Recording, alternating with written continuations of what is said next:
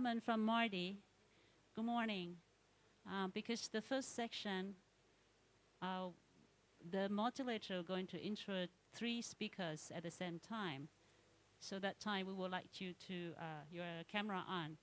And we also like to test your camera now. Could you have your camera on? Dr. Muhammad.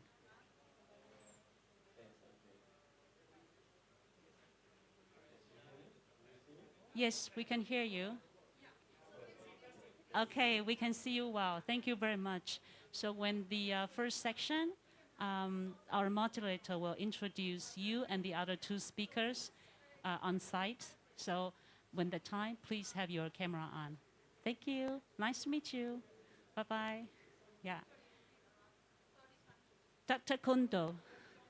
Dr. Kondo, could you have your camera on? We'd like to have test your camera. And you are also welcome to ask questions during the session 1, though your session is the session 2. Dr. Kondo.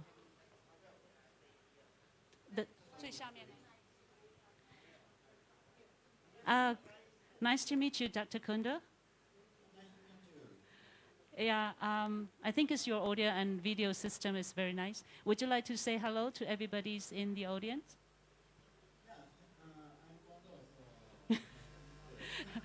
Great. So I think it's everything is okay. Thank you very much. Yeah, thank you. I'll see you later. Yeah.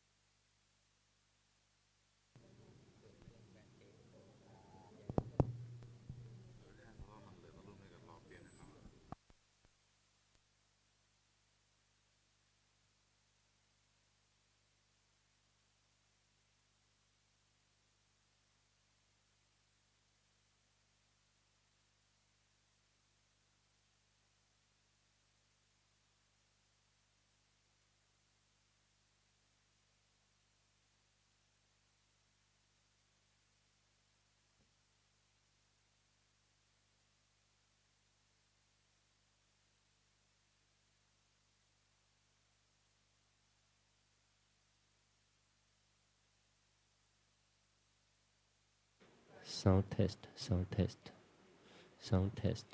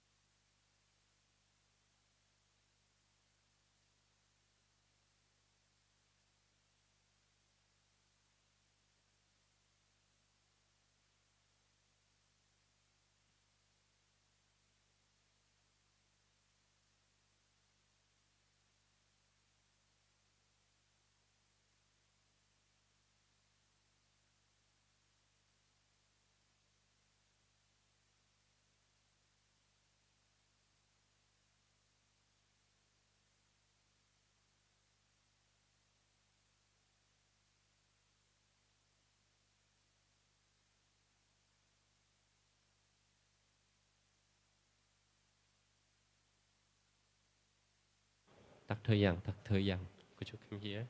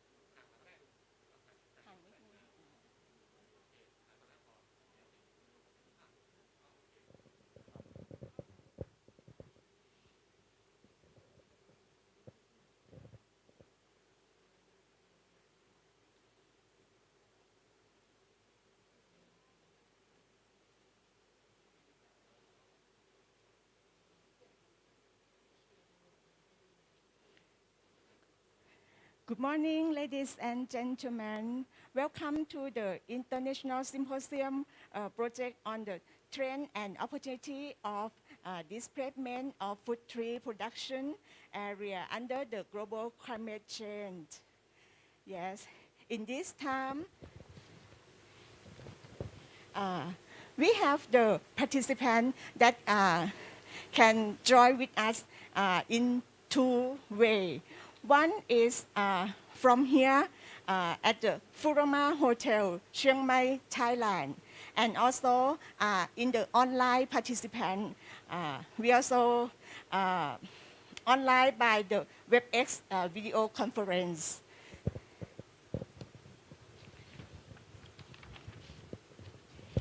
In the first, my name is Assistant Professor Dr. Orapin Saritnam from Faculty of Agricultural Production, Major University. We would like to invite the chairman of our project in this time from the three organizers. First, please welcome to Dr. Associate Professor Dr. Virapon Thongma, the President of the MJU, Major University, Chiang Mai, Thailand. Please on the stage. And the next, also the chairman from the two organizers of the FFTC.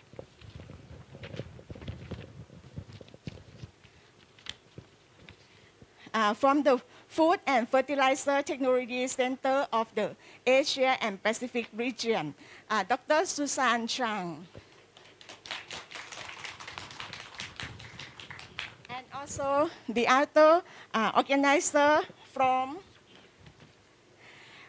the Taiwan Agriculture Research Institute, Fengshan branch, TARI, Dr.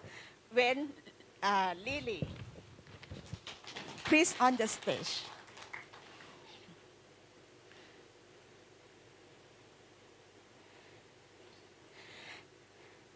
And we invite for the Dr. Associate Professor Dr. Apinan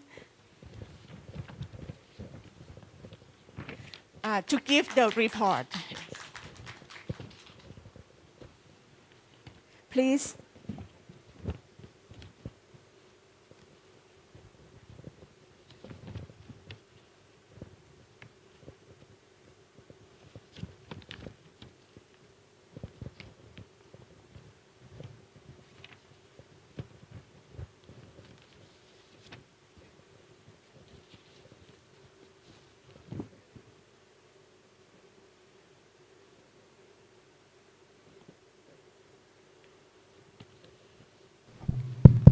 Okay, it's difficult to open it. Good morning for everybody.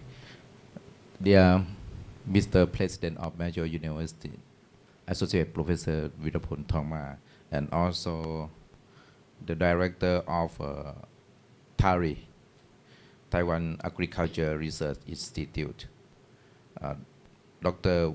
Wen Li, and also the Director of FFTC, Food and Fertilizer Technology Center for the Asian and Pacific region. Today, we are so very glad here. This symposium is on the trends of on trends and opportunities of displacement of tropical fruit tree production area under climate change 2022. Is our collaboration together among FFTC, TARI, and also Major University. The knowledge of our tropical fruit is essential for the food security and food security, varieties of fruit, cultivation, processing, momentalization, and also environmental care. There are scientists and researchers from 9 countries and more, I think, because you have also the online meeting. And also from the Belgium, India, for example, Indonesia, Japan, Nigeria, Philippines, Taiwan, Thailand, and also Vietnam to participate for this symposium. The aim of this symposium is to share to share and exchange information to how climate change has affected to the fruit production among our participants and share insight and experience along supply chain. There will be plenty of knowledge enhancing activities such as keynote speakers, conference, discussion, and field trips in tropical fruit production farms.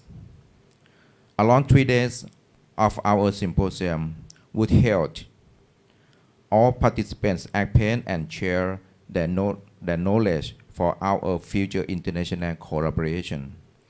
For example, research, staff mobilities, student exchange, scholarships, and technology transfer for our strongly collaboration in the future. Thank you.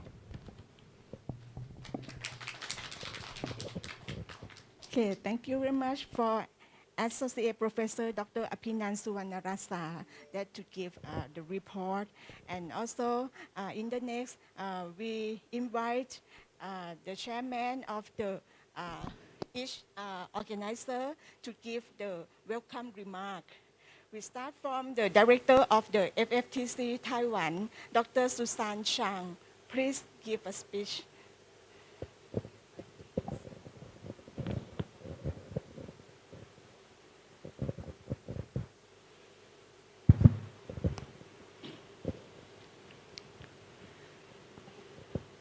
Okay, Dr. Xue Shiling, Director General of the Taiwan Agricultural Research Institute, TARI, Council of Agriculture, and Dr. Wenli Li, Director of TARI Fengshan Tropical Horticultural Experiment Branch, and also Dr. Weirapong Thongma, President of the Major University, Thailand, and also Vice President, Assistant Professor Paving Manachai, and of the MJU University, and also Dr. Rongchai Jawatanan Saran, Dean of the Faculty of Agricultural Production at MJU Thailand. And our speakers from Japan, Malaysia, the Philippines, Taiwan, and Thailand.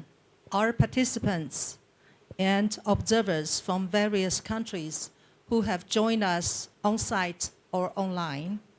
Friends, ladies and gentlemen, good morning to all of you, and good afternoon and good evening if you are in different time zones. This is FFTC's 9th and the last workshop for 2022, and also the second time that we are doing it outside of our home base in Taiwan for this year. The first one was our International Symposium on Climate Change and Sustainable Food System, which we co-organized with NARO Japan in Tsukuba last October 17 to 19.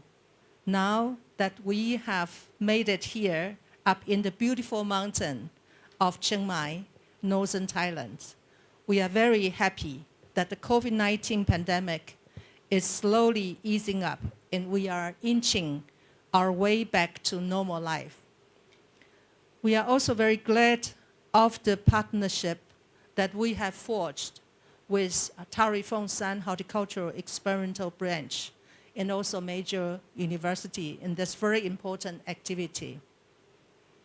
I'm particularly pleased to have the opportunity to witness the signing of the MOA between TARI and MJU for strengthening their cooperation in the fields of information exchange, education, and partnership, particularly in the food trees production and breeding.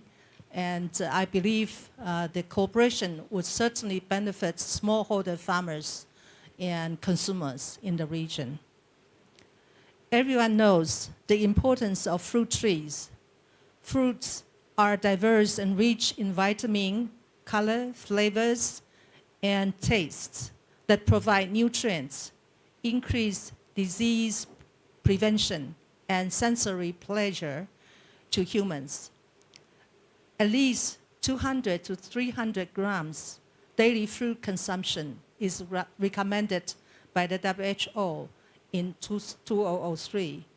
However, more than half of the global population cannot consume enough fruits to obtain health benefits.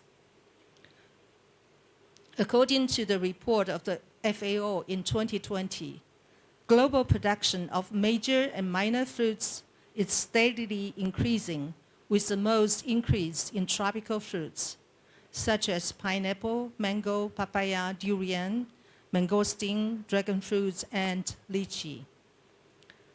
Tropical fruits are mainly produced by smallholder farmers in low and middle-income countries, which helps farmers' incomes and rural development. Fruit trees produce and will continue to produce food even during difficult times, especially when other garden produce may be harder to obtain. Fruit trees can also provide other benefits that include lumber, poles, medicine, shade, firewood, ornamental value, soil improvement, reforestation, etc. Fruit trees production used to be easier, but because of the climate change, made it more challenging and difficult. Abnormal temperatures and rainfall can alter bud formation and flowering period. Increasing temperatures in tropical regions particularly have been very more severe, have caused even more severe consequences for fruit tree production compared to temperate zones. This is why there are approaches to enhance the resilience and adaptation of fruit trees. These include breeding to develop new and better adapted varieties, application of technologies to reduce the adverse effects of high temperature and light intensity and water fluctuations, improved cultivation methods to reduce damage and, if necessary, relocation of production to more favorable areas. This workshop, therefore, aims to first share information on the ways climate change has affected fruit tree production and country experiences in coping with these challenges. Second, identify opportunities to manage these challenges. Third, identify topics for future research, development, and collaboration. And fourth, visit recent developments of the fruit tree industry in northern Thailand. We feel that Thailand, being one of the largest fruit producers and exporters, whose farmers grow around 57 types of tropical fruits on approximately 1.2 million hectares of land, has a lot of knowledge and experiences to share in terms of fruit production. Together with other fruit experts from Asia, we feel the symposium is going to be a great learning experience for all of us. I therefore warmly welcome all our speakers, guests, and participants to this international symposium on trends and opportunities of displacement of fruit tree production areas under climate change. It is an honor to be a part of this activity together with TARI-MJU University, particularly the International College Office of Research and Extension and Faculty of Agriculture Production. Through our collective efforts, we are confident that we will all meet the objectives and expectations which we have set when we were planning the symposium. So therefore, I wish all our speakers good luck, and thank you very much and wish you a happy and fruitful discussion today.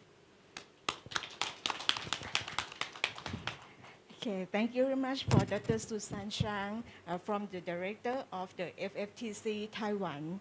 And also we would like to invite Dr. Wenli Lee from the director of TARI Function Taiwan to give the welcome remark also. Please. Thank you, Dr. Arpin, and Dr. FFT, Dr. Zhang, the Director Zhang, and the President Virapong, and the Vice President, and the two teams from the major university.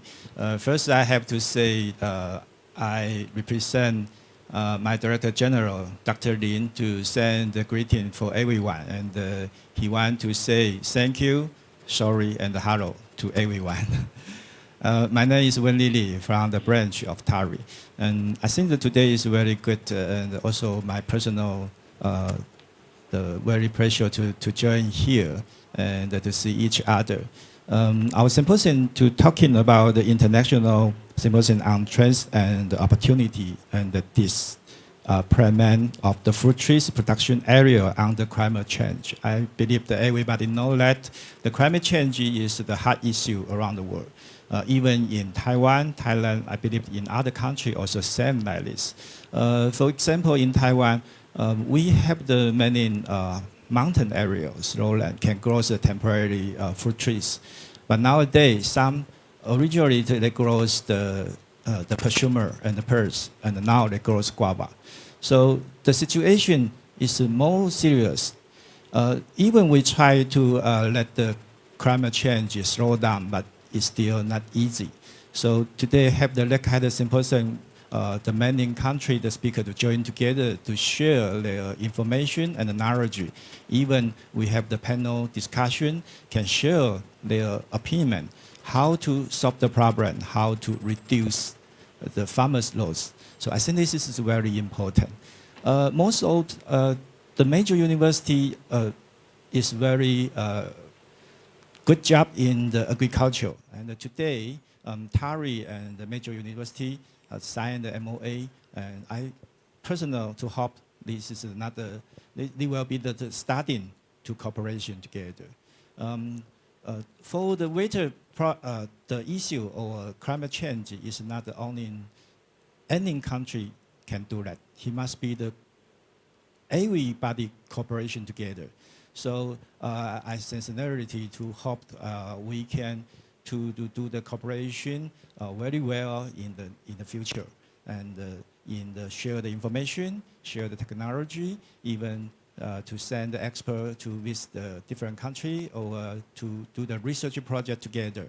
So I believe if we have that kind of opportunity for the TARI, we will open our mind to every country that we can cooperation together.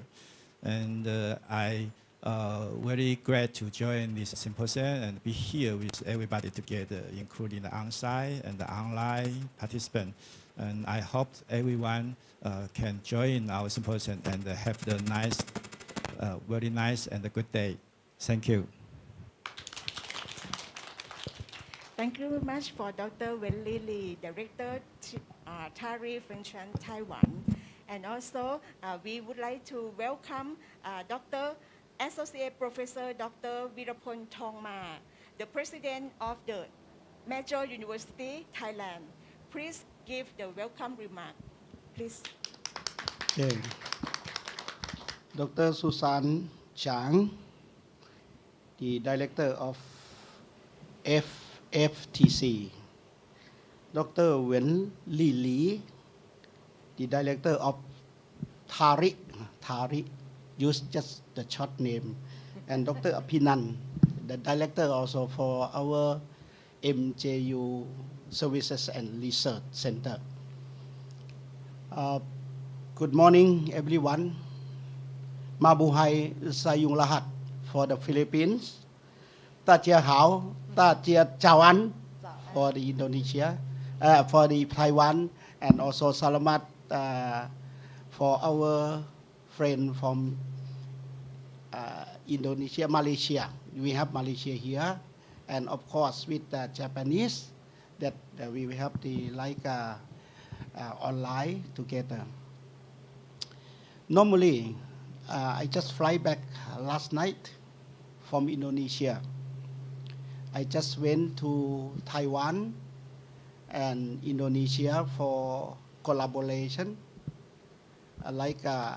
Major is one of the UC member, Kasset Sat universities that we met each other.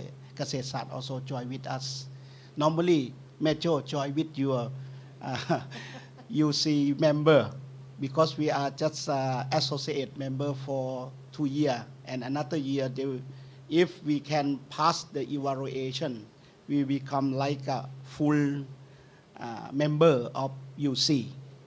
Yeah, we hope that we will success in the future. We have the Vice President here, Dr. Pawin Manochai. We have the Dean for International College, the Dean for Agricultural Production.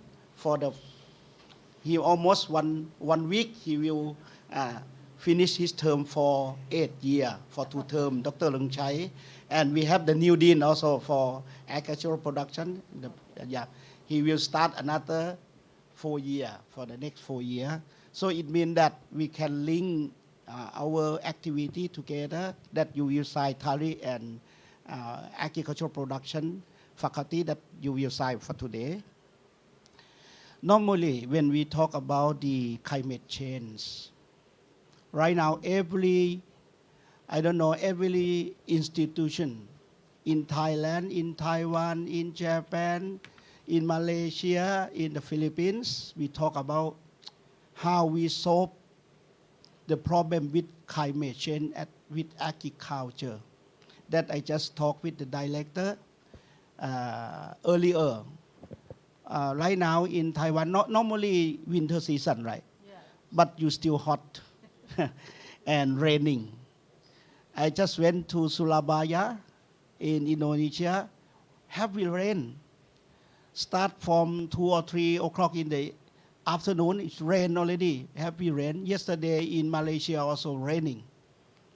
How about in Thailand? We don't know. This evening, if don't have rain, we will have in the top of the rooftop here for our dinner. But if have rain, maybe this fall, like that. I just let my former student who are the what they call the manager here to decide. And of course, we have Dr. Thanarut, that he is the the linkage, the window between your activity and also with Major. And we have associate dean here. We have our staff from Major University that try to, work together. Thank you very much. If don't have us, everyone here, we cannot run our program because after COVID-19, we cannot see each other. Face to face, that's only online. Online also, sometimes we confused. When we talk together, it's like or not, sometimes it's not good signal. We have some problem. But for, on site, we can see each other. We can, looking for some forward our activity in the future. I hope the Lee, the Director Lee told us for research, after you sign MOA together, the important is not just only sign, but the important is who will work, who will do, who will run together. Workshop, very good. Today we have workshop, right? Work and shopping. A whole day for academic, but tomorrow we have field trip, right? My friend from the Philippines, he would like to see cannabis or marijuana in our farm. Just guide him to see and let him taste too. Dr. Leung Chai, let him taste. We can taste in our university. Legal. Everything. Except smoking. We don't allow for smoke. Because for recreation, we don't allow for recreation, just only for medical purpose. This is one that we try to get the project. Normally, the cannabis Tama, no? Or marijuana, just only one project in organic agriculture management. Why? Because when we talk about organic agriculture, easy to talk. The idealism is very good, but when we practice, very difficult because, you know, the government, the policy, many things, and the businessman also, you know, because we cannot solve some problem with the, we already, you know, use chemical for long time. So how we become back with the organic.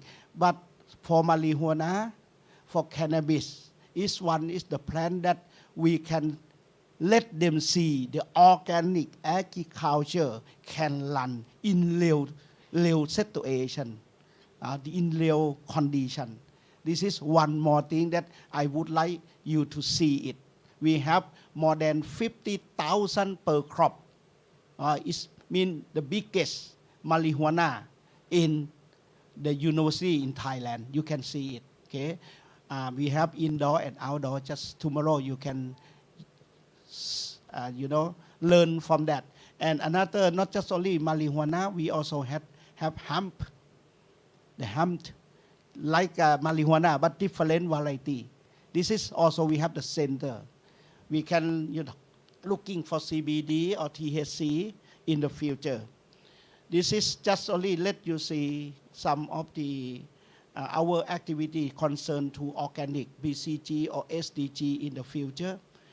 And we hope that our core values of Major University, MAEJO. M is mean mindfulness, E excellent, A aspiration, MA aspiration, E excellent, J is justice, O origin. So we try to let our product, I mean our maybe colleagues, our students, our partnership, our alumni to think about the importance of agriculture. Like Director Apinan, he always talk about agriculture, food, and healthy should come with together. Okay, this is important for, you know, like COVID-19 just passed by. We don't know exactly something will come again, but we can have the new, I mean the freshman student last year up to 6,000. Normally we have just only 3,000, 4,000, but last year we get more than 5,000, almost 6,000, and this year also they already enrolled to us, to Major University, more than 3,000 just for TCAS 1, TCAS 2, like that.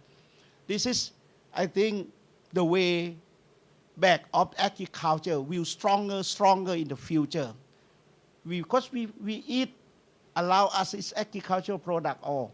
But we should put some innovation, not just let them work hard in the field, low price, cannot get, you know, some of money from the agricultural product. But how we let them have wisdom, they have wisdom, we put some innovation for them in the future for value added of agriculture. We have students here for, you know, join with us. I hope that a whole day for academic and tomorrow for field trip, you will enjoy with some activity, just only some, because normally we have many activity in our universities that we can learn. So the researcher, the expertise, for the next, you can come and learn with us. I mean, we can do research, collaboration together. I have 3 directors here. I hope that you will open your mind. You will open your activity to join with each other, and the dean also here can, you know, link with each other in the future. Not just only on site, but online also. I hope that we can see each other in the next future. We will have UNTRA, we call UNTA conference coming next month. I mean, just 6, right? We start from 6 to 7, and we have the national conference for our academic conference also. We start from 6 to 8, and we will have the new, we call what, like field trip open our farm, yeah, for agriculture, like an agricultural fair. So we invite, if two director would like to come again, we invite you to join with us. We call like a university association for tropical agriculture. Normally come from the idea, the original come from Taiwan, from National Pingtung of Science and Technology. We established there, but this year, Metro, we become the host of conference. Yes, and we hope that next year, from 16 to 24 December 2023, we will have 90-year anniversary, and we will have National Agricultural Fair at Metro University for 9 days, 16 to 24 December 2023. We also invite all of you to join with us at Metro University. You can see something that we try to do for our food. We think about food, film. We think about fighting, like we have sport, you know. Next time we can, you know, invite some of the university that you have very expert in basketball, volleyball, come to Metro to join, because we have the big stadium, we call sports stadium in Metro University. And we think about that, how we have fair, festival, like an agricultural fair, to sell our product. Like now, Metro, we have platform for let our network, like the organic farmer, they join with us, they can sell their product online. No need to pass wholesale market or middleman anymore. They can bargain in online like that. We have platform of Metro University. So I just put here that we coming together is beginning.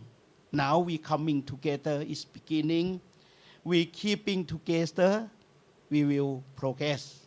But if we working together, we will success in our work, in our activity, in our organization. Thank you very much, and you know, hope that our workshop will success and through our objective. Thank you very much. Thank you very much for Associate Professor Dr. Virapon Thongma, the President of the Metro University, Thailand. Okay, thank you. In the next program, we will have the MOA signing. So please set the stage. Please be here.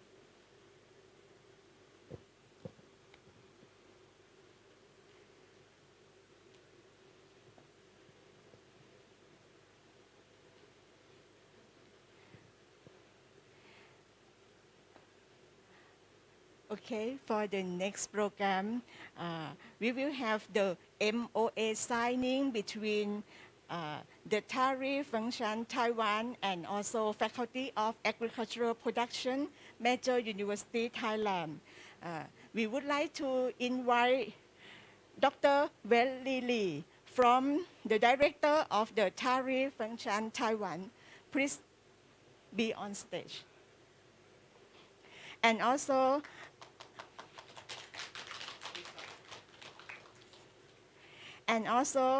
Associate Professor Dr. Rungchai Jungwana Samran, the Dean of the Faculty of Agricultural Production, Metro University.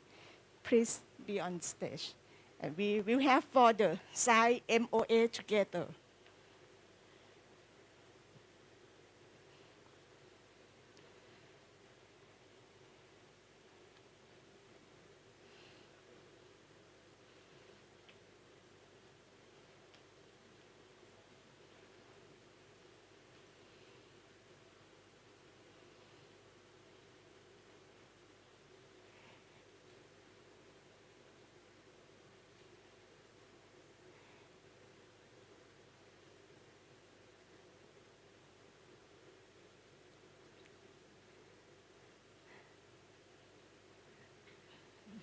This is we have the collaboration between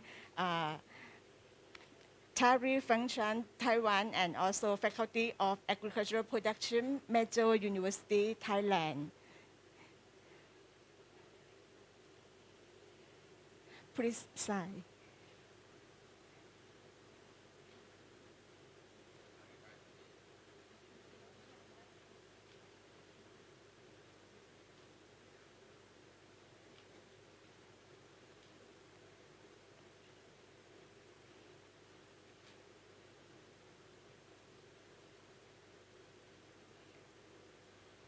And please exchange together.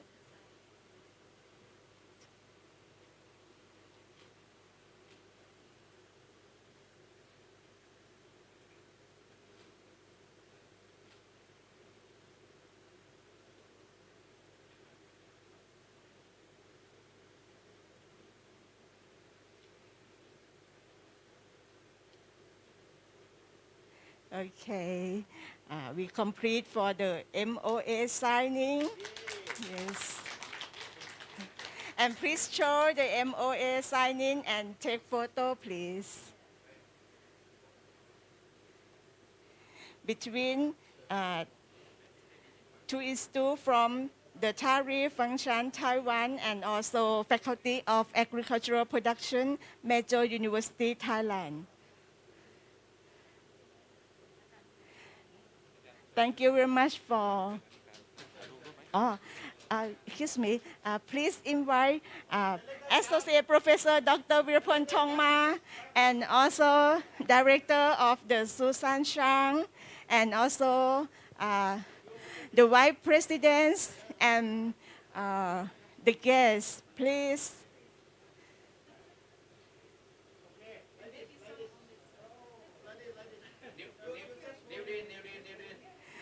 For the Dean also, please.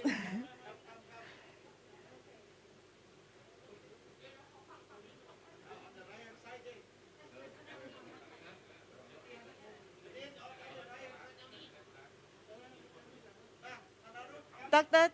Shinapan Thanaru, please.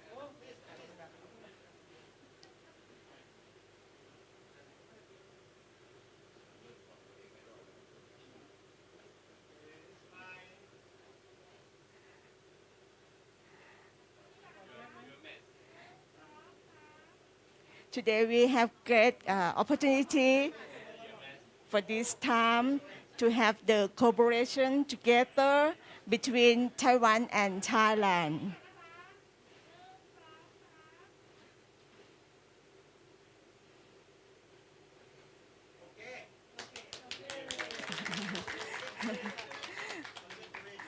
Congratulations too. Thank you very much. And the next, we have the souvenir. Okay, we would like to invite the President of Major University, Associate Professor Dr. Virapon Thongma, to give the souvenir for the guests.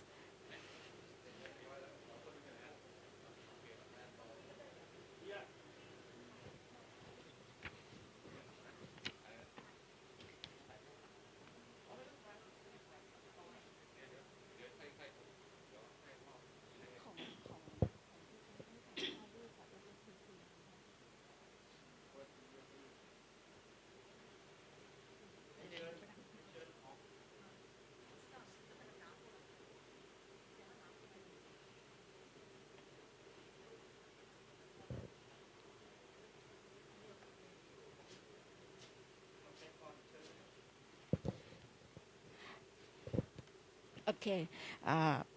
In the first, we would like to invite the Director of FFTC Taiwan, Dr. Susan Chang, please.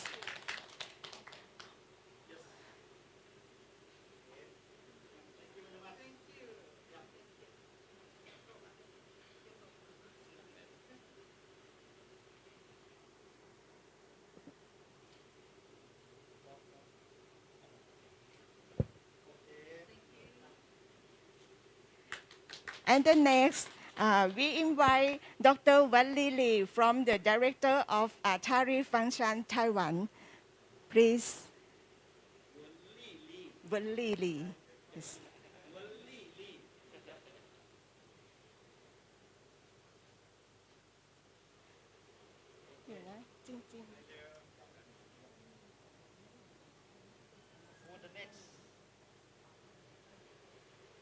Excuse me. Okay, for the next, we would like to invite the keynote speaker of today. First, Associate Professor Dr. Thiranut Charoenkit, the Associate Dean from Faculty of Agricultural Production, Major University, Thailand.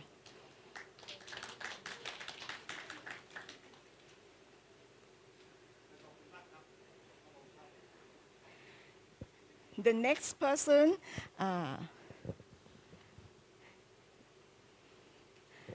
Professor Dr. Domico L. Angelis.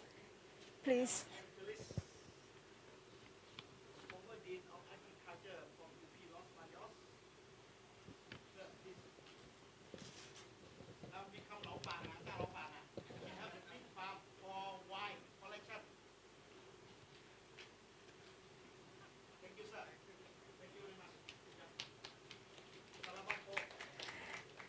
And also the next, Dr. Wenli Lee, again, please, for in case of keynote speaker.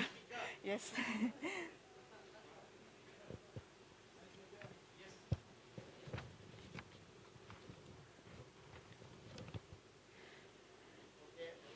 The next, Assistant Professor Dr. Chinapan Chanarut, please.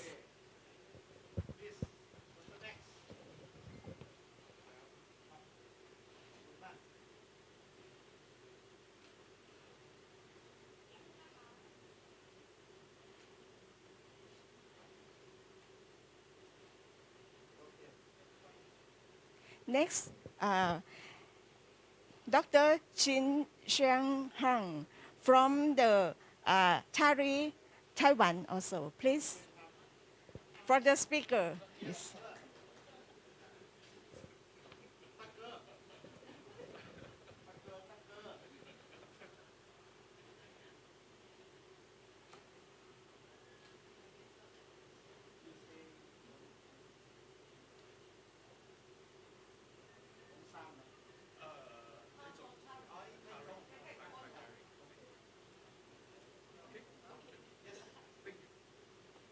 And the next, Associate Professor Dr. Kisuda Leovilai from the Kasesa University. Please.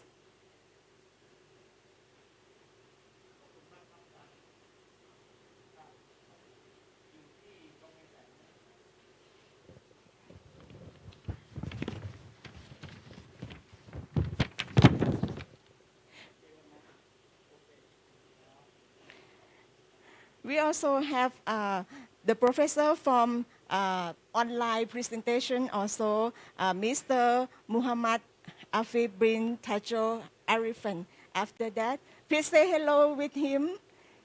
Can you be here? In online present, yeah. It's okay.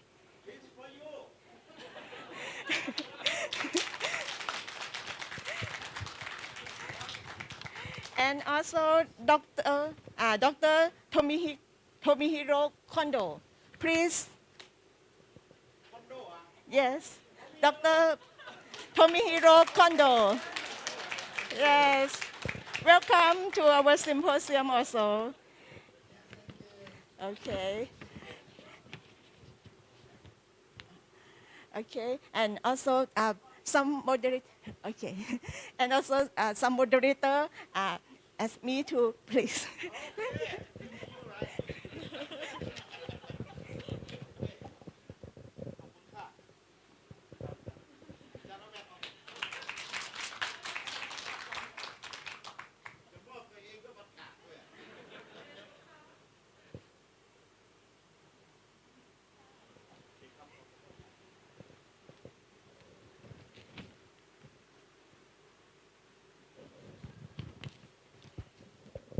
Okay, and also from the souvenir of the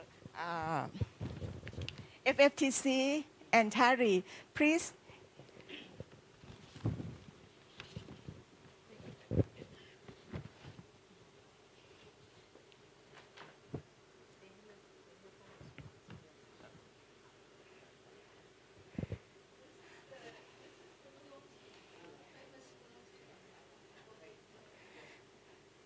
for the president of major university.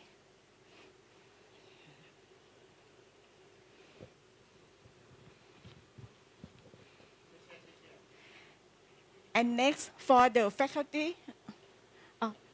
Please, yes.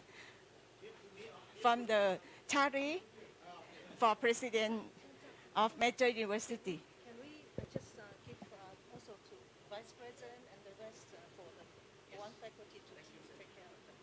Okay. Can we do that? One T for vice president and for that's just one to take. And for the vice president, Professor Pavin Manochai, please.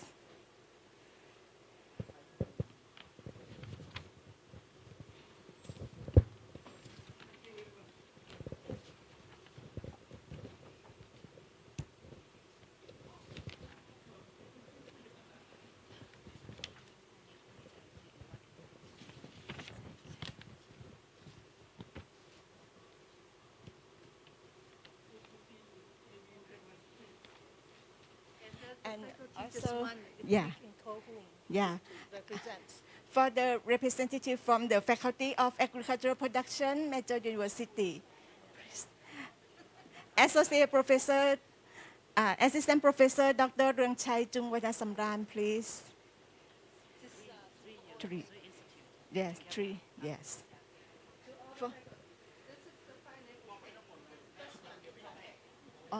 Okay. And one more. Okay. And one more from the International College, the Dean of International College also.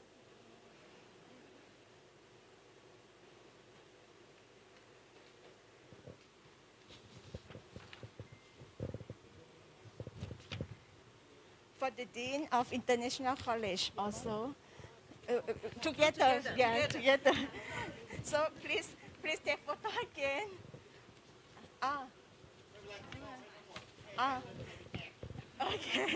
Okay. We have the representative from the Faculty of Agricultural Production that we have cooperation with the International College of Major University and also the Research and Extension Institute of Major University too. Thank you very much for our cooperation. Yes. Okay, we finished for the MOA signing and also for the souvenir. And next, we would like to invite everybody for the take group photo, please. Yes. Group photo. In the first, เอาจอขึ้นไหมคะขอเขา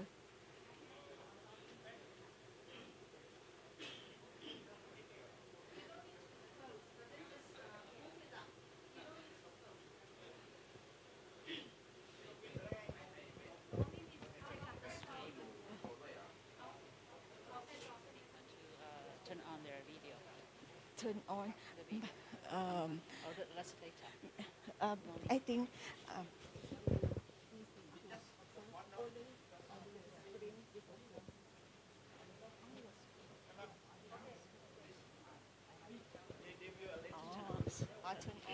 Can you tell them this?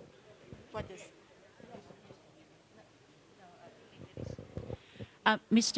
Dr. Kondo and also Dr. Muhammad, could you turn on your video? Yeah.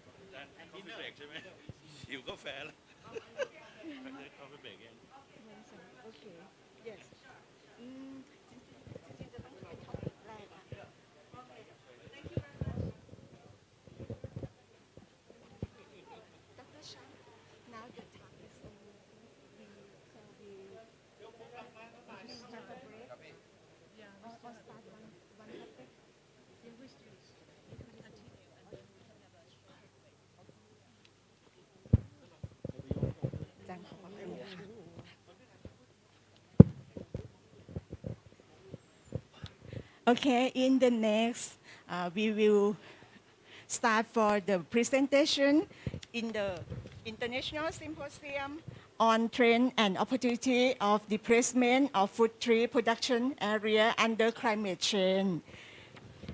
As first, I would like to invite the moderator, Dr. Domingo L. Enriquez, for this program, please. The professor from the Institute of Crop Science, University of Filipino, Los Banos, the Philippines.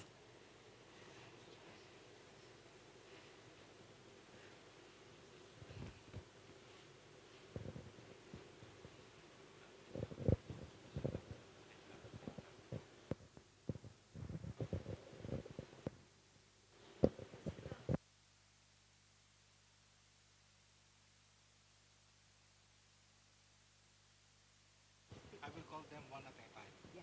Okay.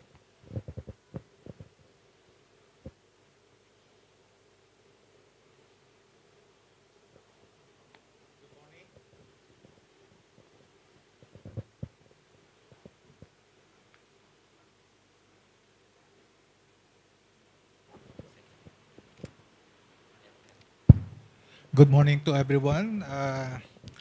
I am Domingo Angeles, your moderator for this first session. First things first, let me brief you about certain rules that we will follow during the presentation. I will call the speakers one at a time. Okay? The first two speakers will be here with us on site, and the other one will be online. No?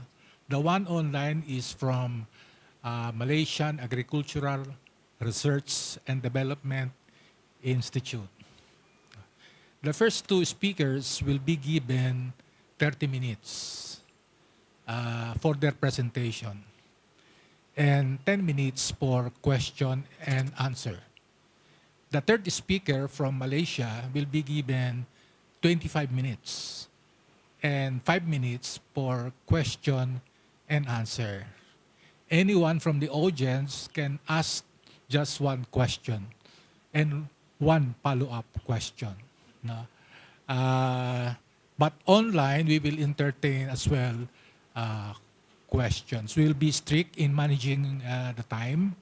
So a sign that will show the last 3 minutes or last minute will be shown to the speaker. Our first speaker is from MJU University. He is She is an associate professor and incumbent associate dean of the Faculty of Agricultural Production in MJU. She took his PhD from the University of Hawaii, Manoa. Her field of specialization is post-harvest management of horticultural crops and fruit crops production and management. Ladies and gentlemen, I would like to present to you our first speaker, Dr. Tiranuk Jorankit. Let's give her a round of applause.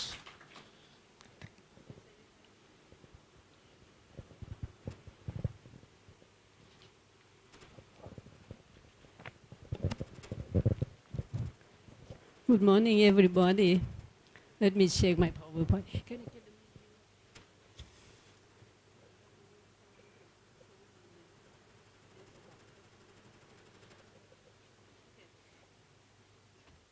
Actually, there has a new one. A new one? Yeah, on the laptop already.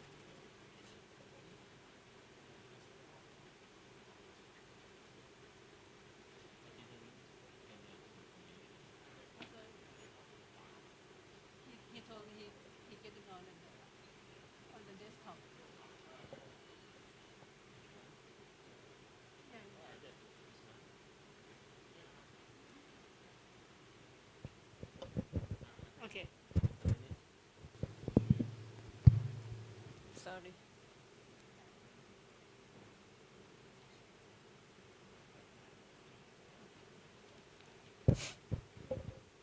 Okay, then this is the controller. Oh, that's new. This is one. This one for and it's also pointer. Okay, sorry for the new technology.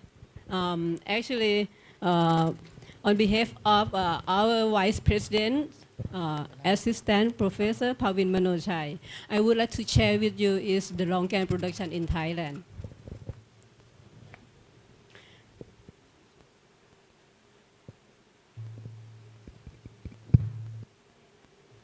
Okay, just for your information, the long-can production, Thailand is the second place in the world production. As you see here, 23% of the world production is from Thailand. Also, even the Republic of China is the first number one of production of Thailand of the long can, but it still imports the long can from Thailand. Looking in our country, long can is the second important cash crop or commercial crop in Thailand, second to the durian. The durian is number one, everyone know, but the long can is the second. And this is very important for the northern part of Thailand. This major production in Thailand. Why is in the northern part? Because previous time, long can needs shear requirement for flower induction. And as we know, climate change, the temperature change a lot. The global warming, and then we have a problem that the shear requirement is not enough for the long can production, and then the new technology comes. Okay. In the northern part is share about 70 to 70% of the long can in Thailand. The second important area is Chanthaburi province. This is a new area, less than 10 years of production. But in the northern part, this very long time ago, it's more than 40 years of production. In the Chanthaburi province, mainly is produced off-season. As we know, that's technology. Looking for the production in Thailand, as you see, the area of the production is not increased much. Mainly, it's about 245,000 hectares, or about 1 million rai in Thailand. It's not increased much, but maybe a little bit increase in 2020 and 2021. But looking at the production, we have a trend of increase, but the yield per hectare is depend of environment. Sometimes we have flooding, sometimes we have drought, so the production per area is going up and going down. And this still have some problem for the farmer. As I told you, the long can production in Thailand, we have both off-season and on-season. And we have production year-round. As you see here, we have long can coming out every month. But major production is in the July and August, which we call on-season. You will see every year we're going up in very high production and the price going down. That's why the technology is coming in and we try to spread out the production beside the 2 months to be the off-season. And we see a lot of production in the January or the December. What we can do in Thailand, because the suitable weather, we didn't have much cold, but there also you can induce flowering by use, sorry.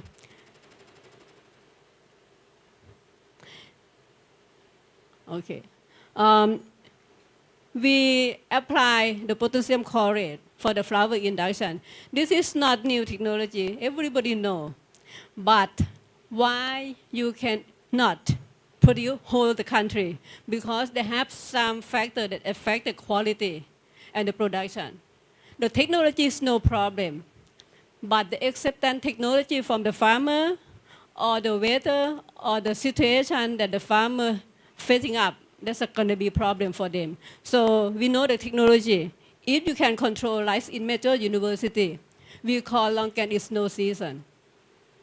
We can produce every year, every month. So we can, normally, as I told you, that's the sheer requirement for the Longcan is not enough. Sometimes the farmer gonna apply potassium chlorate to enhance for the on-season production. They apply in the December, or November or December, and then the flowering coming up on the January and February. And then the harvesting during the season is July and August. Then we can manage. If you plan to get the Longcan off-season, you just move around. Like this one for the New Year production, we apply the potassium chlorate in the May or June. And then it's gonna start season, and then you harvest during the New Year's in the December or January. So in Thailand, some farmers, they success in the off-season production, so they can manage. And then sometimes if they have a large area, they can separate to getting, reduce the risk of the production. And then they get the Longcan year round. Looking at this information, it is quite amazing for me too. When I'm working with the Longcan with Professor Pavin, at the beginning, our government said that they need off-season Longcan for more than 40%. We're just laughing. It's impossible for us at the beginning because look at this one, 2000. That's less than 1% that's off-season. So how we know the technology? We're starting the technology. We heard about, actually it's published from Taiwan, right? We know this from Taiwan, but we don't know exactly what chemical. And then Professor Pavin starting research work. And then they find out it's no secret anymore. Everybody know potassium chlorate can induce Longcan off-season. But it takes a lot of time for the research work, what the concentration, what time of application, or what state of the leaf of the Longcan. We have no idea. So and what the method also. You got the soil drench, or you got the foliage application, or even we inject directly to the stem. Several methods. Look at the time. It very few success. This is a production of the year for the 100% between in season and off season. We take more than 10 years, and you can see the off season going up. But it's still not getting half until 2013. You can see that off and on season almost 50-50. And then after that, after 2015, you will see like off seasons over the in season. And up to now, even the Professor Pavin haven't seen this graph anymore. I told him, I said, hey, look at back. It's possible now. It takes almost 20 years that off season of the Longcan production in Thailand over the in season. But why still have in season? Because particularly the farmer in the northern part of Thailand, like Chiang Mai and Chiang Rai, there's a small group of farmers.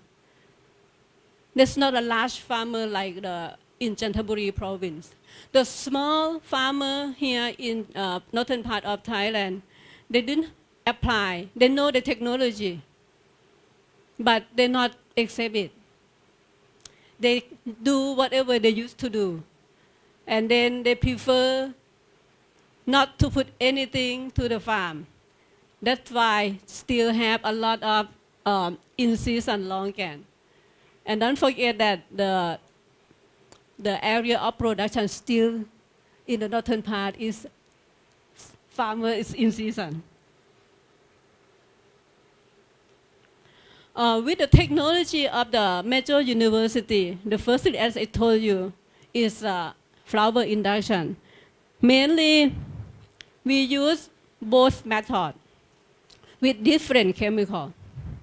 For the soil drainage, mainly they use potassium chlorate. For the foliar application, they use sodium chlorate. But sometimes farmers mix together with two methods. First, they use soil drainage with the potassium chlorate, and then after that, 7 to 10 days, they spray with the sodium chlorate to enhance flowering. Sometimes, after you apply the potassium chlorate and you get drain, then farmer will spray up again with the sodium chlorate to replace the one that's reached out from the root zone, and then they get flowering successfully. This is the one we try to do. And then we not only the concentration of the method, but we know the application, the state of the longan that you're going to apply. Normally, you have to apply when the longan leaf is mature. We not apply at the leaf still new leaf or new flushing. That's why it's not respond much. The second technology, the very proud of our Vice President, Professor Pavin Manochai. He's the one starting the technique that control the height of the longan. Previous time, longan tree in northern parts very high. Sometimes it's 40 meters and have a difficult for harvesting. And they have to propping the tree. One is getting fruit. But with his new technology, he tried to train the tree to be short, cutting down, and get the new flush coming up, and look after the leaf, the new leaves coming up, and then apply the potassium chlorate, and then they get flowering. So you will get the tree is short. I hope that when you go to the field for the field trip, I'm not quite sure beside the Hannabis, you can go to visit the longan farm or not. Longan farm in major university more than 20 years, but the height is about 3 meters. They use technology to control the height, but you have to trim it every year after you harvesting, okay? Another techniques, this is not secret also, but it's very difficult for a farmer to accept it, is thinning the fruit. The farmer in Chanthaburi province, which is in the east part of Thailand, they accept this technology. They hire worker to do this work. But in the northern part, they not accept it. They told us that the flowers very difficult to flowering, difficult to get the fruit. Why we have to trim it? So they not accept. And then they get the small fruit. 1 hour or 3 times, main professor, Ajahn Nopadon, he's also working with this research work about the thinning fruit. And then the results showing up, if you thin it, the fruit is bigger. We try to tell farmer, but they said, yeah, I understand it. When you trim the fruit, you get the fruit bigger, but I don't want to lose the fruit during its fruiting. And then another thing is they have problem in in the northern part of Thailand is the labor cost. They have to hire it. And by themselves, they cannot do it.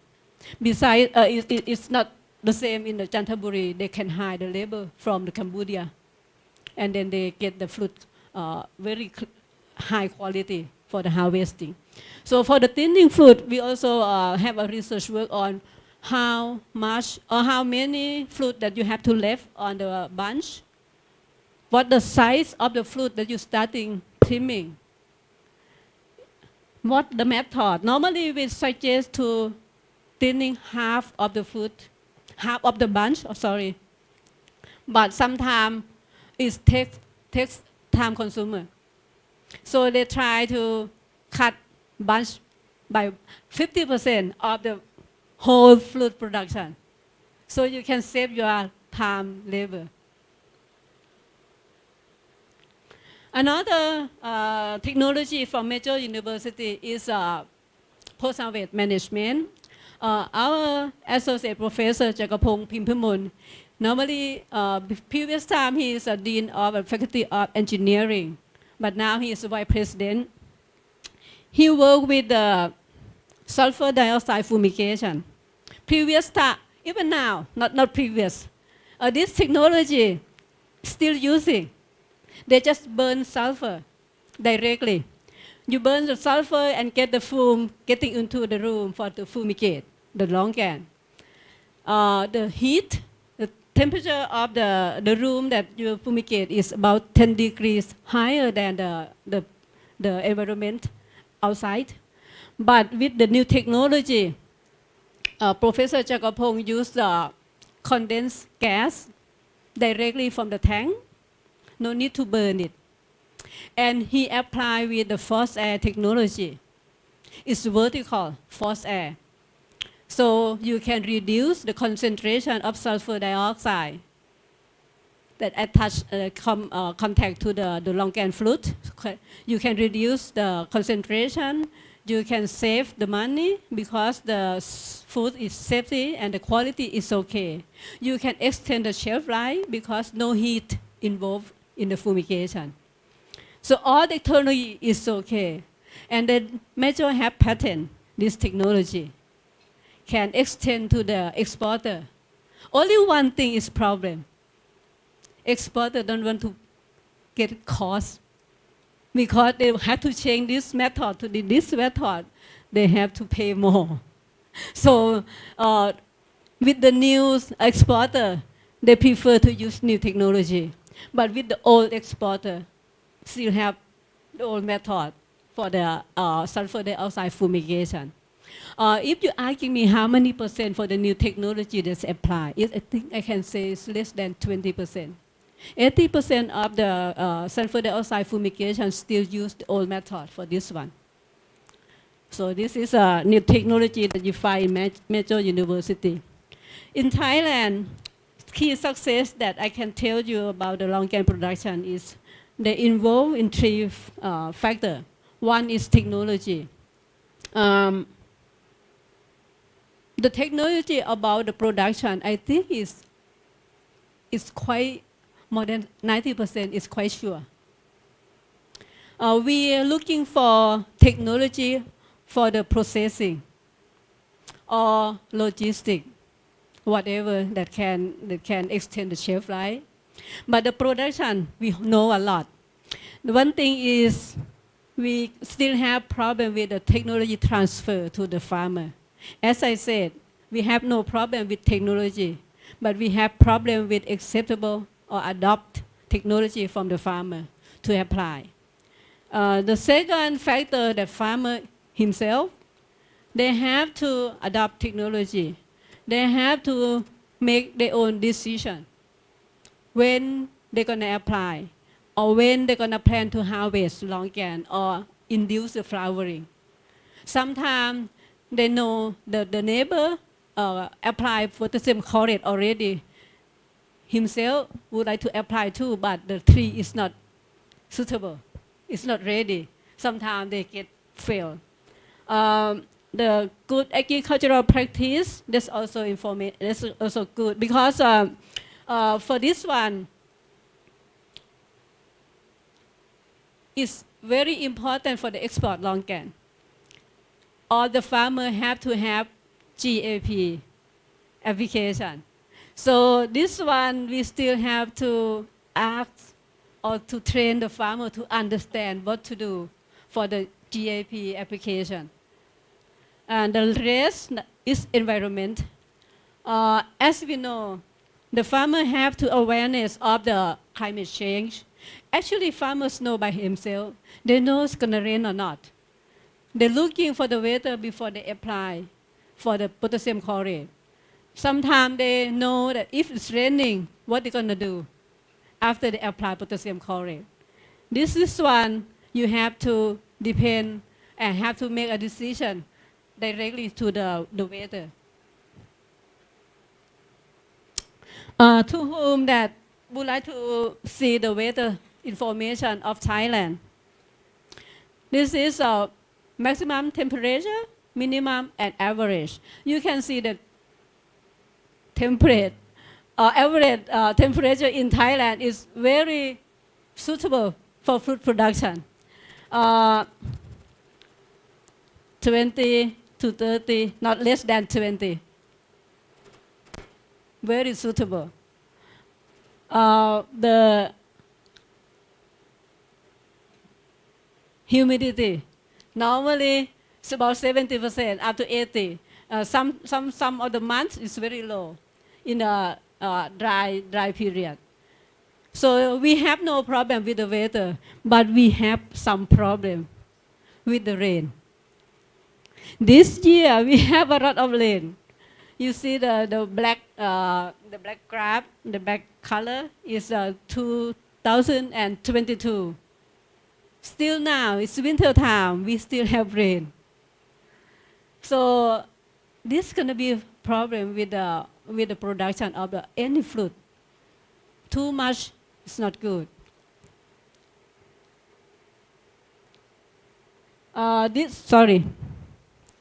This is a number of rainy days per year. You will see mainly rain is going to be ending up with the time that we harvesting longan, July and August. So we will have a lot of problem with the mold or the fungi. And other part of the year is the dry season. And then we have two peaks of the raining. One is in May and another one is in September. This is average of 5 years of the information. So what we get the problem? Sometimes we get drought. Longan farm in Chantaburi.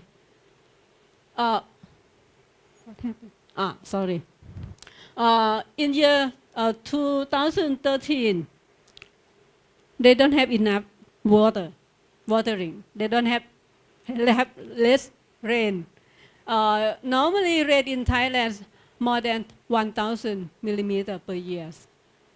This year they have very low. With the red color, this is dry season, and then Chantaburi is here. Normally Chantaburi is close to the ocean, but some time of the year there's a drought, and then they let the longan die because they have no water. And another year, we have flooding. Mostly in longan is the flooding is in the lowland.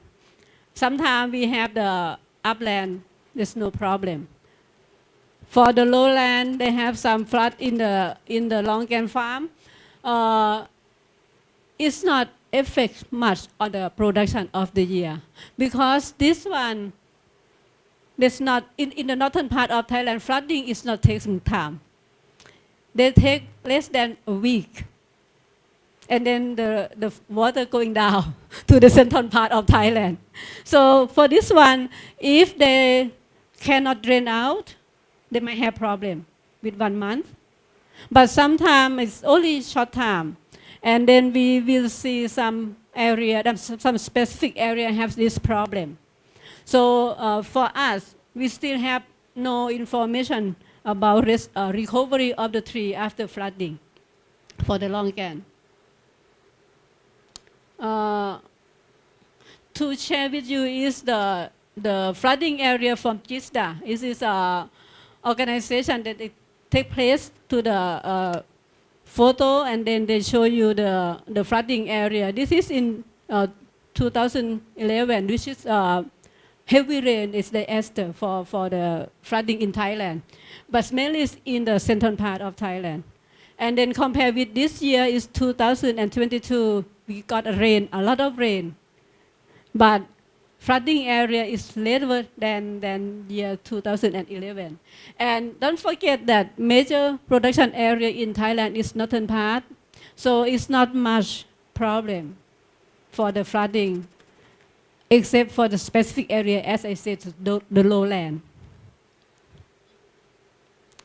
So what we are looking for the new research work, or for the researcher, we still would like to study on the effect of physiological stress of the longan on the yield production and the response of the longan tree to the stress. What happened after flooding? Or how long it can stand for the flooding area? Or how long that it can stand for the drought? The farm management after flooding. What should farmer do? They should trimming. What they should to irrigate the water out, or new variety to resist drought. I just would like to tell you that in Thailand, 95% is one variety for the longan production. So if something happened with the variety, longan in Thailand is die. So this one thing that we're working about the breeding program, but it's not easy. It's not easy. It takes time for the new variety. But we do have the original variety from Thailand, but it's not good for the commercial. They good for the fresh consumption, but it's not good for dry. And another thing is that we can do for now for the farmer is shift production or planning of the production to another part of the and planning for harvesting in different time of the year. So we can plan for some certain area. They can plan for Chinese New Year. They can plan for Chinese National Day in October. So they know exactly when to apply potassium chlorate and when to harvesting. This is all production of Thailand, of the longan. And thank you for your attention.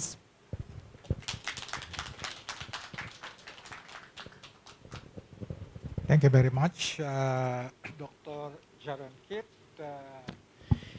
It is a very interesting presentation about longan production and how climate change affects it, particularly in this province. Anyone who would like to ask questions from the audience?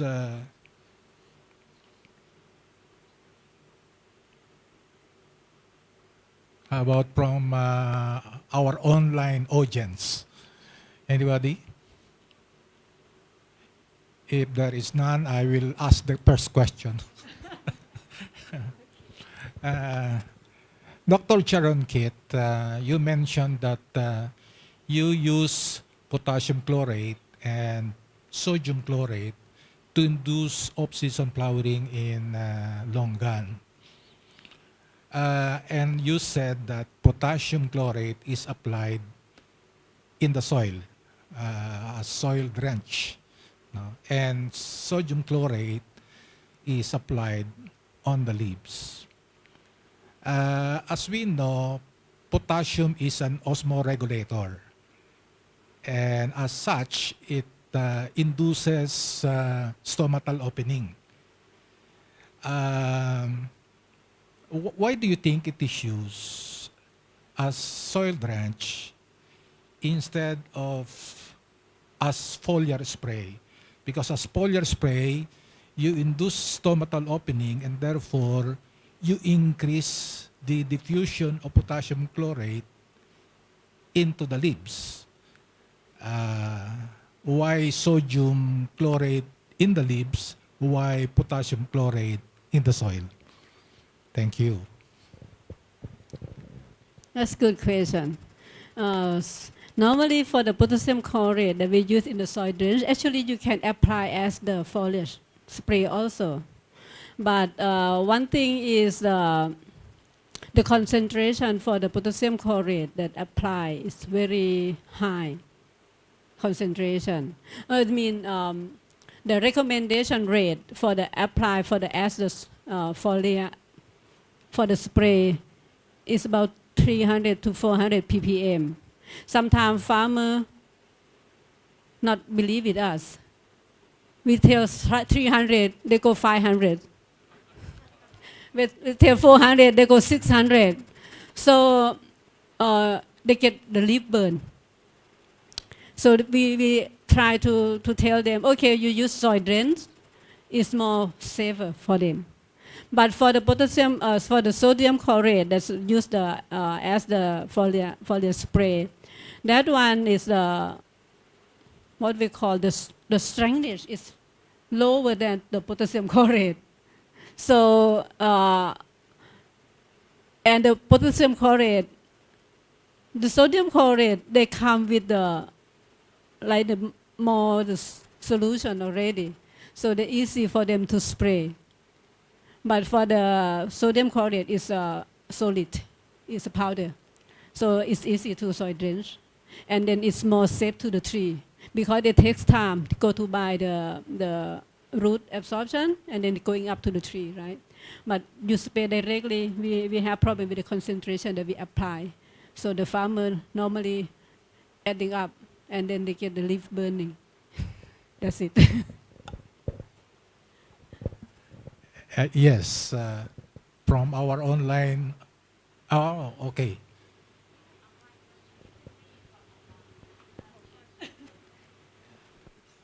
Yeah.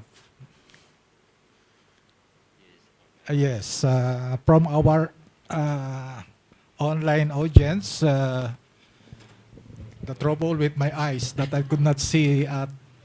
Okay.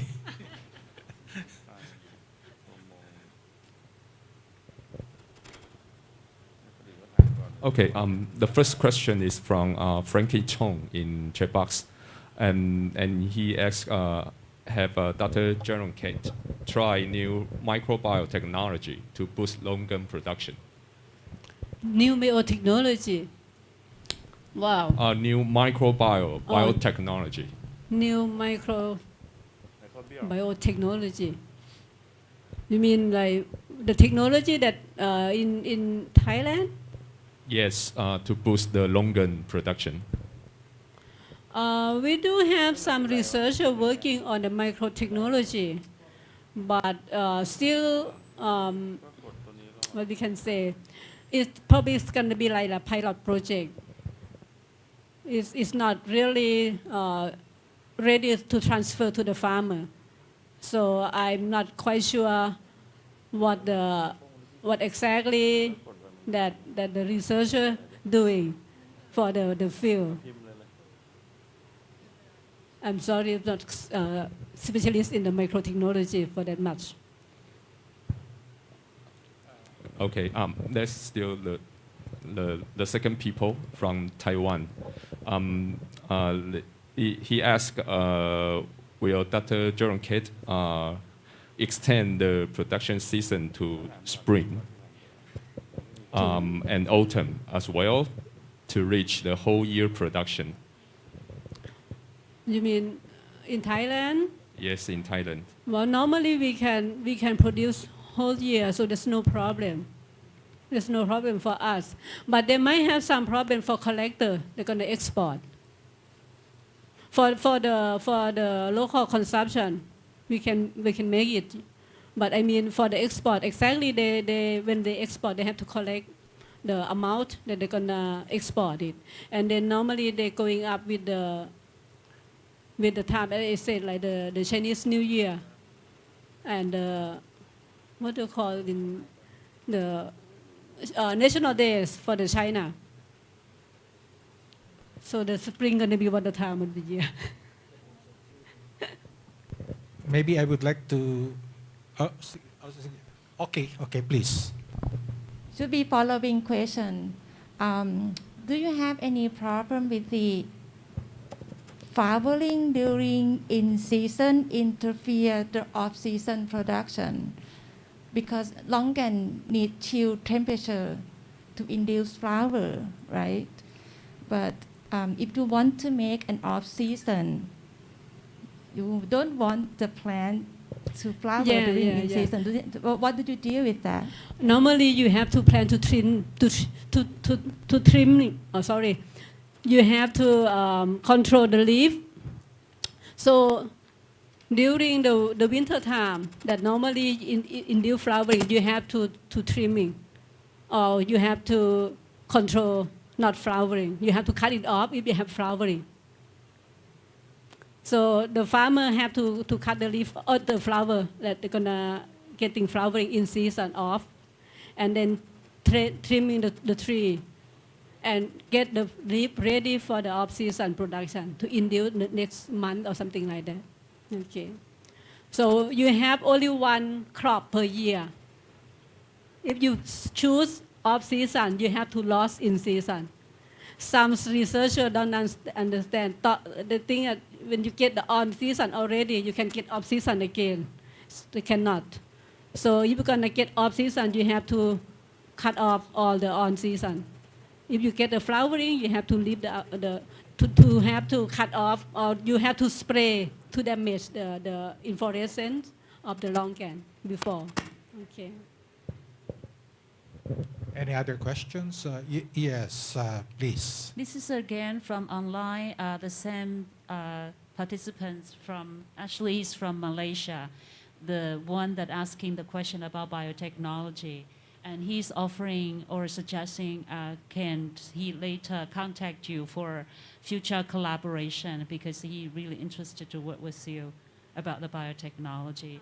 So this is the comments, and then maybe not so surprised that maybe later he will contact you. Yeah. Thank you for that. One last question. There one more question. Okay. The question is that does frequent pruning helps in boosting fruit production?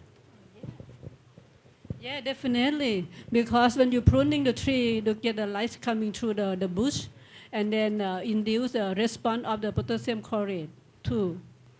If you have too much leaf on the tree, when you apply the potassium chloride, it's not a good response. So when you pruning, everything's coming up is very good. You have low disease or insects.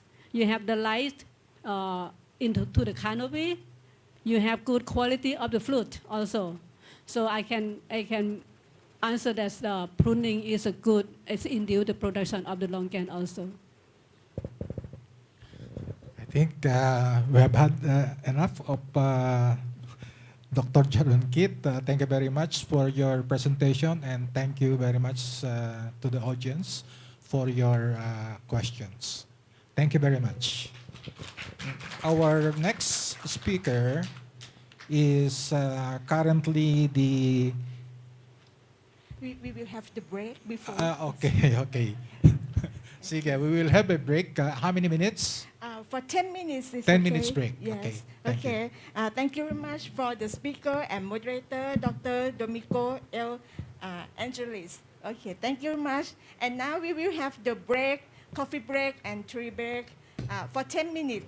Please come to the hall again at 11:15, please.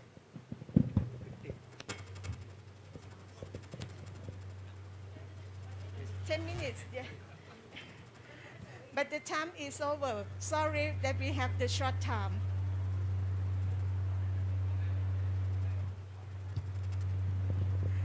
The break is in the back side. And for online, please enjoy by yourself for your break. Yes, and we will come back again about 11:15, please. Thank you very much.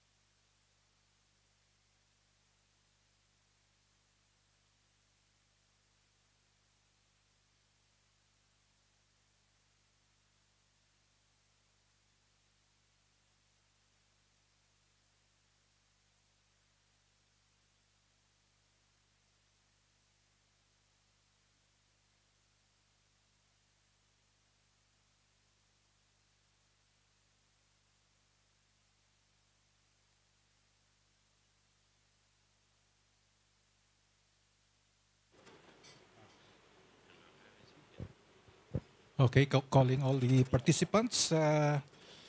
We will resume the session immediately. Okay.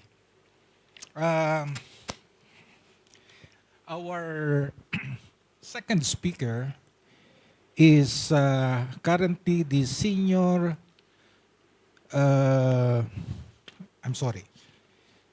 is the director of Pengshan Tropical Horticultural Experiment Branch, Taiwan Agricultural Research Institute, Council of Agriculture in Taiwan. He obtained his doctoral degree from National Pingtung University of Science and Technology in Taiwan in 2012.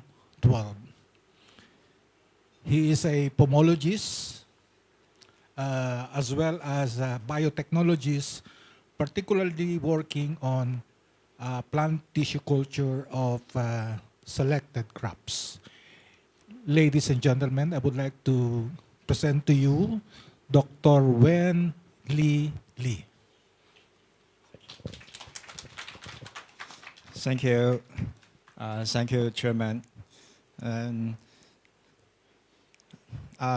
good morning, everyone. I'm glad to have this opportunity to be staying here to share what will happen about the climate change and food production in Taiwan. I have to say that originally I want to collect some data to talk about the food production around the world, but finally there is too many. So I think for my opinion it's very similar. So I use the Taiwan, the place I know more well, and to share in my opinion about this issue. So my topic is a challenge and opportunity, the impact of the climate change on food production in Taiwan. I work for TARI, and now is the director of the Fengshan branch. Oh, this is the old version. No, it's okay. It's okay. It's okay. Okay. Sorry for this. This is the old version. You know, when we start in the digitalize, we oftentimes to finish the PPT file in the last second. So maybe because it is fresh, you're already in the.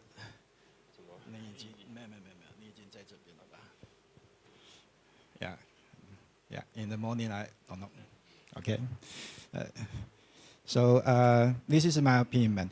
I will today I will show you the weather situation in Taiwan, because sometimes I will always tell my friends, the farmer, you have to do your SOP, standard operation procedure. Why say that? Because different location, different place, they have the different situation. So when we starting to talk in the Taiwan, they will be, yes, that's the old. Okay, they go, not need to. So when we talking the agriculture, must be we talking about the environment. So I want to introduce about the very unique environment in Taiwan.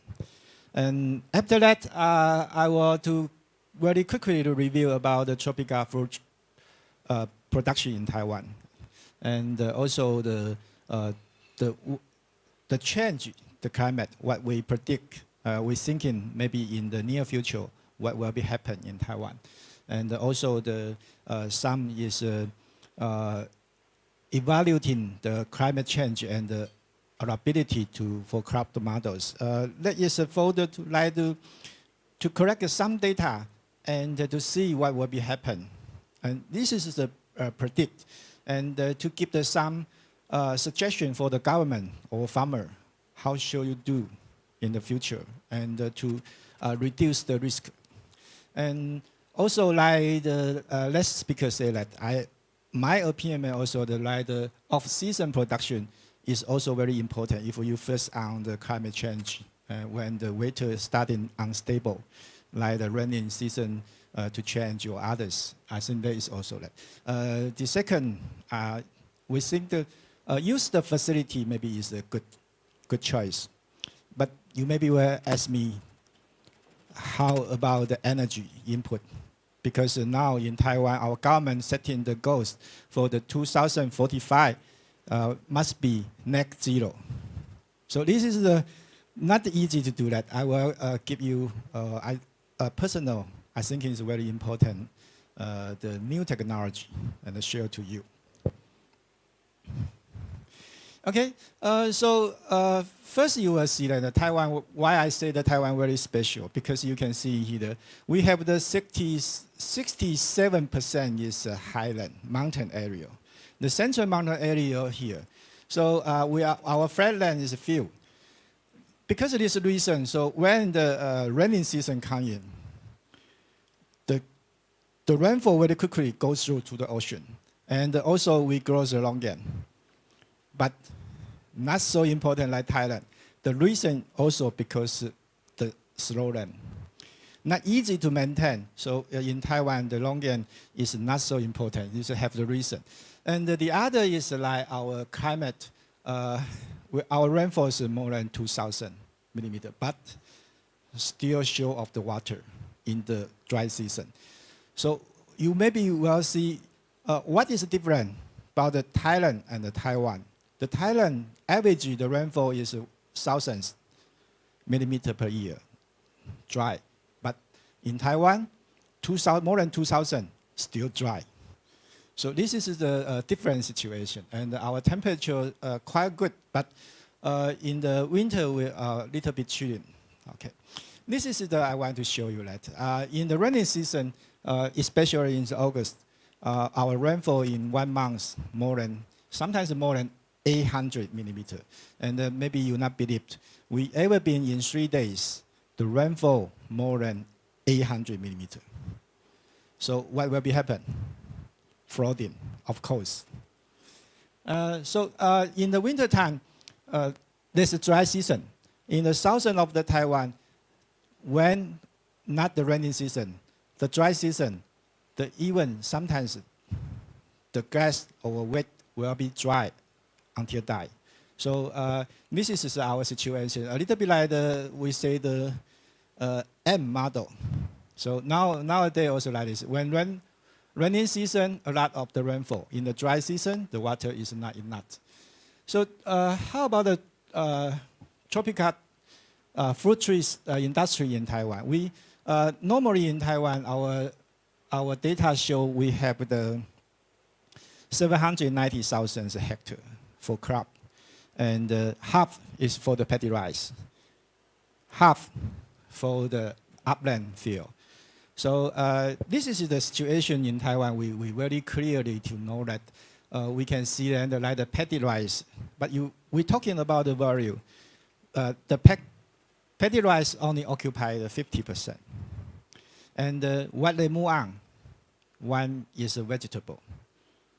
The other is a fruit trees. About the ornamental plants, continue reduce. So I don't know what will be in Thailand or not, but for in Taiwan, maybe because economic or other reason, we move to the fruits and the vegetable.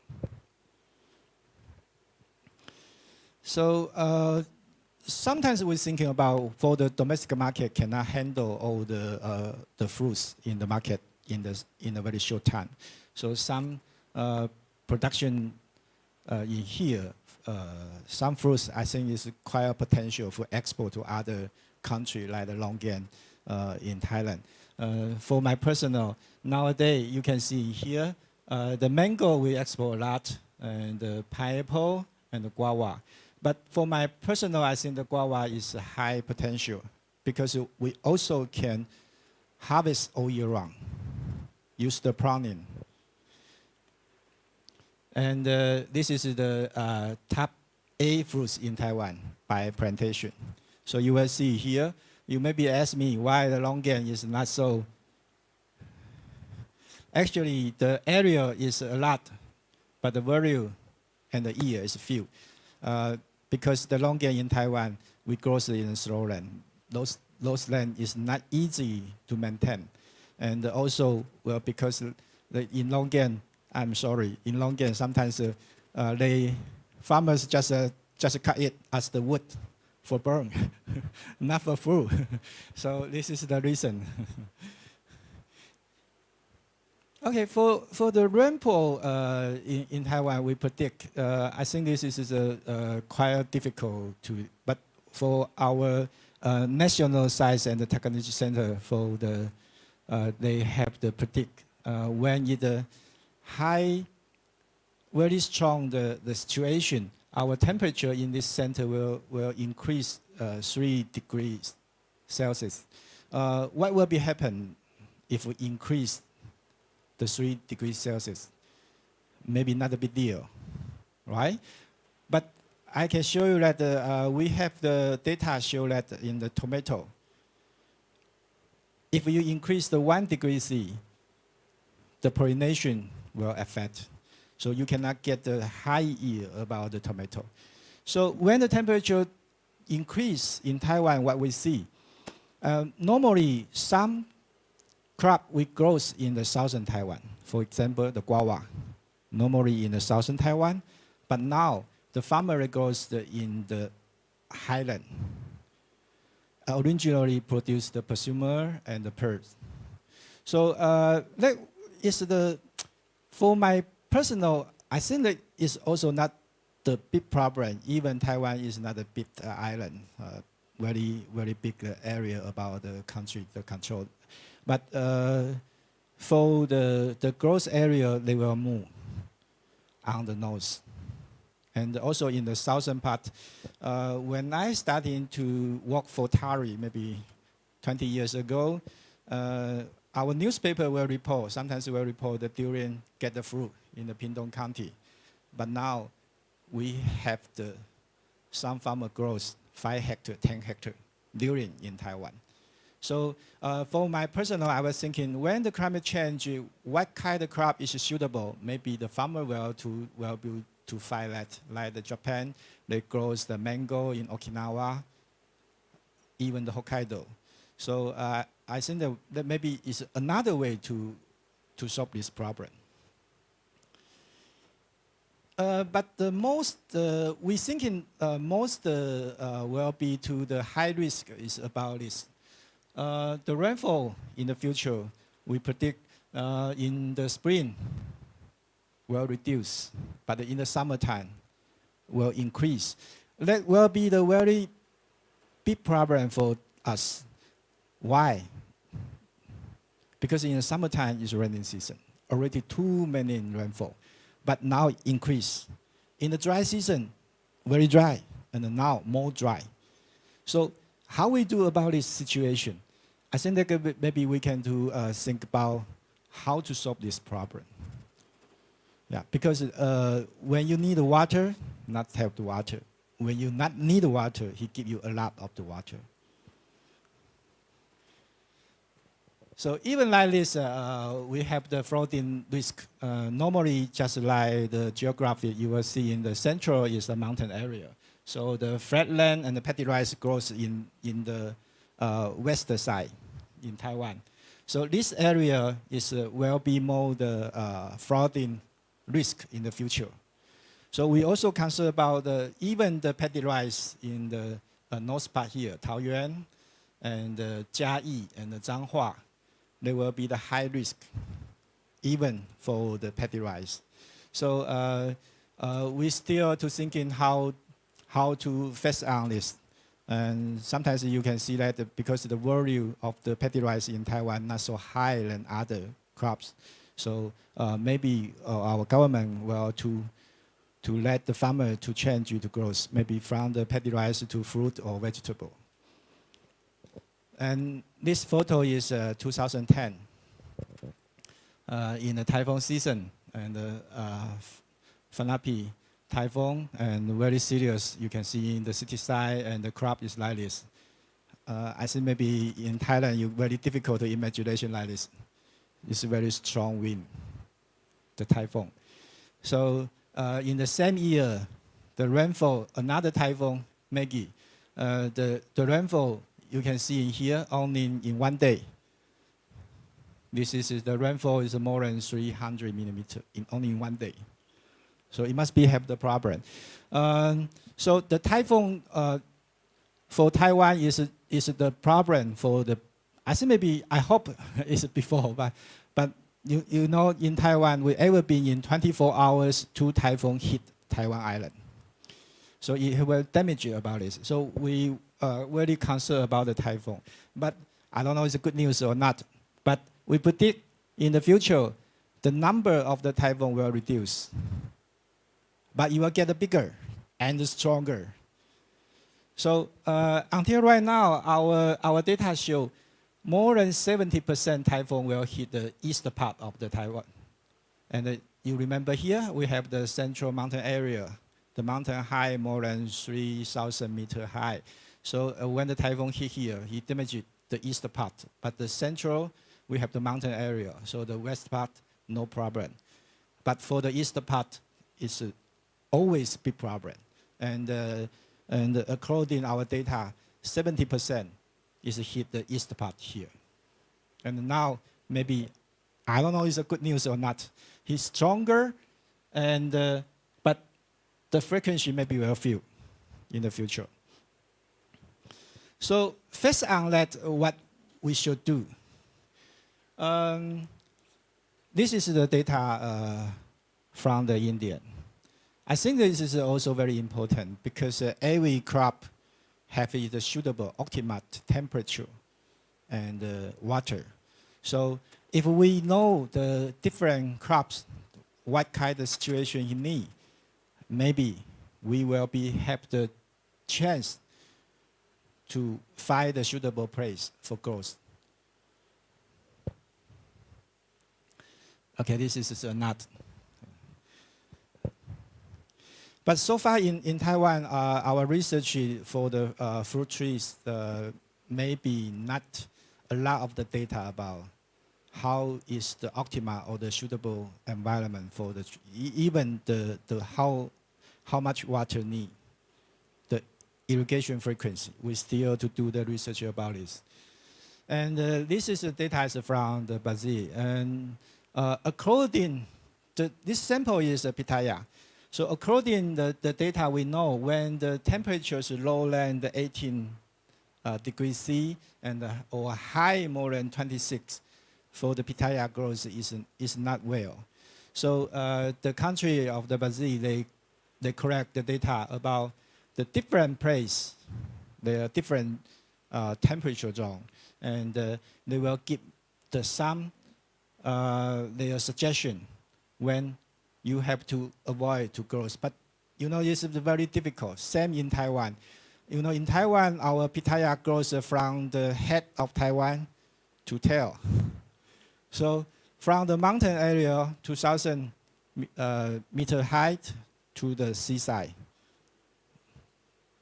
Why? Because the farmer is just seeking the money, right? If it can get the money back, the growth. And for the pitaya, actually, our data show that maybe if the temperature too low, not good. But the real situation in Taiwan, they grow everywhere. Okay, this is another. Sometimes we also suggestion the farmer how you should do. This is our government Council of Agriculture to do that. We will to teach the farmer when you should to pay more attention about the disease or pest, and when you should do the pruning.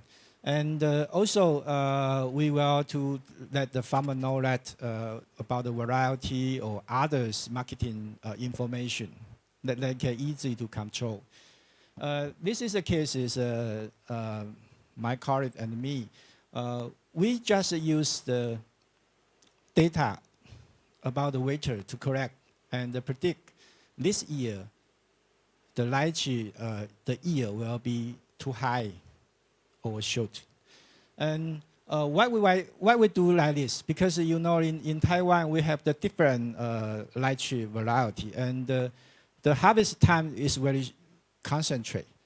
Sometimes only 2 weeks, like the Yuhebao is an earlier variety and a good quality. We almost have the 3,000 hectare that grows this variety in the southern Taiwan. And the harvest is only concentrate in 2 to 3 weeks. So if a harvest in the same time in the domestic market, we cannot handle it. So we starting to collect the weather data from some weather station of different place, and to use the statistical the method to seeking the relationship. And the result to show us if the temperature lower than the 70 degrees C, how many days, okay, next year for about the Yuhebao, the lychee variety will have no problem. If the temperature is higher, that means that year will be of the production of the lychee will have the problem. So we keep in the research to our COA to monitor. We need to announce or not or help the farmer like this. Okay, for the final, not the final, the next I will talking about the off-season production and the facility to escape the unsuitable environment for the fruit production. I think everybody know that. Why I say that the off-season is very important, because nowadays we have the many in the forcing culture, off-season culture technique. We can change that. For example, in Taiwan, in the summertime, it's rainy season. So almost every fruits, if you want to harvest in the summertime, you cannot get a very good quality. Also cannot guarantee your yield. That means cannot guarantee your income. We have the rainfall, typhoon. So for the lighting technique in Taiwan, nowadays we use a lot. One is for the forcing culture. This case is for the pitaya. We have the 2 strategies. One is we call the earlier. The other is late. You will know that in the wintertime, the temperature is lower, so the pitaya grows also slow. And also the daylight shorter. So one is we call the earlier, we start in the lighting in the October. So you can elongate the pitaya harvest. And the other, we will start in the lighting in the February. That it harvest a little bit earlier. So it's 2 kinds. But for the farmer, originally, you know, in the wintertime, Taiwan need to import some pitaya from the Malaysia. You surprised about this, right? Sometimes in Taiwan, the price is quite low, but at wintertime, we import from the other country. So now we, to teach the farmer how to use the lighting to do the off-season production. And also you will know that in the wintertime, now the temperatures increase year by year. So the wintertime is not so chilly. The quality in wintertime still quite okay. So we try to let this in some of the fruit trees, like Indian jujube or sugar apple, also use the lighting. And the other, like the guava, pruning. Another case is wax apple. Wax apple in Taiwan, we have the 4 major variety, like the Nanyang, and the big shell, and also the Tatinjang from Thailand, and the big fruit from the Indonesia. This is major. We still have another variety, like the sugar babi. Taino number 3 is very famous in Taiwan, also released from TARI. And the same of the wax apple, now we can harvest all year round. So it's the same. I think it's very similar like the longan. So this box is a harvest time. So you can see here, we can let it flowering and harvest in the same time, and in the season, different like January, February. So we can harvest May to July, or you want to harvest anytime, you can control it. So we use sometimes we use the garden and the shading, or use the chemical supply to put it together. So for the farmer, normally they don't want to harvest in the summertime. But for the wax apple, this crop, the high season is, the in season is in summertime. So we change the harvest time. Just like I mentioned that if you have the water for irrigation, so when you harvest in the winter time, it's dry season, but the temperature more stable, especially recent years. So this is another approach, or we're thinking about it. For the lychee, because the lychee we have the different variety, and harvest from the southern Taiwan to central Taiwan. Okay, so our strategy is TARI breed we select 7 different lychee variety and have the different harvest time. So we will also choose some of the earlier harvest variety will be grown in the southern, the warm place. And the late variety will grow in the central Taiwan. And we try to let it have the different time to harvest. Okay, also to avoid the light in the summertime, or after July, August, the typhoon season. Yeah. Okay, the other thinking is about the facility. So for the breeding job, the other fruit maybe not so easy. For the papaya, maybe a little bit quickly. But why we're seeking is suitable for growth in the greenhouse. Nowadays in Taiwan, the farmer grows the papaya in greenhouse more, because rainfall is a big problem for the papaya. And the papaya also, when the flooding, if you more than 24 hours, maybe the tree will be die. So use the greenhouse maybe is another good way. But when you grow the papaya in the greenhouse, you will face on some problem. One is the plant too high, grows very quickly. So we have another technique we call the bending culture. We arching the papaya, that it close the land, and you can harvest longer. And the other, we use the asexual propagation, means we use the seedling, because in Taiwan, the land is very expensive, and the farmer they only own the very small land, average only 1 hectare. So we must be to grow in very high density. In papaya, we grow every hectare more than 1,500 trees. So high density growth, and the farmer they will just do their job. About the seedling, we give it to the nursery company. So the farmer would not do the seedling by themselves. They want to save the time, so they buy the seedling from the nursery company. And also they like to grow the hermaphrodite papaya, bisexual papaya, because the fruit shape is more suitable for consumer. So they not need to grow 3 tree or 5 tree or even the 16 tree in Hawaii and cut it, the other female or male papaya trees. We only 1 hermaphrodite, the papaya trees. So they buy the seedling from the nursery company. And so why we say easy the propagation, because for this purpose.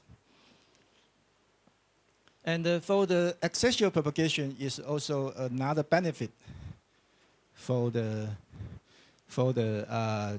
papaya trees or other fruit trees. For example, the passion fruit Tainon #1 also famous in Asia area, especially Vietnam, Thailand, even Malaysia. They grow a little bit. I ever been to visit the friend in Vietnam. He asked me a question: why your passion fruit, you pass through the 40 years, still can maintain the same characters? Why? Very easy. We use the asexual propagation. We use the grafting. So it's the same. Okay, And we're seeking for the vigorous and the low fertilizer need because our government, they have the policy to cut the chemical half in 10 years, including the pesticide, fungicide, and chemical fertilizer. So we're seeking the new variety like this, and of course high quality and good adaptation. Because if you grow the papaya in the greenhouse, they will face on the many problems, especially when the dry season, they will spider mite or other small insect very serious. So you need some variety to face on this problem. The other I want to share to everybody, I think this is a high potential new technology. I don't know new is or not. It's public in the 2020, 2 years ago. So this is the transparent solar pan. Okay, you can see in the greenhouse, normally greenhouse in the tropical zone will have the problems heat accumulate. So you have to give the more energy to remove the heat. But now in the United States, they have the new material. It's a grass light solar pan. That means you can grow your crop and also harvest the solar. Because everybody knows that when the light from the sun, you will see in here there's a photosynthesis active area. The other maybe became heat in your greenhouse and accumulate became the problem. So those the UV or IR and the long wave IR, it will be increase the temperature or others. Use this transparent solar pan can collect this. The plant cannot catch the light. So he can give you the energy and also can grow the crop. Seems very ideally, right? Okay, this is the data in the United States. So they put the greenhouse in the different place. Arizona, Wisconsin, and North Carolina, different place. Anyway, in one is nearby the Mexico, the other is nearby the Canada, one is in the middle. So the data show us they can harvest the energy and also have the product. And you can see in here, this is the conventional greenhouse, and this is the new material greenhouse. The solar energy, sometimes you can see in here, they can save the energy. And even can grow the harvest the crops and can give you some electricity power from the solar. So this is their conclusion like this. This is the grass light or transparent solar pan. So why we thinking about in the tropical zone when this area we have the many direct sunshine, right? So this area is the good place for harvest the solar power. So I always think about could we to use the new technology to help us to solve the problem that we face on the climate change. We have the more way or more technology to face on. So I think for this, my conclusion, very quickly conclusion is I think the climate change, I think everybody already see and feeling that is cannot stop, and we just let it slow down, but still very difficult. And farmers also should be to face on the high temperature maybe will reduce the flowering or poor pollination. So this is must be faced on. And each fruit have the different reaction about the climate change. So we must be know that. But so far, just like I collect the data from the Indian, I think it is too few and not enough for us. Maybe we need to work hard on this field. And also for the fruit trees is long term the crop, so it's not easy to change that. Because of this reason, so you can combine anything you can think about that, like the smart agriculture. For example, if we can do easier to maintain that or easier to control the irrigation frequency or maintain the soil, and if we spray the frequency control the nutrition in the trees, I think there will be help. And also the predict the future climate pattern. Now we also do like that. We will to announce the winter, maybe 3 days will be a heavy raining, or others we will announce to the farmer, and the farmer can get the information from the app, use the cell phone, and maybe they can thinking what I should do when the heat come in or the chilling come in. The farmer what they should do, they can make a decision about this. So I think we still to have the many new technology to face down the climate change. So I believe they will still have in the future we still have some way to let our food tree production still very well. So this is my presentation today. Thank you for your attention. Thank you. Thank you very much, Dr. Lee. Any questions? Yes, from the online audience participant. Yes, the online question is like this. From Sufa Theta, he asked, what are the major climate indicators for crop yield during the drought season? Sorry, could you? Okay. I not catch it. What are the major climate indicators for crop yield during the drought season? You mean the year of the dry season? Yeah, during the dry season. Yeah, I think in Taiwan also other places same like this. You must be to have the guarantee irrigation water source.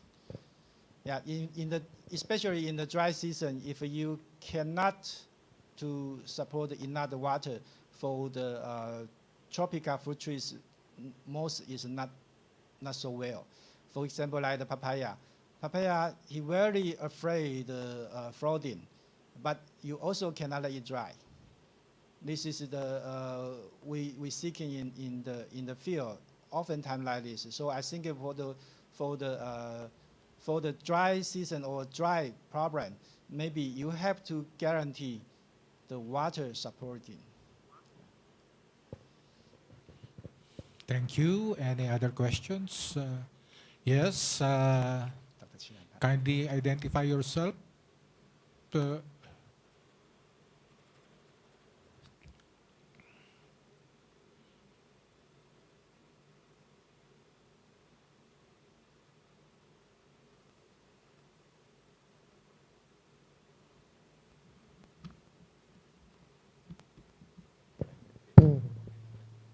Okay, thank you very much. Thank you for your presentation.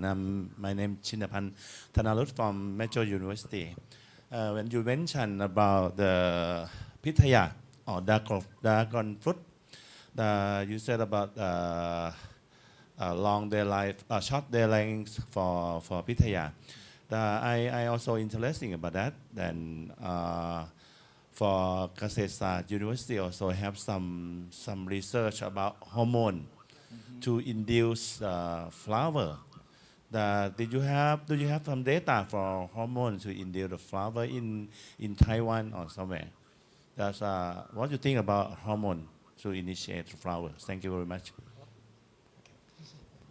Hormone, yes. Thank you for Dr. Chinapan. I think the hormone, we do the research about that. But in Taiwan, our situation is when you use the hormone for the pitaya, it will give you too many flower bud. So in Taiwan, the consumer, they like the most sweet and a little bit bigger one fruit. So that means you cannot keep so many fruit in the tree. So when you use the hormone, there will be another problem because too many flower bud. So you have to cut it. You need to spend more the labor cost.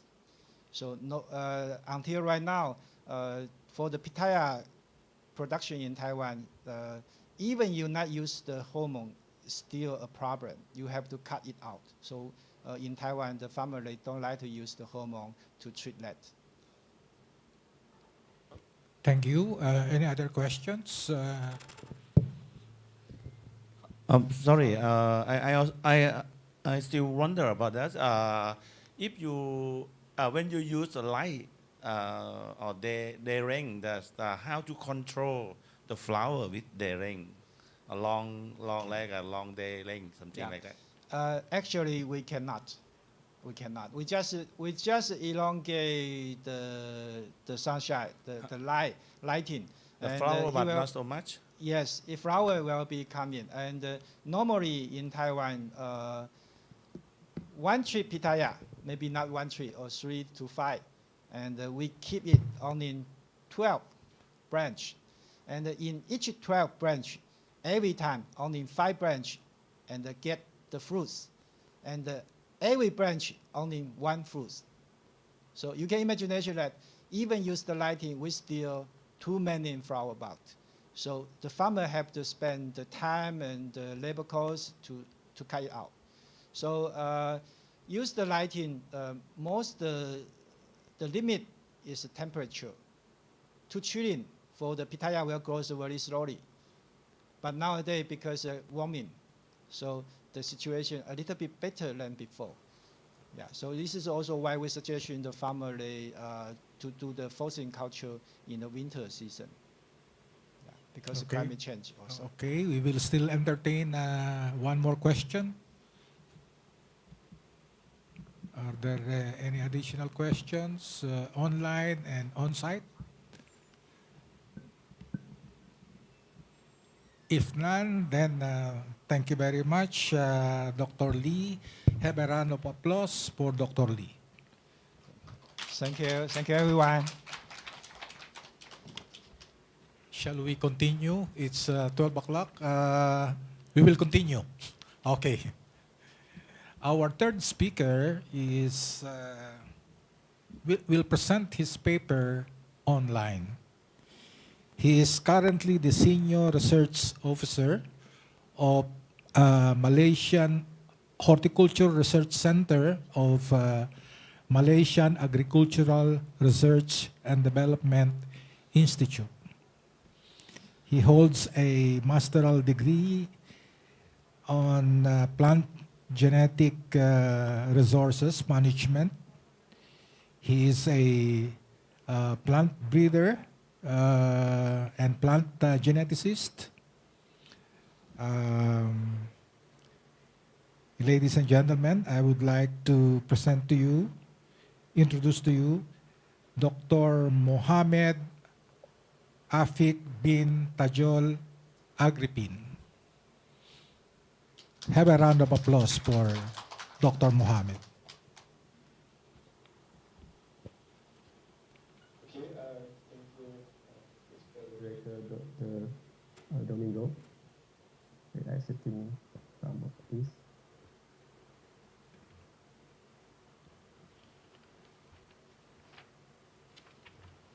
Okay, good afternoon, everyone. I'm not sure is it a good time for me to present because I think it's already lunchtime, right? So today I will share to you about the challenges and opportunities, the impact of climate change on food production in Malaysia. So I'm from Malbi, Malaysia.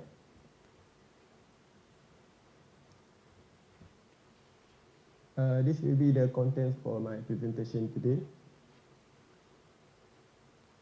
So first, let me introduce to you about food industry in Malaysia. So in 2021, we have covered land planted with fruits with total area of 191,774 hectares, and it produced a total of 1.5 million ton of fruit. So these are the main fruits being planted in Malaysia. So on the self-sufficiency rate of fruits in Malaysia from 2016 until 2020, we have 79% SSR of fruit. So the main fruit being planted in Malaysia are watermelon, jackfruit, guava, papaya, durian, starfruit, banana, sweet corn, pineapple, mango, and mangosteen. So most of the fruit have SSR more than 100%. However, the lowest SSR is for mango, only 20.2%. We import a lot of mango for our local consumption. So this is the import dependency ratio for 2021. Most of the fruit have import dependency ratio low. Only for mango, 92.6. So how about the climate in Malaysia? So climate in Malaysia is not similar to what is being present in Taiwan like right now. So we have a uniform temperature, high humidity, and copious rainfall. We have average rainfall about 2,500 until 3,000 millimeter per year. And the average daily temperature range across Malaysia between 21 to 32 degrees Celsius. And there are 4 distinct seasons in Malaysia, which determined by the wind pattern. So the first season is northeast monsoon, which occur during November to March. This is the wet season, where sometimes it can cause flood in certain districts. And the second one is southwest monsoon. It occurs during May to September, and this is dry season, except for Sabah, which is located at the west Malaysia. And another 2 seasons are inter-monsoon season, which occur during March to May and October to November. During this time, frequent thunderstorms always occur during the afternoon. And here we have 3 main agroecological zones. The first agroecological zone, which is zone 1, is located at regions with a clear and regular dry season. As you can see at the map, most of the zone situated at the north region of Peninsular Malaysia or West Malaysia. At this zone, commonly we plant mango at this area. And for the agroecological zone 2, it is a region with a short but fairly regular dry season. And commonly it situated at the center part of Peninsular Malaysia. And for the agroecological zone 3, located at regions without a regular dry season, located at the southern part of Malaysia and some area at the middle area of Peninsular Malaysia. So what is the effect? What is the effect of climate change on our fruit tree production? The climate change mainly affect our mango industry. The extreme dry spell and drought causes our mango fail to produce fruit. Even though we irrigated the plant with additional water. This mainly happened to our main mango named Harum Manis, where we mostly plant it at the northern region at Perlis district, where it located at Zone 1 agroecological climate zone. During 2016, a dry spell caused the export of the Harum Manis fruit to be halted due to a 60% reduction in productivity, and the same situation also happened during 2020. What is the cause of the mango fail to set fruit?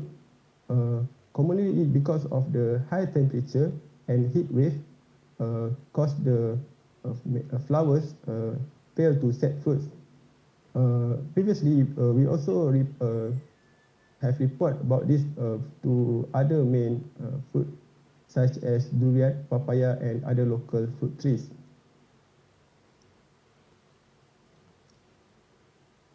So fruit trees are very sensitive to heat during flowering. anthesis and pollination phase.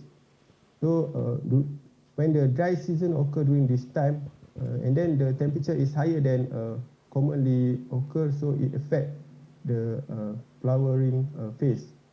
So the heat stress will reduce pollen viability, pollen numbers, abnormal pollen chip formation, reduction in seed set and fruit set, flower drop, and reduction in fruit productivity. I will show you some of the report in our local newspaper about the climate change. So this paper report about how the climate change affect our fruit and vegetable industry. And then this paper report about how the hot weather affect the harum manis production. And this paper report about how the hot weather affect the yield of the harum manis. And this one is about how the hot weather affect vegetable and fruit crop in Malaysia. So this one is pomelo picture. So what is our strategy in facing climate change? We initiate a scientific research team to develop strategies and technologies to combat this climate change issue. After this, I will present to you among the research that we did here. Also, we provide information and reports on vulnerability and adaptation, which includes impact and vulnerability assessment and adaptation measures through various government agencies. This is the report in agriculture field. We also submit reports such as nationally determined contribution of Malaysia for adaptation. This report provides information on climate change scenarios, impact, risk and vulnerability, and recommendation of climate change adaptation implementation and strategies as guidance to face climate change. So Mardi is among the key person involved in submitting this report. We also submit the third binary report to the United Nations Framework Convention on Climate Change to report on the greenhouse gases inventory and mitigation actions involving agricultural sector. So let me share with you some of the research and development that we did at Mardi. So the Ministry of Agriculture and Food Industry through Mardi is conducting research under 12 Malaysian plants entitled the development of adaptation and mitigation technologies for the sustainability of fruits, vegetable and livestock under climate change scenario. So this project already started since 2021 and still continue until 2025, and after that maybe we will continue to next project. So the project aims to develop strategies to overcome the impact of climate change through the development of adaptations and mitigation technologies. It involves 5 main fields, which is pig agriculture, vegetable production, fruits production, land use improvement, and livestock. So this is one of the research that we did at Mardi, simulation of heat wave on papaya plant inside a climate control room. So we study on the simulation of heat wave at 38 degrees Celsius on papaya plant inside a climate control room. So in our study, we found out that at higher temperatures, there is a tendency of hermaphrodite cultivars to form functional male flowers with poorly developed and non-functional female parts that resulted in low fruit productivity. Similar with what Taiwan reported before, we also plant only hermaphrodite cultivars for papaya because of the good quality fruit. And in our study also, the heat stress also increased occurrence of flower drop in our papaya plant. As you can see at these photos, at the left side, during the initial stage of the experiment, the plant still producing hermaphrodite flower. After the experiment started, at the right side, you can see that the plant start to evolve, start to change and producing male flowers. And also we can see that flowers start to drop. And with the heat stress increase, so it also increases the occurrence of flower drop as shown in this picture. So besides of the effect on flowering characters, the plant physiological performance and plant growth of papaya were also severely affected by the simulated heat wave. So in our study, we found out that application of chemicals such as boron showed to improve fruit setting. However, the study is still ongoing, and we will require more data to further verify this. The second study is a study on haze effect on plants. In Malaysia, we have annual haze. The uncontrolled forest fires and agricultural burning in neighbor country and Borneo produce transboundary smoke, which is haze, that has become an annual phenomenon in Malaysia. So with the increasing global warming situations, El Nino phenomenon, and widespread incident of drought, the occurrence of haze are expected to become more rampant in Malaysia. Previous study, many report already shows that haze can reduce growth and productivity of plants. However, there is no data on its effect on fruit crops. So we are currently conducting research on the effect of simulated haze on plant physiological performance, growth, fruit quality, and yield of several types of fruit crops. As you can see in these photos, this is the haze chamber that we use in this study to study the effect of simulated haze, and this one we study on sweet corn. The third study is the development of mitigation strategies for climate change at peatland. So some area in Malaysia is covered by peatland, especially at the southern area of Peninsular Malaysia or West Malaysia, and some area at the East Malaysia, especially at Sarawak. So the agricultural activities in peatland will contribute to the continuous release of greenhouse gases into the atmosphere, especially the carbon dioxide and nitrous oxide. This is because the top layer of the peat will undergo aerobic oxidation that cause the decomposition of organic matters as soon as the peat is drained for agriculture. Besides, when we did agriculture practice at peatland, we must put fertilizer in the activity, right?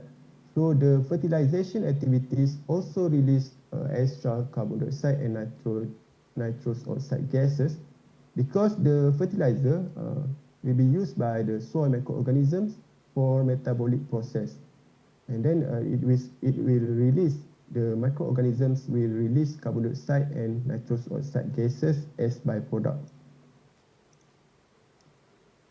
So even though the study on measuring the rate of greenhouse gas emissions from peatland already been carried out, but until now there's still no effective mitigation method to help control the rate of greenhouse gas emissions resulting from agricultural and fertilizing activities in peatland.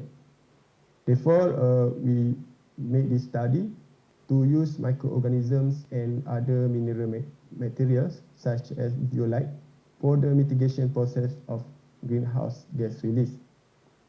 And this study involved evaluation on papaya and pineapple plant at peatland. Commonly at peatland we plant papaya and pineapple. So this study is the substantial research is still in progress with some promising results. This picture shows the pineapple research plot on peatland at Madi Station in Sarawak. Sarawak is located at the Borneo site at the East Malaysia. The fourth experiment is the development of alternative pollination methods on selected crops to face the challenge of climate change.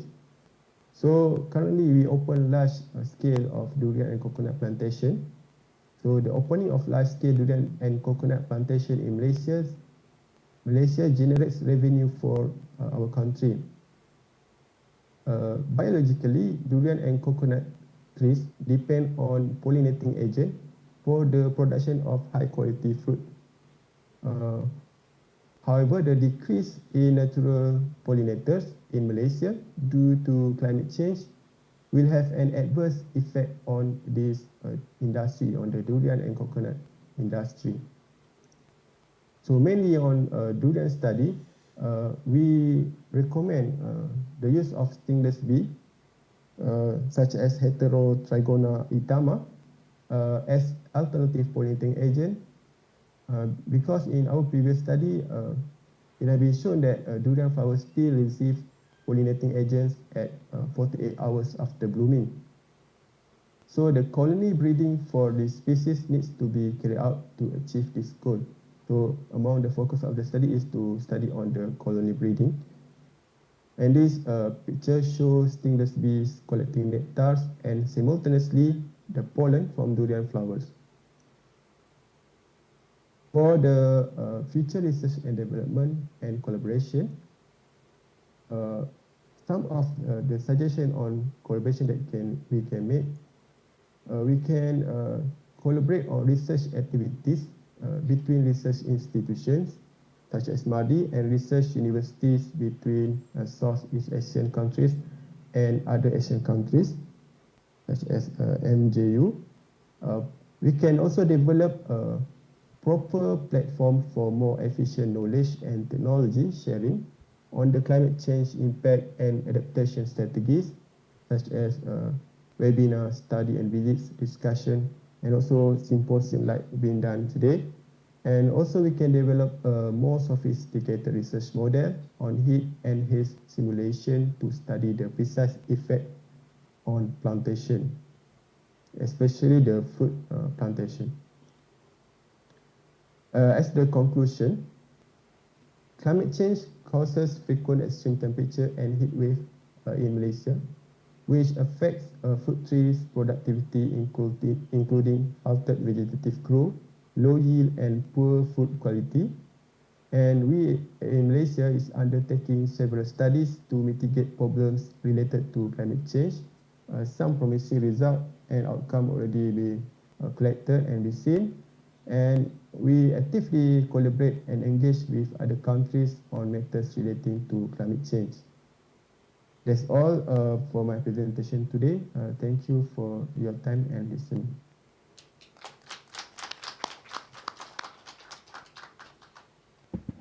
Thank you very much, Dr. Arifin. Any questions? We will entertain 2 or 3 questions from the participants. Any questions? Okay, I will ask one question. I think this is addressed to all participants, no? But since Dr. Arifin is the last, he may opt to answer first. Most of the papers report that adverse effect of climate change on fruit production, reduction in yield, reduction in pollination, quality, etc., etc. But are there any beneficial effects of climate change on fruit production? I will ask Dr. Arifin about this. In Malaysia, are there beneficial effects of climate change on fruit production? Until now, I think there's still no benefit from the climate change because we also happen to occur, like in Thailand, heavy rainfall, increase in temperature. All of this has effect our food production, including durian. On the benefit side, I'm not sure about that. Maybe other participants have answered about it. Thank you. Thank you very much. A little later, I will present to you my paper, and I will cite there in that paper the benefits of climate change in mango flowering. You know, so anyway, this is a little later. Any other questions? Yes, sir. Thank you for your presentation, Mr. Muhammad. That's interesting about papaya in the look like you use LED roof, right? And I like to know about your flower drop, how to fix this problem. And I saw in your presentation that you use like a plastic roof or not. I'm not sure. That's how about you control the shade of the papaya roof? That because I look like I don't know. That's in your indoor or outdoor. That look like that. Are you sure about the heat for flower drop? Thank you very much. Thank you. So on the papaya research, it actually been done in indoor, and on the use of LED is for to regulate the temperature, and that study is focused more on heat wave or extreme heat that affect the flowering of papaya. The study is still in progress. Some of the suggestion is to apply boron, but we're still collecting data relating to that application. I think, are you satisfied with the answer? I think, sir, one of the portion of the question was on fruiting gaps. How do you address this fruiting gap problem in papaya?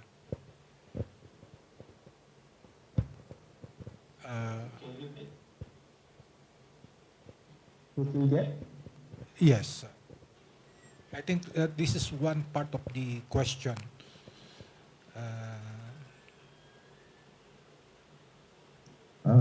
On the fruiting gap, I think that one is not included in that study yet, but maybe we can address the main researcher on that one for the study.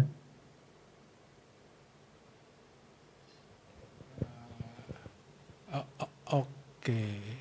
Actually, let me make additional answer to your question. Fruiting gap is a result of drought. Fruiting gap in papaya is a result of flower drop of papaya, particularly during summer. Okay. This is experienced in many tropical countries growing papaya. That's the reason why, for every leaf of papaya, a flower develops. Whether it is female or hermaphrodite, there is always a flower. But when the plant is exposed to drought, particularly in summer, these flowers drop. In the Philippines, it occurs in May, April.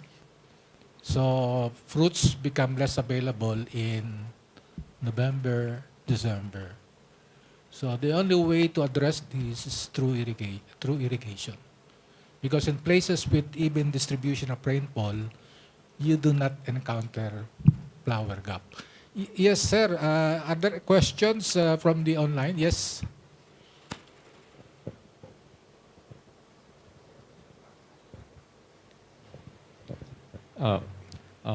Dr. Muhammad, there are 3 questions from online speakers. And the first question is from Sufasida. And he asked the greenhouse gas emissions from chemical fertilizers and the others fertilized. How about your suggestions would be to mitigate this? And the second one is from the Dos Picar, Mars Cecilia. And her question is that the study on haze presented is interesting and timely. And he's interested to know if what are the hypotheses of this study. Are there any expected adverse or beneficial effects of haze on the crops in the study? And the third question is from the Bureau of Plant Industry, Ernie Little by Borosa. And his question is that, is there any alternative method in pollinating durian if natural pollinators is absent or not available?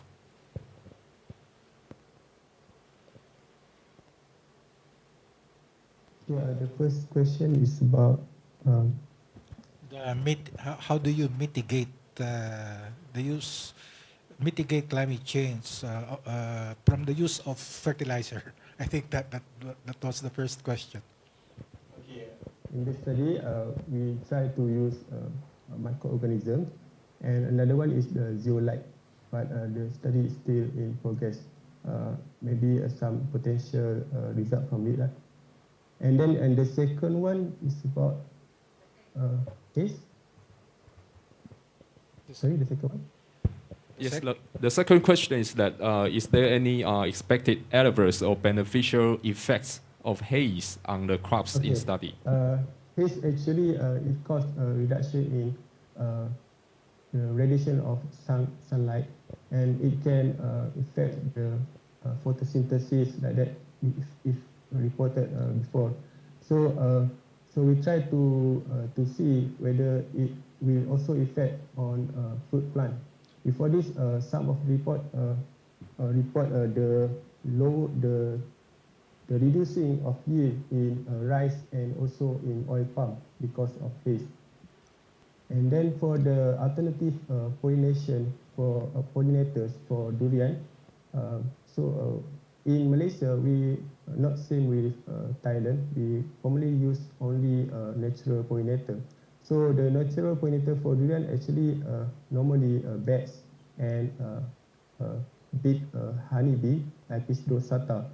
Currently, we study on the use of stingless bee. The stingless bee is the small bee, which also we found out that can help in pollinating durian. I can say that one. Okay, thank you very much, Dr. Arifin. Are there any other questions? None. Thank you very much. Have a round of applause for Dr. Arifin. Thank you. Thank you. Thank you. Some announcements. Okay, thank you very much for the speaker and also the moderator, Dr. Domingo L. Elegas. Okay, in the next, we will have lunch together. So please go to the first floor for our restaurant. And we will come back for the symposium again in 13:30, please. So we will come back again in 13:30.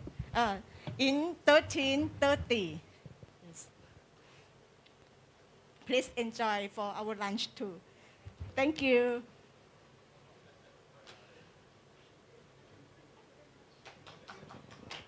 Thank you very much.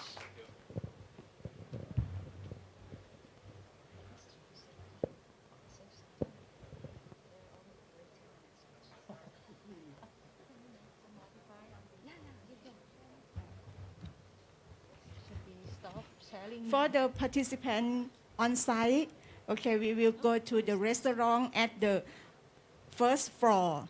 Please go to that restaurant. Yes. And we will come back here again on 13:30. And also for the online, we will come back to see again on 13:30. Thank you very much.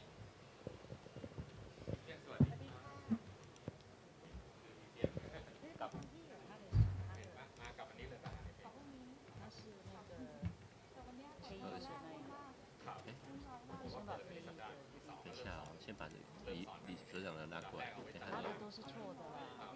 他都是错的。如果你拿新的，他还是错的，代表他自己刚没有错。一直刚翻新的。那 your file? No, I use the old file but switch some slides. Oh, okay. You already deleted? No, the file is this one.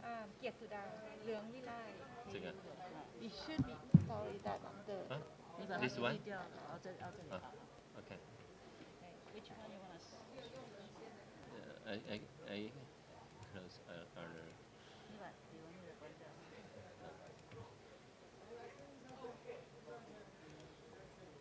Is this one yours? Yeah. Okay.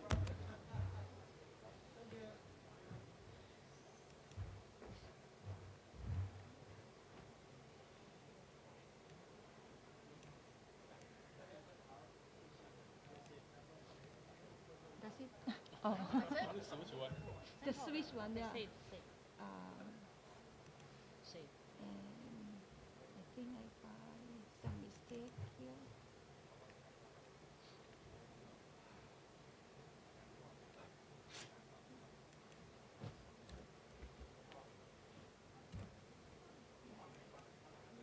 That's all. Okay. So then we can you save again already. Save. Okay, and close it.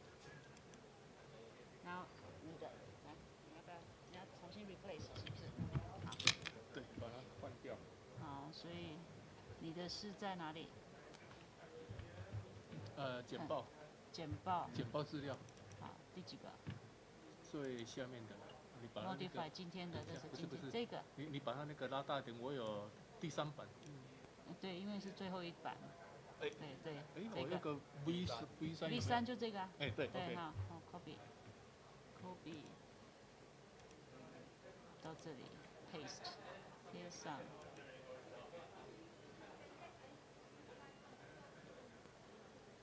好，你是第6号，好，打开。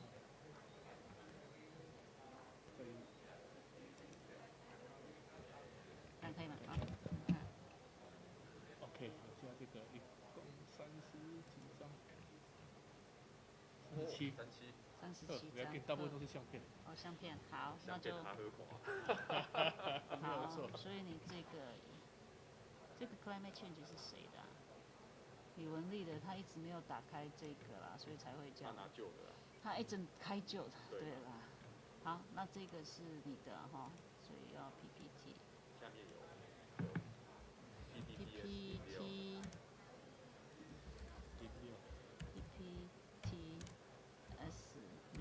PPTS06，好，然后 TARI 这个全部关掉，给你留03，delete，它这个不能 delete， 它这个不能 delete，delete， 这个不能 delete， 不管了，好，然后你的06这个要拿走就对了。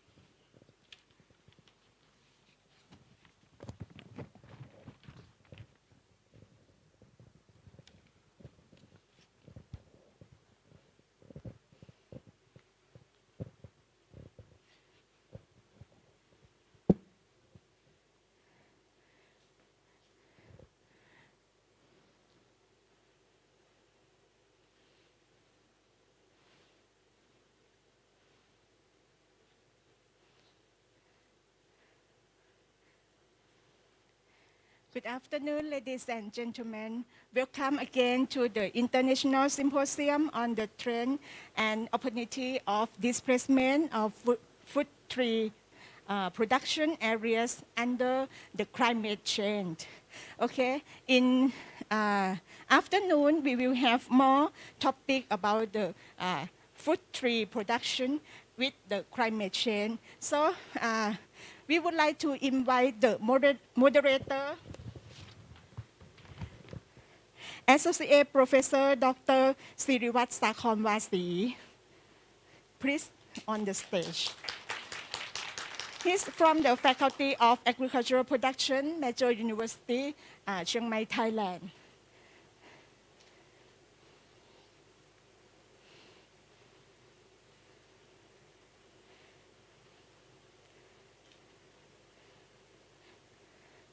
Please invite for the speaker and start. And also we share for our information by online too.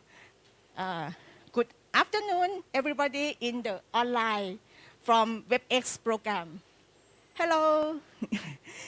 Okay.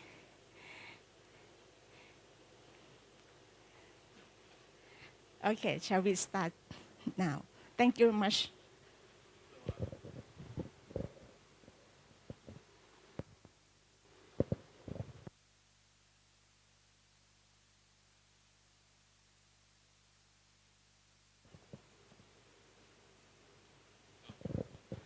Okay, good afternoon, everyone, and welcome to the second section of an international symposium on trends and opportunities of displacement of fruit tree production areas under climate change. Hopefully, everyone enjoy lunch, and we will going to start the second section of today. And the first speaker of this session is Dr. Chinapan, Assistant Professor Dr. Chinapan Thanarut from Faculty of Agricultural Production, Major University of Thailand. So Dr. Chinapan is specialized on the plant propagation off-season of grapes and temperate zone fruits in tropics and subtropics, plants productions, plant propagation technique. Dr. Chinapan got his PhD from National Zhongqing University from Taiwan. So please.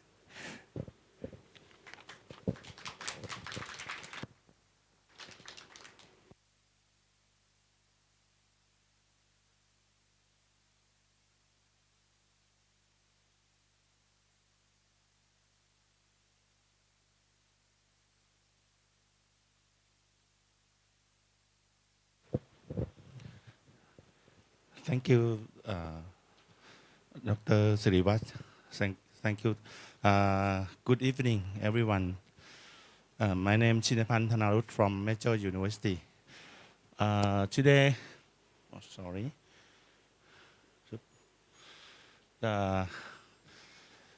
from my topic, it's quite strange to everyone in Taiwan, also in any country, even in Japan. Also talk about tropical fruit in temperate zone area.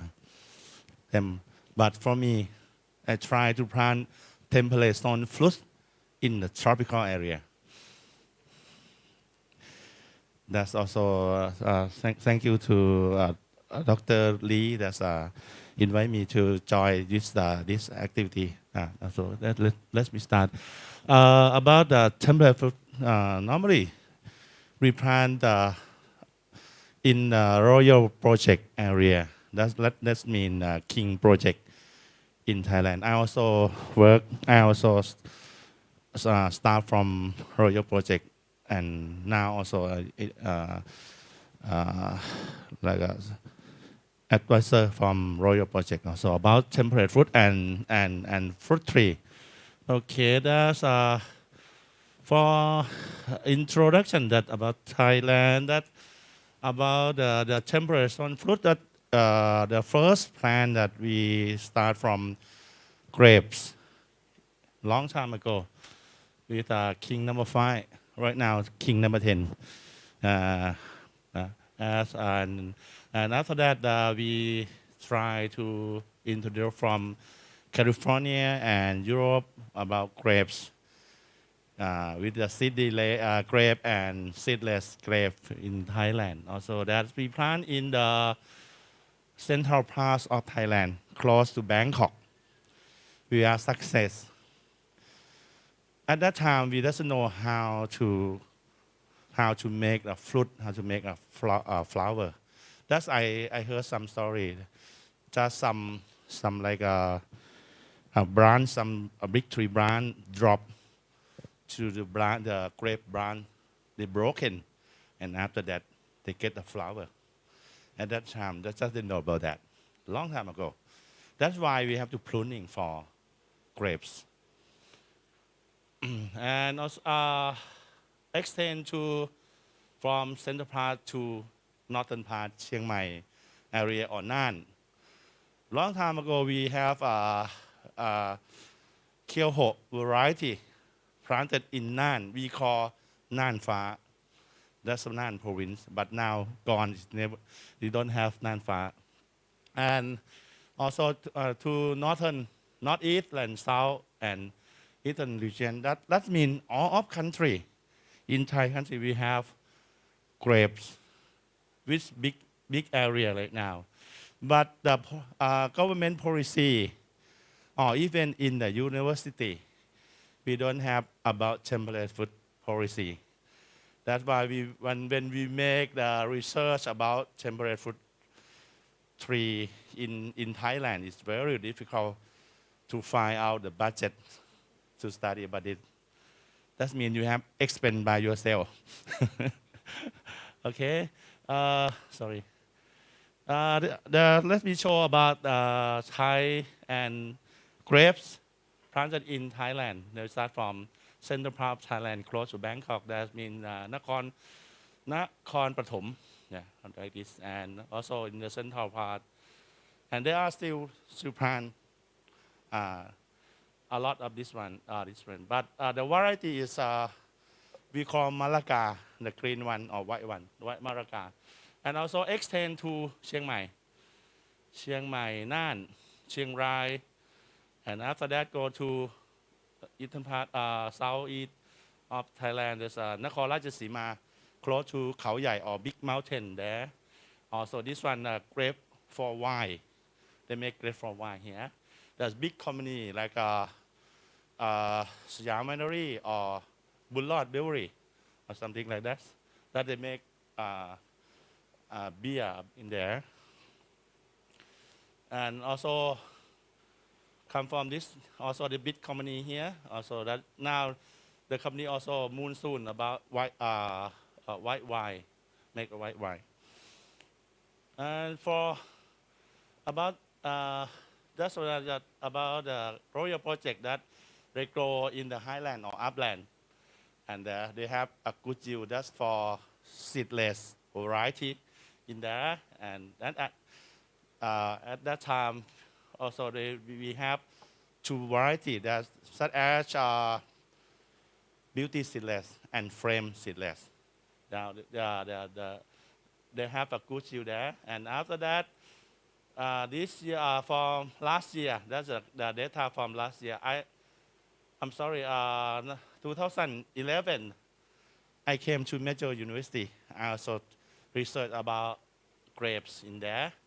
And you can see that about the sea level, about 300 meters above sea level. Normally in Thailand, if you have to plant temperate fruit in upland, as late 700 meters above sea level. That we believe that if you have a high elevation 100 meters above sea level, that means the temperature will change.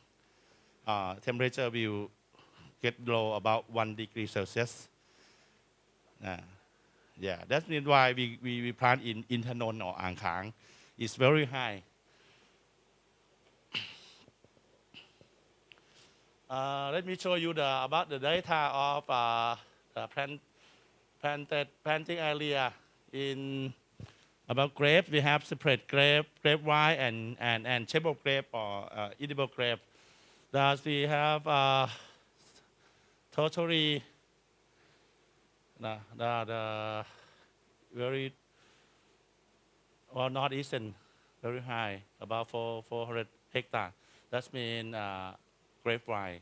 That's I told you in Thailand map, and also grape also. That about 65% of temperate zone fruits in Thailand. But for another one is persimmon, pear, plum, peach or nectarine, Japanese apricot, kiwi fruit. Another one is not so much. Majority, most of them is in Royal Project area. But grapes, they extend to our country. For planting area, about percent, you can see 67.9% is grapes. Another one is not much.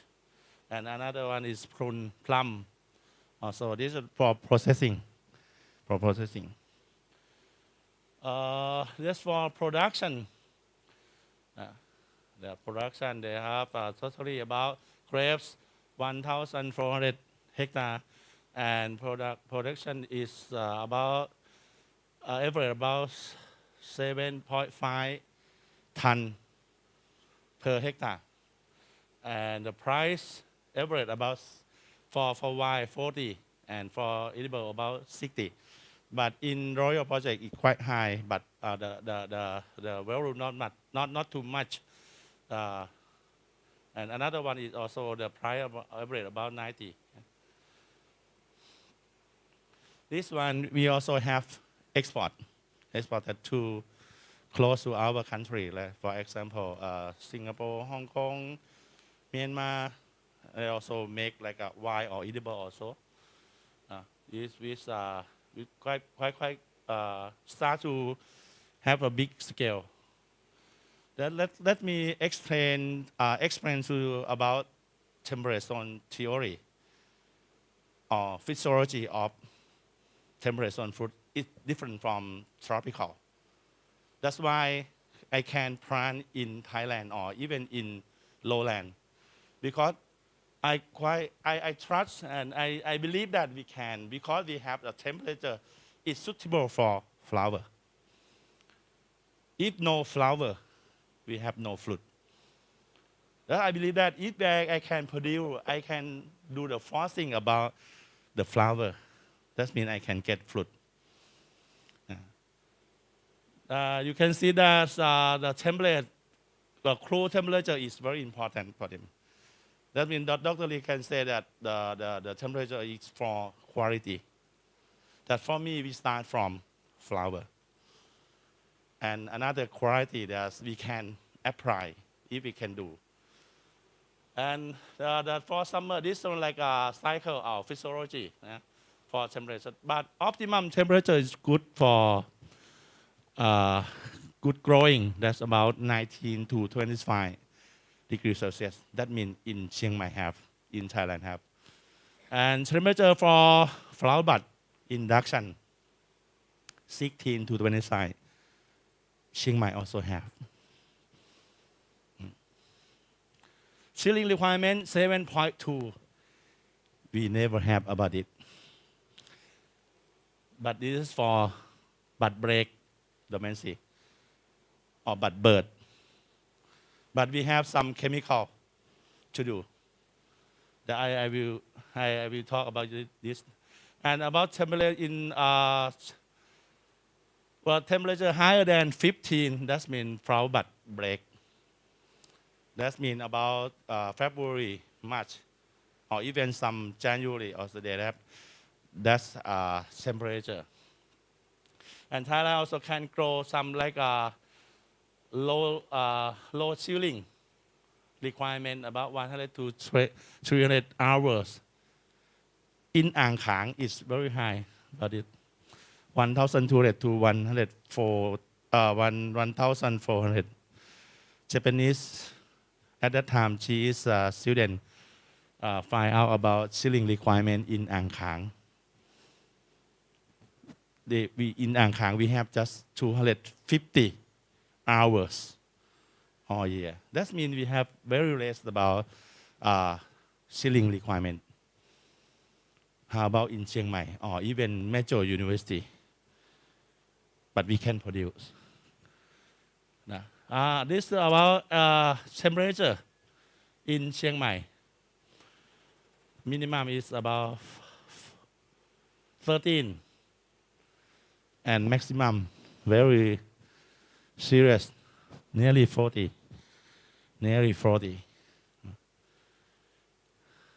And this is from the theory. How about in Thailand? We have optimum for grow about 30 to 39. It's okay. Correct, we can plant. For flower bud induction or flower bud accumulation induction that we also have, even in the nighttime, daytime also. This is for forcing technique and chilling requirement. We don't have. Okay, that's better. Temperature higher than 15 also we have. This for development. And leaf drop and dormancy. We never have leaf drop in Thailand. About grapes and also temperate. We have to use hand, let them drop by picking, and also some chemical. For chemical or some hormone to induce the flower, I just found it about 5 years about this. And I also talked with some professor in Taiwan. They don't believe me about this. But I do right now in the it effect, very good effect for temperate zone fruit. But this year, from last year we do in mango or longan, it's very success. This year extend to mangosteen.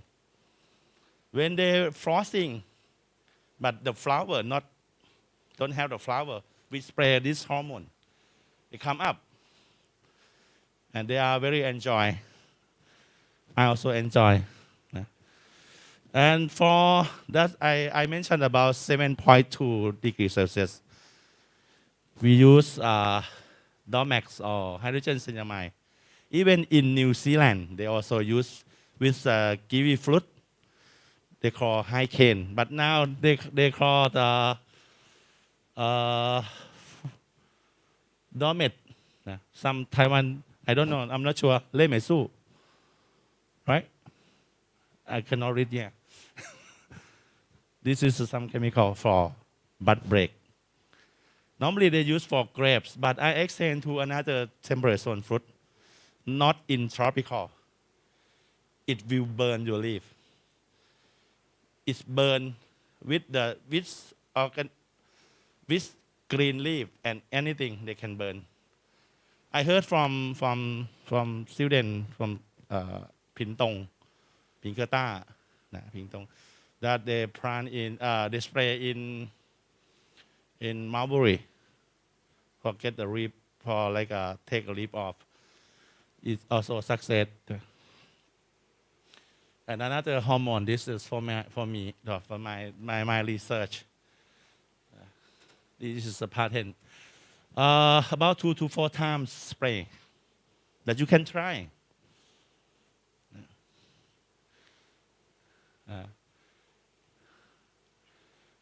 For why we can extend grapes in the lowland. In Thailand, we have high humidity and very hot. If you thinking about the mushroom, this climate is quite suitable for mushroom. The mushroom is fungi. That means if you plant the grape in Thailand, also fungi a lot. We have to protect by plastic roof. Protect rain and some cloudy or some fog. That means you can protect some fungus. And also you use about fungicide very less. For me, one year or just 1 or 2 times when they get baby fruit. And also we take care at the same as Japan. That's we call intensive training with T-shape and H-shape with intensive. For example, this is in major university, and also this is also for research in major university. That we do the branch very that you can uniformity, and also flower or also flowering come every shoot. Even temperature very high. We can now right now we can do all year round. My student master degree also do every 4 months we have to make the flower. That means we can do it all year round. This is my research, and also this is frame Celeste. This Japanese here, and this is beauty Celeste. This is a black opal variety. So you can do this. This extend to the farmer also. This is some hormone. This is from textbooks, physiology. They do like this. I also follow him. I made it big. This cluster, 2 kg. This cluster, 2 kg. How big it? 10 baht coin in Thailand, same size. This is Celeste. This is long time. That's my student also work about it. And this is extend to the farmer. Sorry, it's not okay. This is extend to the farmer. This is farmer. Now they make like a coffee restaurant or coffee resort or something like that they can get a lot. And this one is also for farmer. This is Taiwan student also learn with me. From this one from Zhongqing University. And this one for wine. The company they make about the grape wine. Normally in Europe they grow like a wall. But in Thailand, if you grow like that, they grow very fast because high temperature. Only leaf. That we try to bend it down. Let them grow slowly to produce flower. It's also a big company. So Siam Winery and in the southern part of Thailand. Yeah. Another plant is pear. This is also in major university. We have pear. That's for research.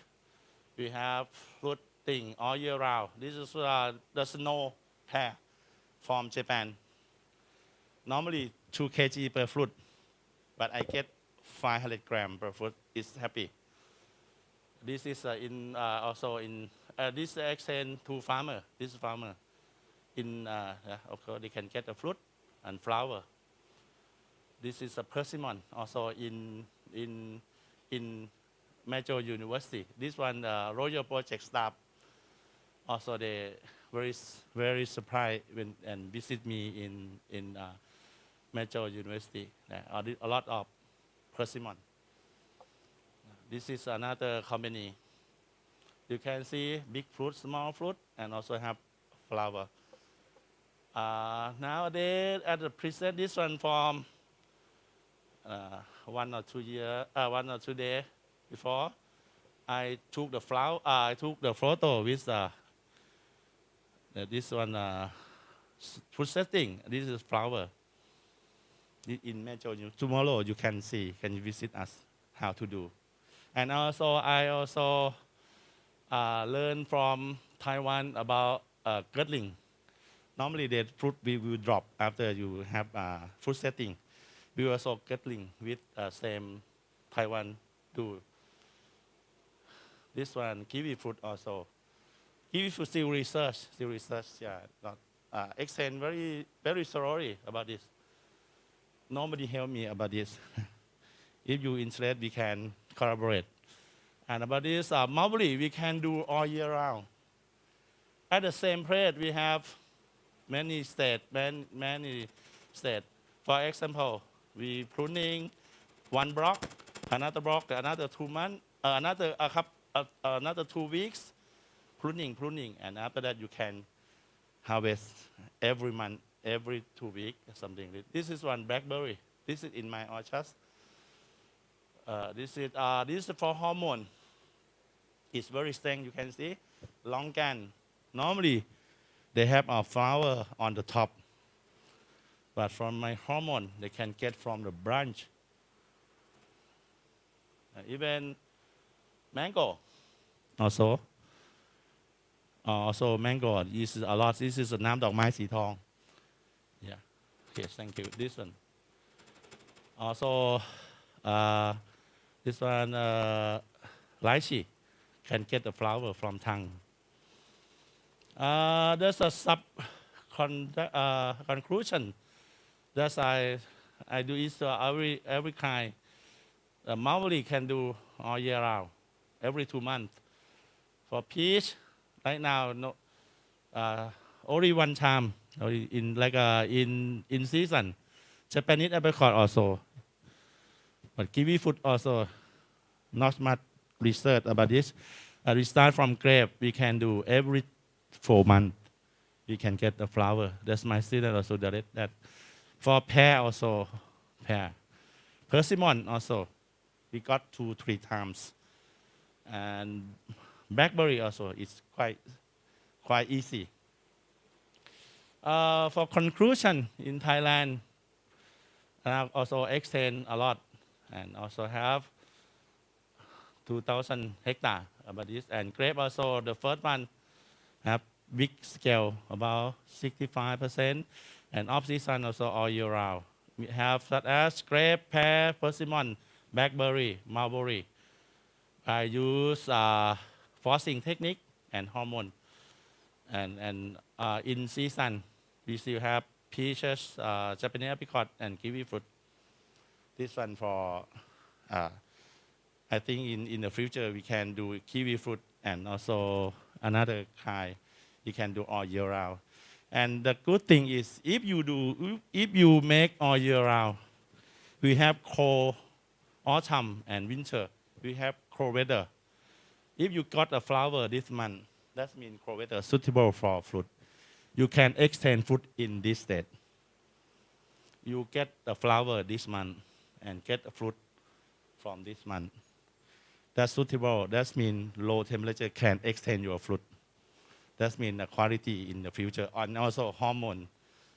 That I hopefully we can do, and we can collaborate with you all of you, and I still believe we can do. Okay, thank you very much.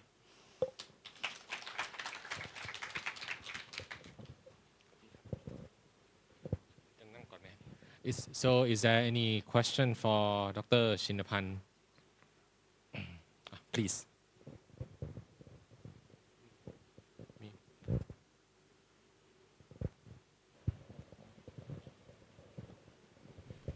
Thank you, Professor Chinapong, for your interesting presentation. This is Susan Chang from FFTC. My question is, first one is about the wine grapes to grow in Chiang Mai or other areas. What is the degree of bricks, I mean the sugar content, can reach? Because Taiwan also used to grow wine grapes. However, because the day-night temperature is not big enough, so the highest degree of bricks you can get, maybe around 18. Difficult to get 20. And we know in those wine-making grape countries, they require the degree of bricks have to be exceeding 20. If you want to make wine, then below 20, you have to add sugar. For them, it's illegal. So I don't know what's the situation in Thailand. That's my first question. And the second one is about you using the hormone plus boron. So I just like to know I just have caution, because boron is a minor micronutrient. However, if you oversupply it, it's going to get toxicity. So I think the spraying, the concentration is quite important, and also the frequency. So maybe you can get some insight on this also. Yeah, thank you. Thank you very much for your question. And may I ask you first about why grape wine? What shape? How about the wine training shape that you do in Taiwan? No, I mean the sugar content. That the sugar content that depend on the shape. What Okay, is shape? okay. I will explain. Yeah, I try to explain to you. It's the overhead trellis, Okay. but it's the, pergola. Yes, pergola. Right.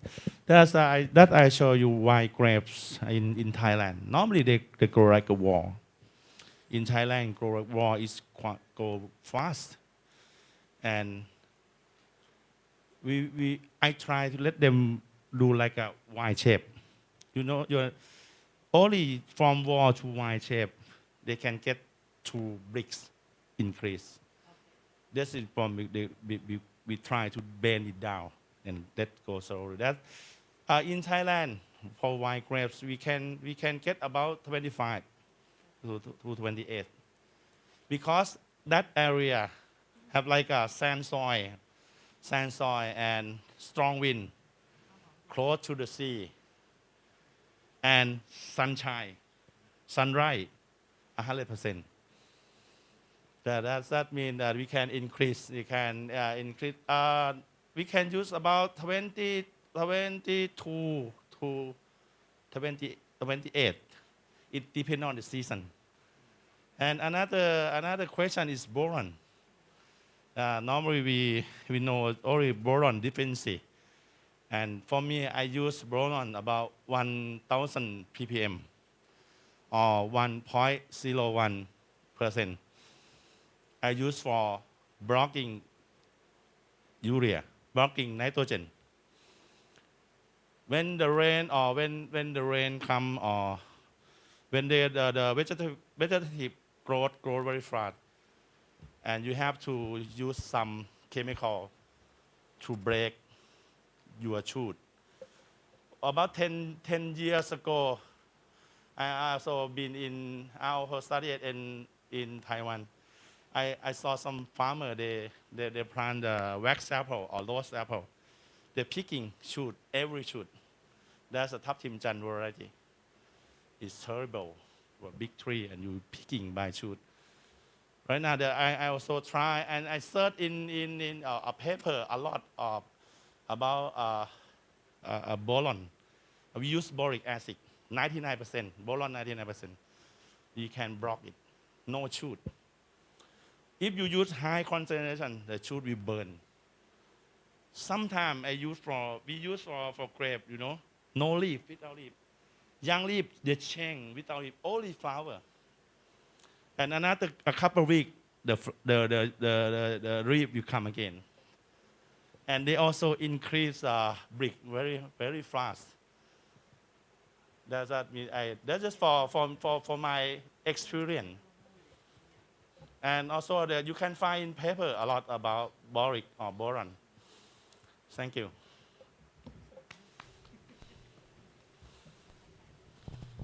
Yeah, Dr. Chinapun, there is a question from WebEx from May Sain. And his question is that, is there any effects on ecosystem when you use hormones on the flowers and fruits? Ecosystem, I mean organic, right? Yeah. Okay. The hormone is so sometimes you have organic hormone or you have microorganism. Now we can find boron by organic boron. They are confined in Thailand. Yeah. Tomorrow you can visit some another company they also use. We use for lemon flower initiation, and also that we can do. You can find even in coconut juice. They still have like a cytokinin. Seaweed also have some cytokinin, but you don't know how many percent. That's a problem. For coconut also, what variety have a cytokinin? How many percent? That's a problem. Now we have research about this, and if you can find how many percent of cytokinin that you can do. Okay.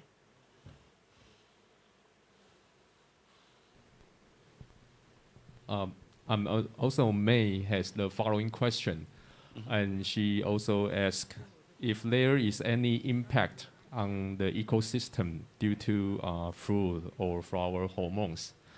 How could we find the solution for the balance between the ecosystem and the improving food production? how to find that. That's we have to do the research.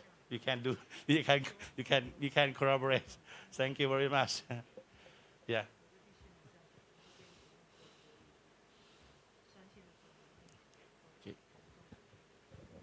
Okay, thank you very much, Dr. Shinipan. So let's give Dr. Shinipan a round of applause. Thank you.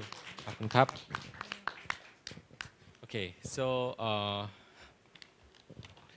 the next speaker, it's topic number 5, is Dr. Tomohiro Kondo from Associate Professor Dr. Tomohiro Kondo from Laboratory of Tropical Agriculture, Kyoto University, Japan. So Dr. Kondo is specialized in physiological response of tropical and subtropical fruits, such as a passion fruit and mango. And he's also recently researching on the reducing chilling stress on subtropical fruits. So please give a round of applause for Dr. Kondo. Oh, it's online. Okay, this is an online. Okay. So thank you for introduction. So nice to meet you. I'm Kondo from Japan. Thank you for great invitation and great opportunities. So today's my topic is current situation of passion fruit and avocado production in Japan, and challenge of reducing chilling stress, low temperature stress on these subtropical fruits.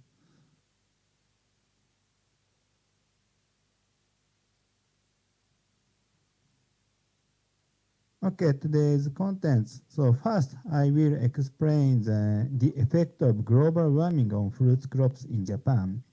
And second and third, so passion fruit and avocado cultivation at open field in Japan and its problems. Problems means chilling stress problem on subtropical fruits cultivation.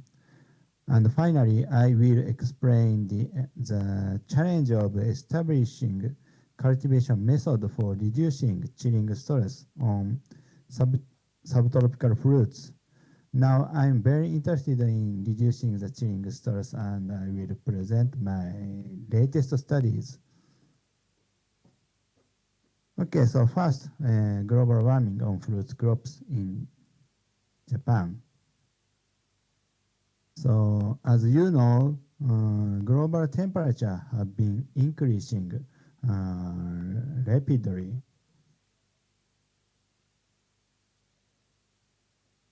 In Japan, temperature also have been increasing by 1.28 degrees Celsius by this 100 years.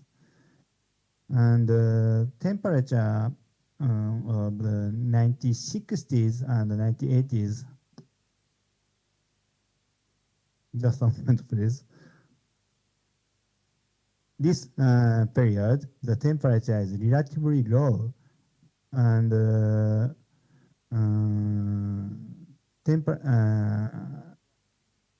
at 1990, temperature have increased sharply.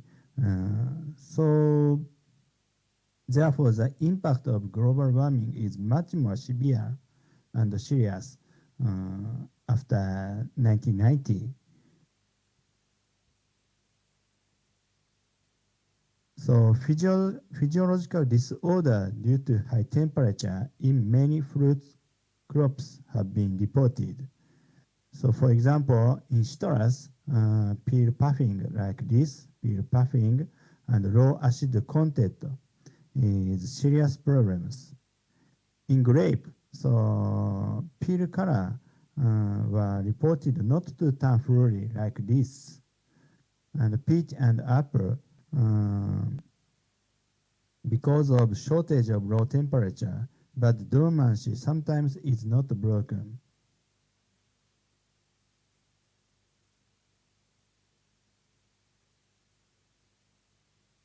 So Sugiura and Yokozawa predicted that fruit crop cultivation area will move northward And actually, fruits crop cultivation area have already moved. This is a situation of 2002 and 2060s. This orange color represented to suitable for citrus, unshu, Satsuma mandarin cultivation, and blue color is lower temperature area, and the pink color is higher temperature for Satsuma mandarin. In 2002, only southern part and the coastal area was suitable, but in 2060, southern and coastal area was predicted to higher temperature, this pink color, higher temperature for Satsuma mandarin.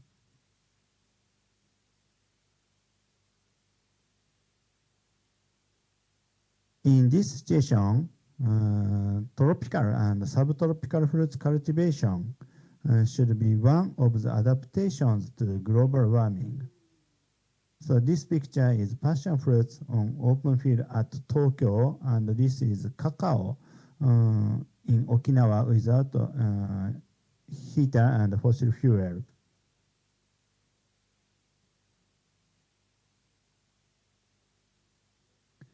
From 2016 to 2018, a national project to establish cultivation methods for passion fruit and avocado was carried out. This picture is one of the results of this project, a cultivation manual for growers. So everyone can access this manual from this URL.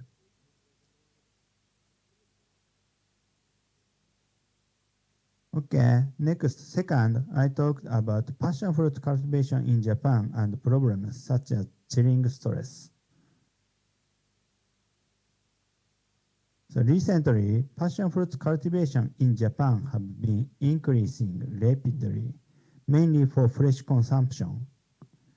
This closed square, this black square, closed square, represent production for fresh consumption. The amount is still low, but increasing rapidly.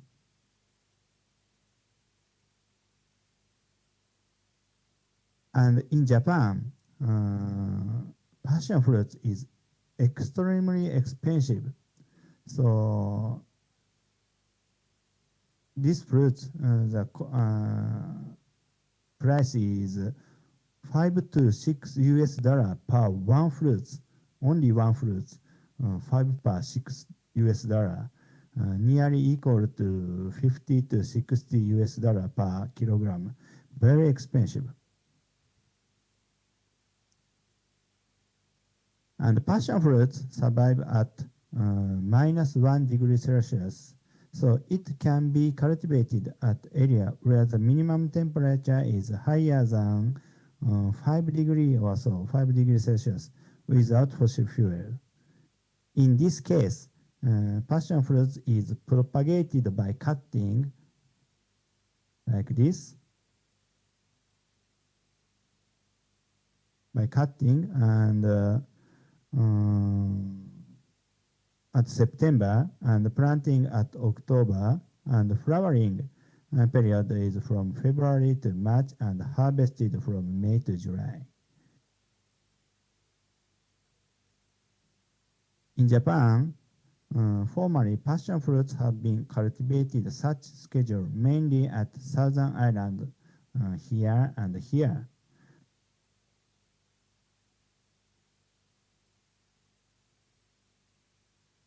But recently, even at the area where minimum temperature is below freezing, heating cost is very low for passion fruit cultivation, cultivated as an annual crop. This annual crop is important, so passion fruit is vine plant, so we can cultivate as an annual crop.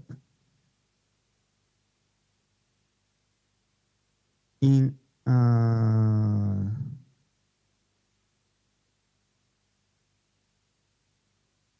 Passion fruit is also propagated by cutting at September, and in winter they grow at greenhouse with heater.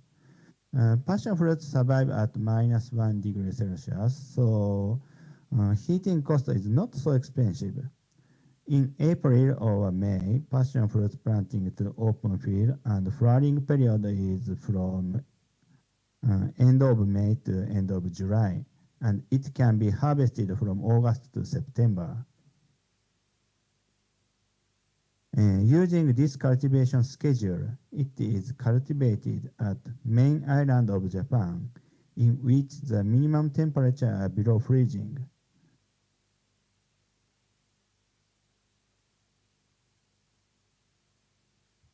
This picture is at Tokyo, and this is near Tokyo, cultivated on open field at temperate zone, not subtropical zone, temperate zone, but we can grow passion fruits like this. In this cultivation method, obtaining young plant with nearly 2-meter height and vigorous vegetative growth in early May, and this point, planting timing is very important. If plant is small and without vigor, we cannot obtain flower at end of May to July. And from August, flower is generally dropped by high temperature stress. So therefore, obtaining young plant with nearly 2-meter height and vigorous vegetative growth in early May is important and critical.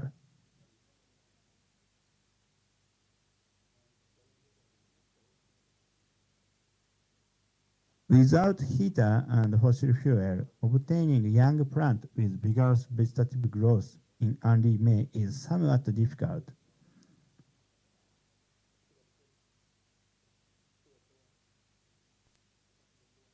Of course, with heater, it's not difficult, but growers want to save the cost, or sometimes they don't have a heating system. So saving the cost, they can survive at -1 degree Celsius, but vegetative growth is inhibited and leaf chlorophyll content is decreased. Once vegetative growth stops, regrowth will be slowed down even after the temperature increase in March and April.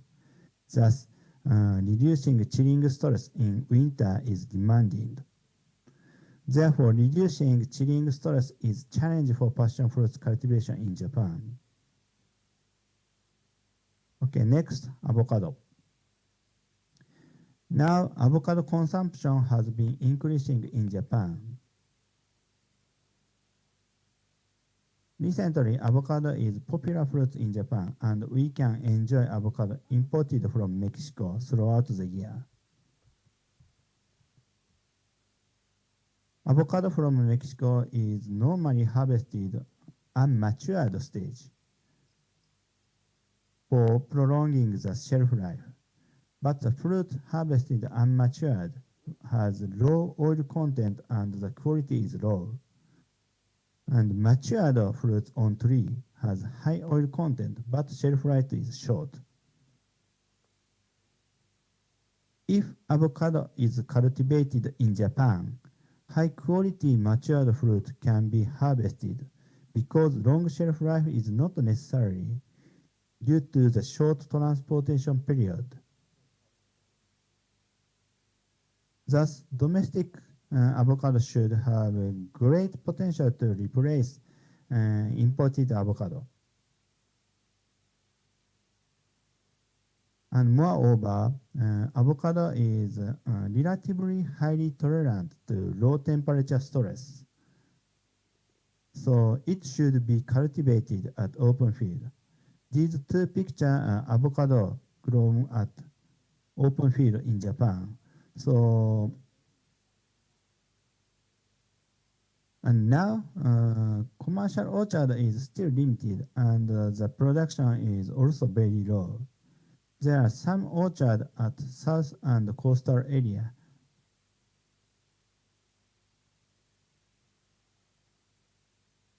this area, avocado orchard, where citrus used to be cultivated, like this. This is avocado tree, and this is citrus tree. And this is avocado, and here citrus trees. So avocado is sometimes cultivated in citrus orchard. Due to global warming, temperature of citrus cultivated area increasing to higher limit for citrus cultivation, and recently citrus price fall down sharply. Thus, avocado cultivation is currently the focus of much attention. So commercial orchard is still limited, but avocado have been reported to survive and bear fruit in some area where the minimum temperature is below freezing. This black point, we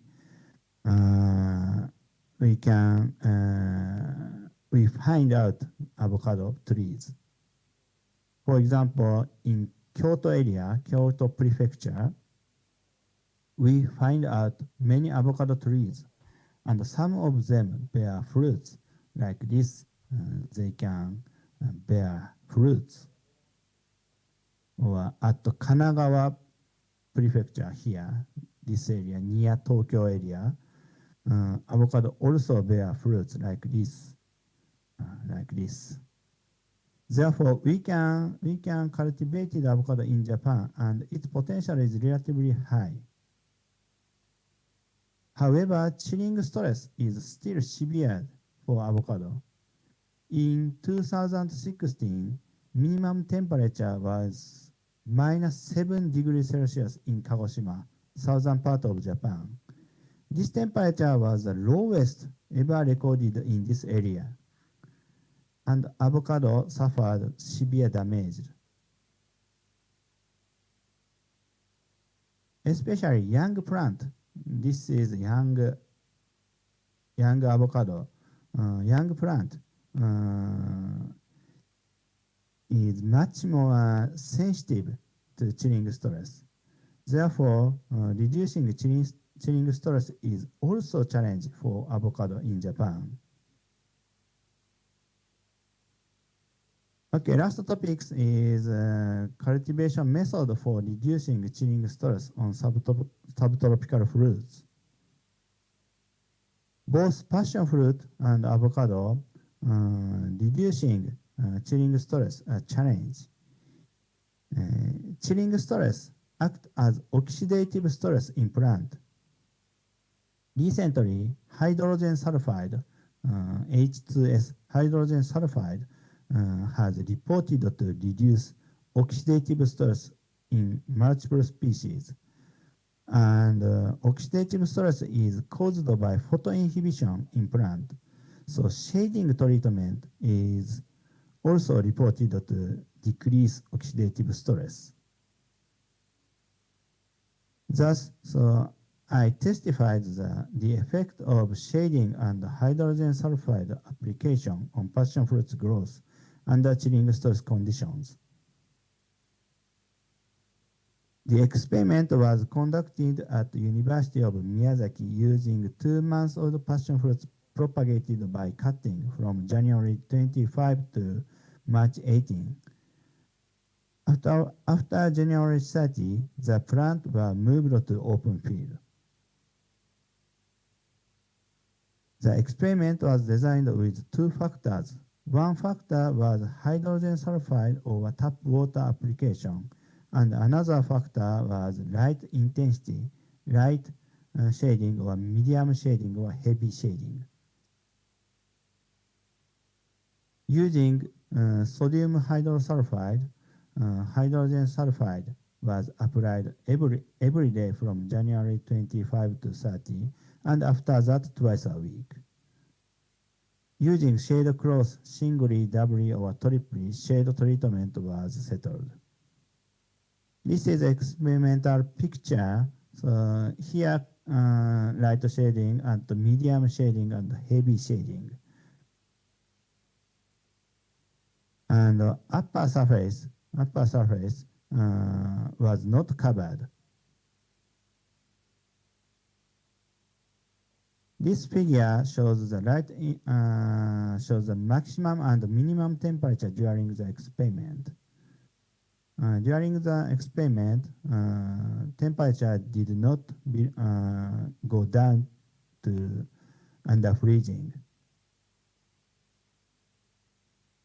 This figure shows the light intensity in the morning from 7:30 to 8:30.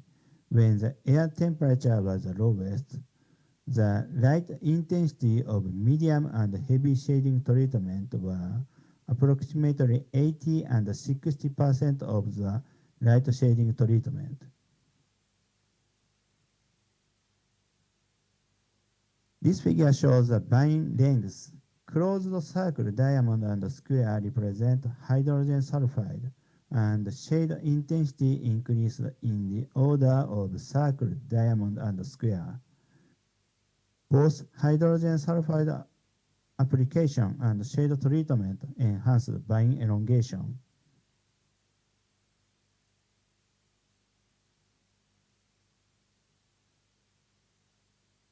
This figure is about leaf length.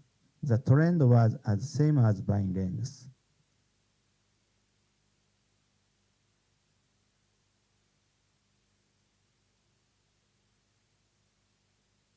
Beam elongated from the red circle. In light shading, the difference between control and hydrogen sulfide was small. These are heavy shading. Beam elongated more than light shading, and the effect of hydrogen sulfide was clear. So this beam is longer than control one.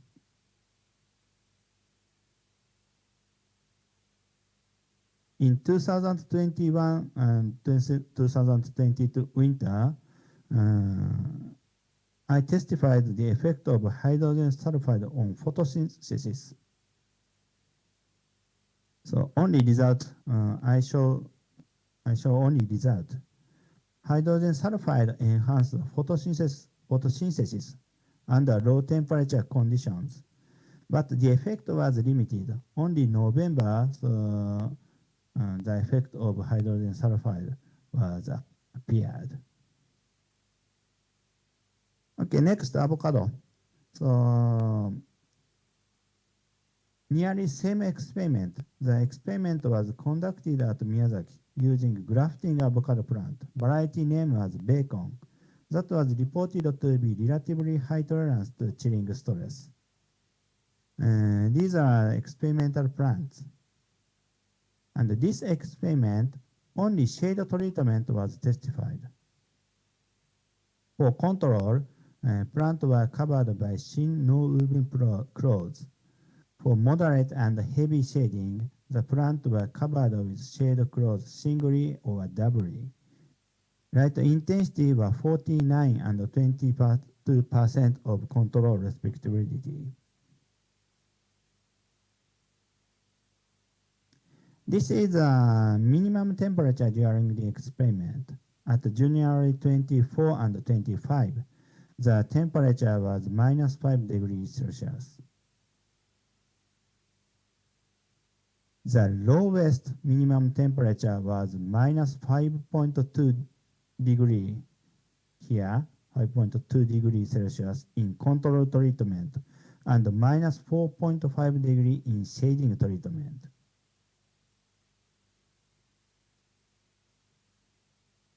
The plant in control treatment suffered severe damage by chilling stress, and 1 month after the coldest day, they died. And this is moderate shading treatment. Chilling damage was not so severe, but 1 month after the coldest day, upper leaves were damaged and fall down. And this is heavy shading treatment. Chilling damage was very light, and even after 1 month, plant had very small damage, almost no injury.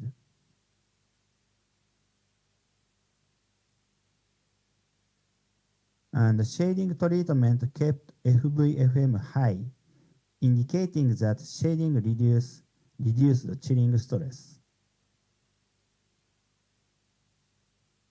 In 2019 to 20, effect of hydrogen sulfide application on photosynthesis also testified.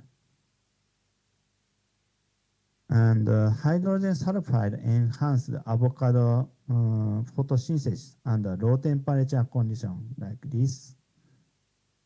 But the effect was limited, same as passion fruits. In conclusion, shading and hydrogen sulfide are both effective, and farmers already practice the shading treatment using rice straw for reducing chilling stress. Like this, using rice straw make shade like this. And using hydrogen sulfide cultivation method have not been established.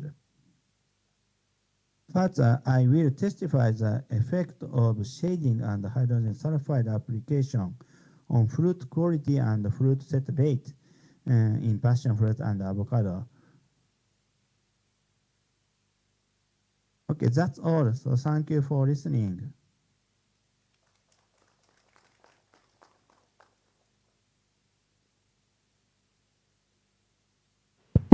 So thank you very much, Dr. Kondo, for an interesting talk. So is there any question? Okay, Dr. Shinapan.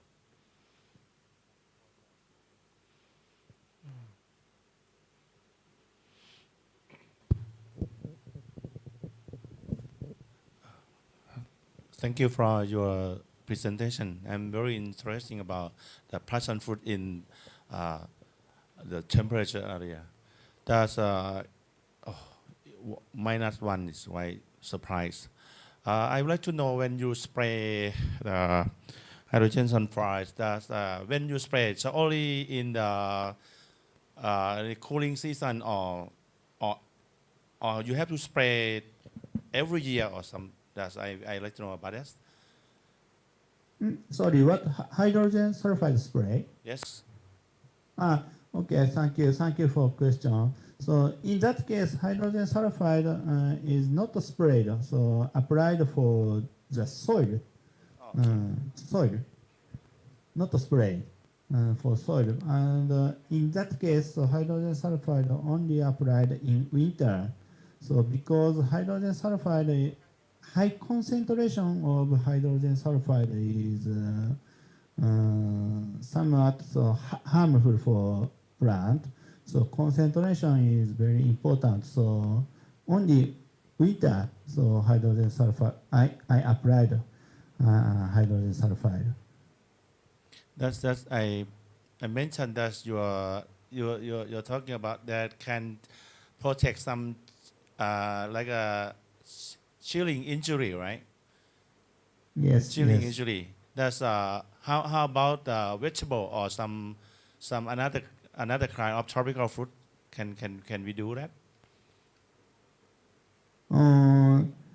Maybe so about hydrogen sulfide. So hydrogen sulfide decrease oxidative stress. So multiple species. So maybe so in case of other tropical and subtropical fruits, it should be effective. And in my case, I testified about chilling stress, but not only chilling stress. So for example, high temperature stress or drought stress or salinity stress. So hydrogen sulfide should be effective. Thank you. Okay, is there any other question for Dr. Kondo? We still have like 2 minutes left.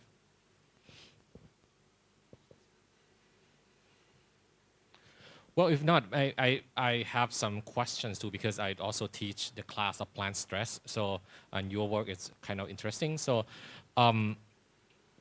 may I ask, what is the mechanism of the hydrogen sulfide, how can it mitigate the chilling stress? So usually when we're talking about reducing the stress in the plant, there are many substances that you can apply. For example, people usually apply like compatible solutes, some of the antioxidant compound that you can apply to the plant. But in this case, you're talking about hydrogen sulfide. So is there any explanation or any mechanism that we know how can this substance can help alleviate the stress in the plant?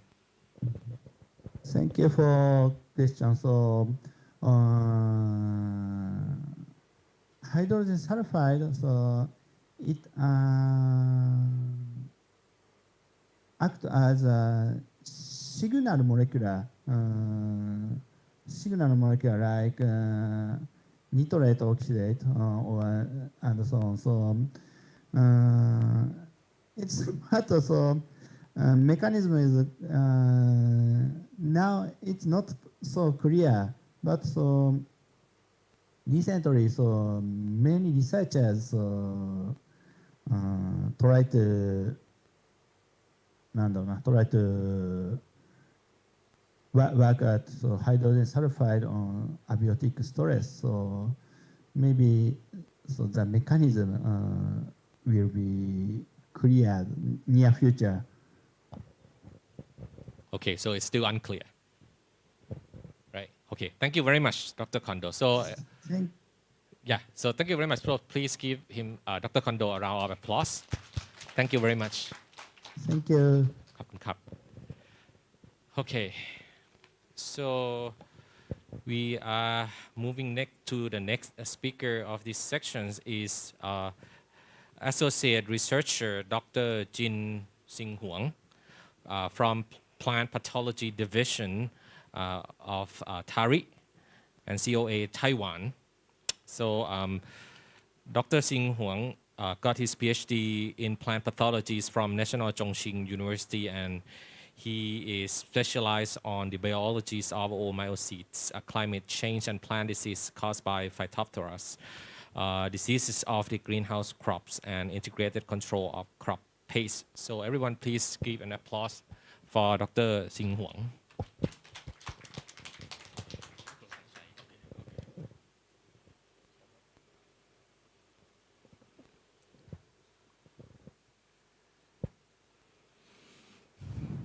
Good afternoon, everyone.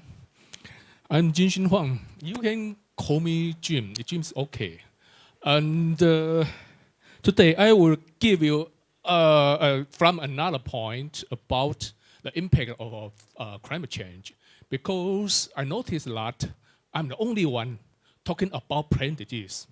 And the impact of climate change is not only in fact the plant growth, but also plant diseases. Okay, so I'll give the title of my presentation. That is, heavy rainfall has given rise to severe crop diseases caused by Phytophthora species in Taiwan. I'm taking passion fruit as an example.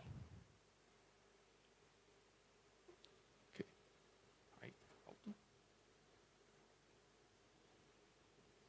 Next, how to use it. That's the outlines of my presentation. I will show the impact of global warming and the climate change on Taiwan agriculture, and then crop diseases caused by Phytophthora under heavy rainfall in Taiwan. Diseases case study: Phytophthora blight of passion fruit caused by Phytophthora nicotiana, and then conclusion. Okay. What's the impact of global warming and climate change on Taiwan agriculture? And you can see this figure shows annual average temperature. Okay, Taiwan. And in the last 100 years, the temperature of Taiwan rise about 1.6 degrees Celsius. More than our area, more than the average of global warming, even more than 1.28 Celsius in Japan, right? Just the Kondo say. Japanese only 1.28. In Taiwan, 1.6. Okay, we are number one. It's not a good situation. Okay. And the temperature rise every year. That's our problem. And maybe that's everybody's problem.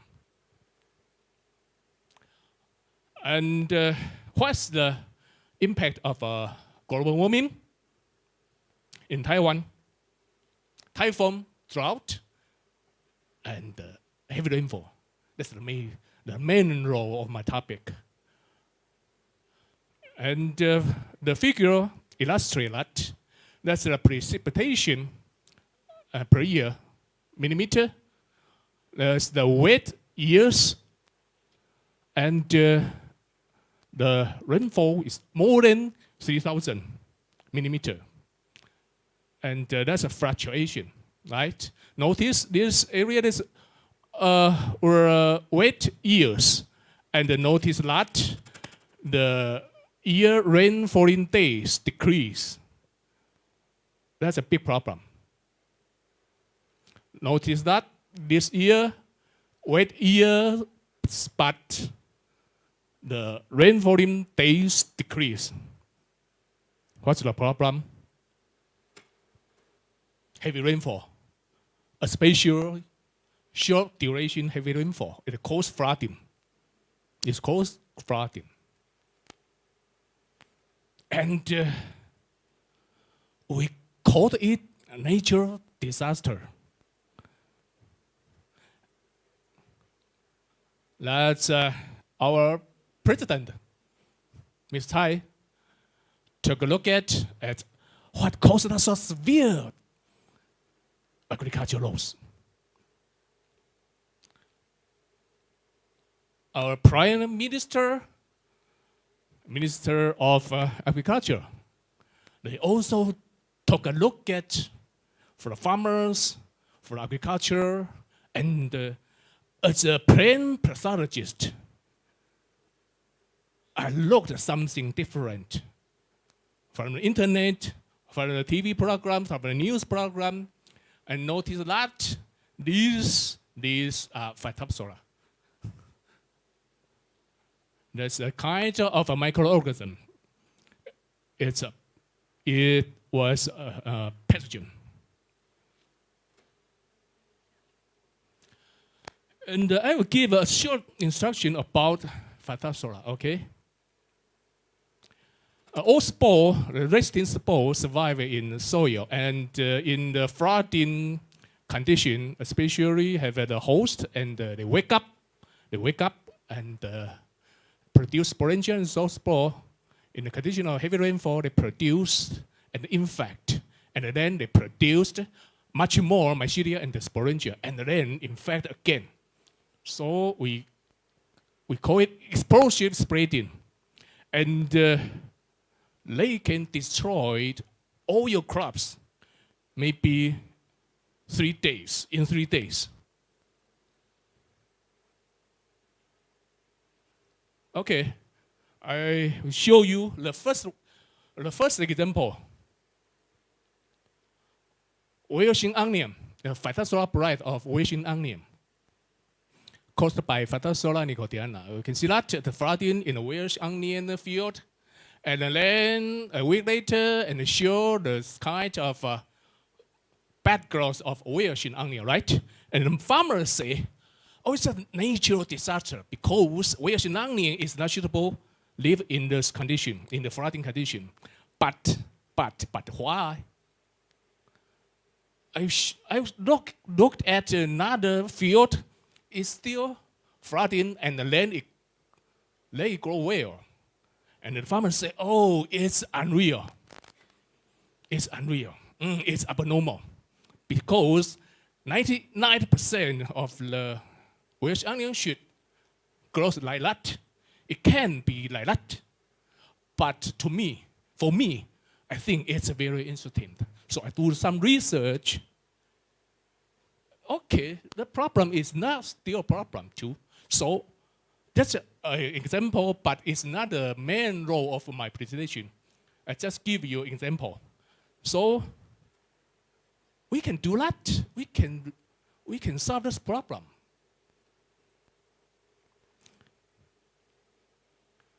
The other, such as pineapple, heart rot, phytosorapbrite of paper. Okay, it's a phytosorapbrite of cucurbit. The disease is so severe. It's so severe. And it will be another story because it's different from other bright, right? It's the different species, different phytophthora species. No damage on plant, but 99% of the fruit were infected. There will be another story. Okay, phytosorapbrite and the food rot of papaya, almost every year after heavy rainfall. And then the pomelo of Taiwan, fortunately not every year. Only 2009 and 2018, and just like that, flooding and plant death, fruit dropping, caused by Phytophthora species. There are more than 3 species can infect this crop and the fruits of pomelo.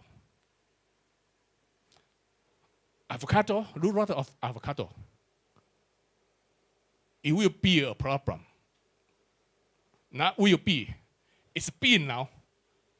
2022, this year. The coast severe. You know, there are the avocado trees over there. I took a picture from the sky, you know. So, just like that, root rot disease. Okay. That's the main role of my presentation. Phytosorapbrite of passion fruit. The symptom of the passion phytosorapbrite, that like that, leaf blight, and fruit rot, and fruit dropping. It caused severe yield loss on passion fruit. Okay, I give everybody a short instruction about passion fruit. The popular cultivar, Taiwan #1. And the others, maybe more than 90% of the passion fruit are Taiwan #1. And then starry, and then golden, and the major production area in the central Taiwan. This is the production area.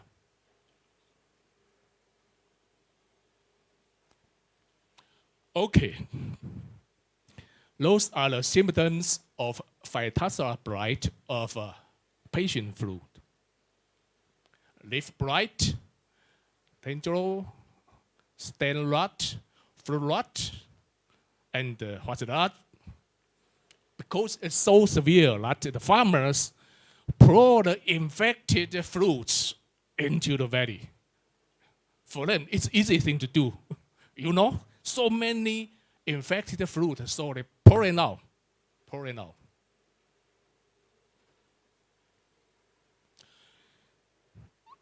Okay, let's look at the previous study. 1979, the research said there was a mild phytosorapbrite of this passion fruit. Notice that the yellow passion fruit caused by this pathogen. Only leaves and the fruit were infected while dense vegetation. 2015, 2016, severe disease happened in summer in 2015 and 2016. And we did some research about this problem. Phytosorapbrite of patient flora This is different cultivar. Tainung number 1, the most popular cultivar, Tainung number 1.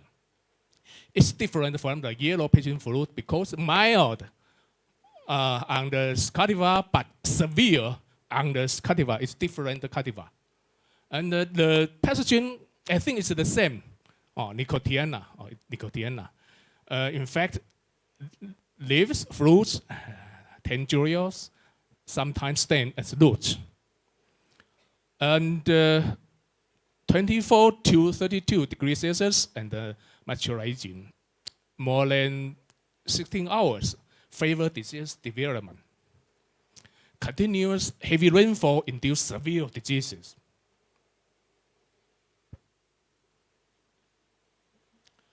Okay, so the first thing was to identify what caused this severe problem. Okay, from the morphology of the pathogen and the DNA sequence analysis, this pathogen was identified as Phytophthora nicotiana.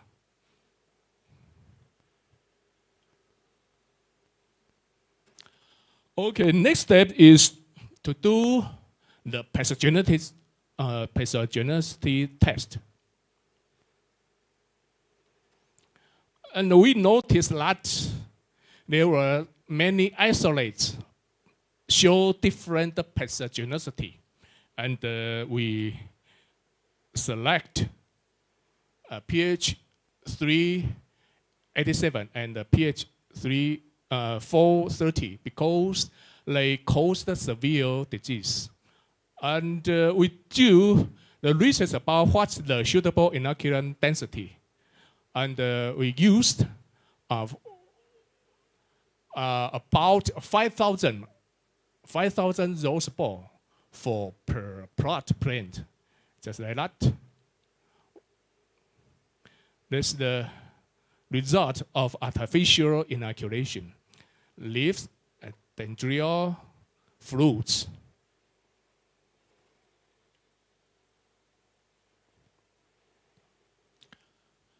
This characteristics of this disease is so, how to say that?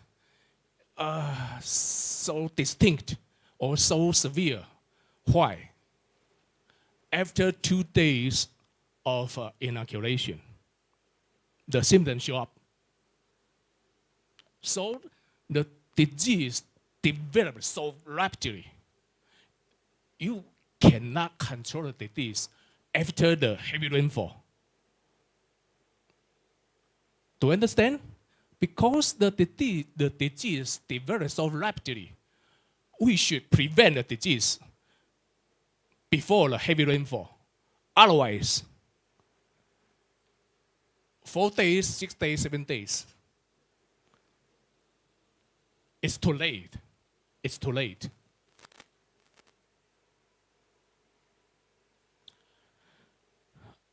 This figure shows different patient flu cultivars. The susceptibility. Okay. There's different cultivars such as Tainung number 1, starry, and yellow passion fruit. That's the old cultivar. And we inoculate on leaf. So this is leaf infection, and we inoculate the basal stem. This is Crohn's infection. Okay, this is disease severity. Notice that Tainung number 1, the most popular cultivar, is the most susceptible.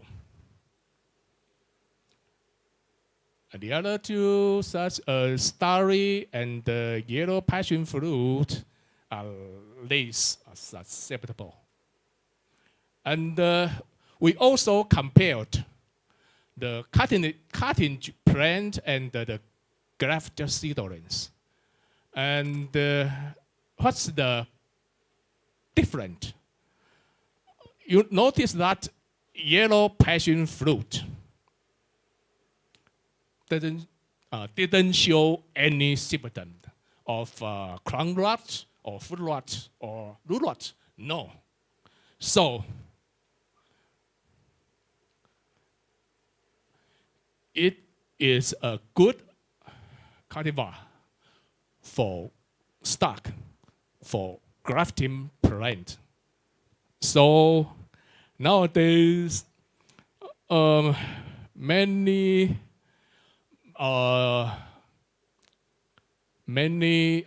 passion fruit seedling they were used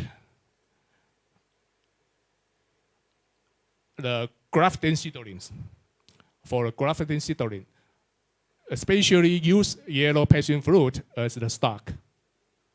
Okay, so as I know, almost more than 99% of the passion fruit seedlings in Taiwan were grafted with, as I know, most of them were grafted with yellow passion fruit as the root stock in Taiwan.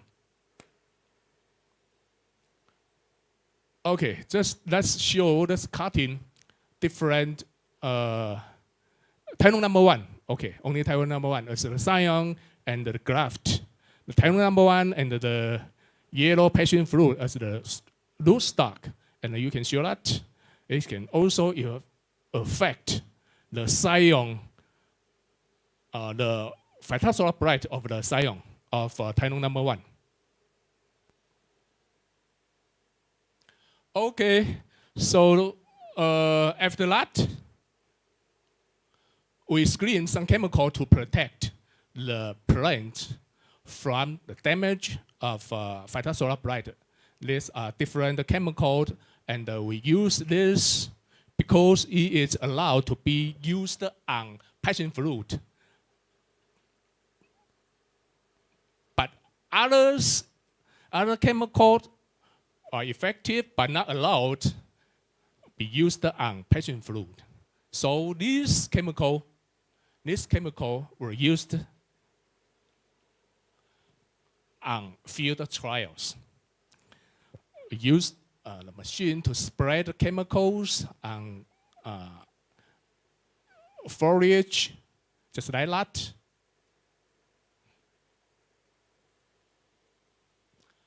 And then we found these fungicides were effective, but these fungicides are not was not used to be or was not recommended to be used on passion fruit because of the pesticide residue issue. So we select this fungicide and then phosphate, and then we combine together, and it showed better result to control the disease. But notice that fungicide sprayed before and in a rain break, you know that's very important. And the treat D means B plus C means this fungicide and then phosphate. Phosphites were sprayed every 10 to 14 days since 6 weeks before heavy rainfall. So phosphite should be sprayed more earlier, before heavy rainfall. Okay, that's the treatment D.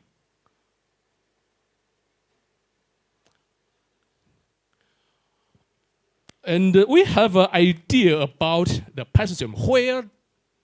Where did the pathogen come from?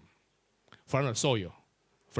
So we do the test to figure out how many pathogens in the soil, and we noticed that almost every inch of the soil have the pathogens propagated, have the old spore. And we can use the baiting method to baiting these pathogens from the soil, immersed in the water, okay? And large amount of those spores were released after soil immersed in water for 48 hours. Okay, so crack tick up. Okay, I will move on fast. And then we used Botex mixture spread on the soil surface, just like that.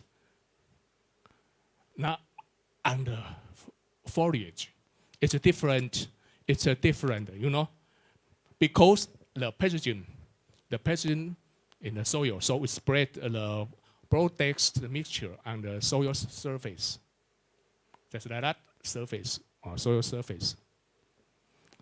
Okay, it really controlled the disease. I just show you this. That's the control. This is the Botex mixture sprayed on the soil, and then that's the result of our free field trials. That's the D treatment, chemical plus phosphate, but it's not enough. You know, that's D treatment, and this was D treatment plus Botex mixture on soil surface. It really reduced the disease severity. Okay, that's the D treatment, but it's not enough. D treatment plus Botex mixture. Good result. And you say, maybe the disease is not severe. Okay, I will show you the picture. There's the field beside the field trials, and you can severe disease happened in this field. And this is for field trial, and you can see small spot over there. Okay, we'll show you the D treatment and then the Botex mixture sprayed on soil surface have the good control result, but notice that it will reduce the microorganisms in the soil. So it might be a problem. So more research should be done for this microorganisms in the soil. Okay, that might be a complicated slide over there. And the 2021, and this continuous heavy rainfall and it caused severe disease. But 2022, this continuous heavy rainfall, and in August only rainfall but not continuous. It's a heavy rainfall but not continuous. You can see this is relative humidity, not 100%, but like this humidity 100%, average humidity, related humidity is 100%. It means it continually rains. It means it's rain all day. It's rain all day.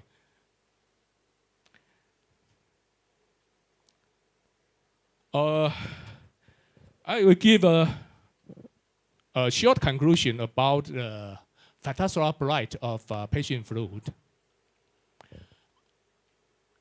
The pathogen disseminating from soil and then infect seedling spreading by rain splash. What caused the severe disease? Cultivars, panel number 1, okay? Weather factor, high temperature, heavy rainfall, strong wind, and then dense vegetation. Disease control, you use good root stock. Weather forecasting, forecast weather such as heavy rainfall, and then precise chemical spraying. Nowadays we use the chemicals, but I think we will try different materials such as environmentally friendly materials. Because we know what they survive in the soil, okay, and then spread to the foliage by the rain. So I will give a conclusion about my presentation. The global warming caused the climate change and the extreme weather. Heavy rainfall is the common situation in Taiwan. And some crop damage under heavy rainfall were caused by plant pathogens, especially by Phytophthora species. Disease forecasting is important for controlling the plant disease caused by Phytophthora, especially under heavy rainfall. Integrated pest management, such as disease forecasting, especially weather forecasting, geographic information, crops, and we should know what the characteristic of crops and pathogens. Okay, that's my presentation.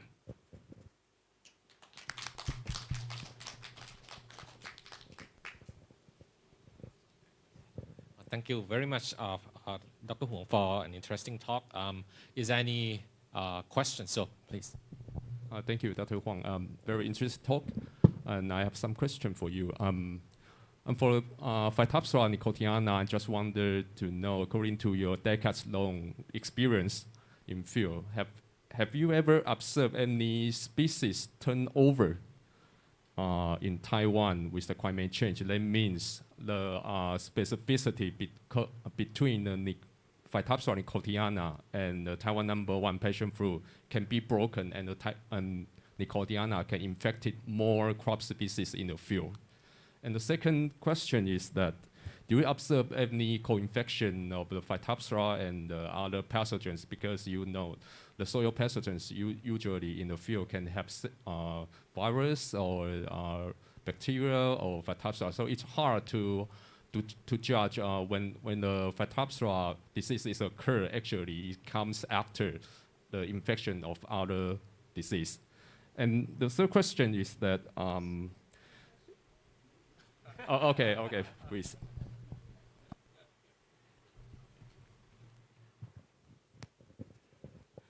Okay, I'll give my opinion about the second question. Co-infection of different pathogens, right? Your question. Under heavy rainfall, I think Phytophthora is the main role in this condition. No problem, Phytophthora.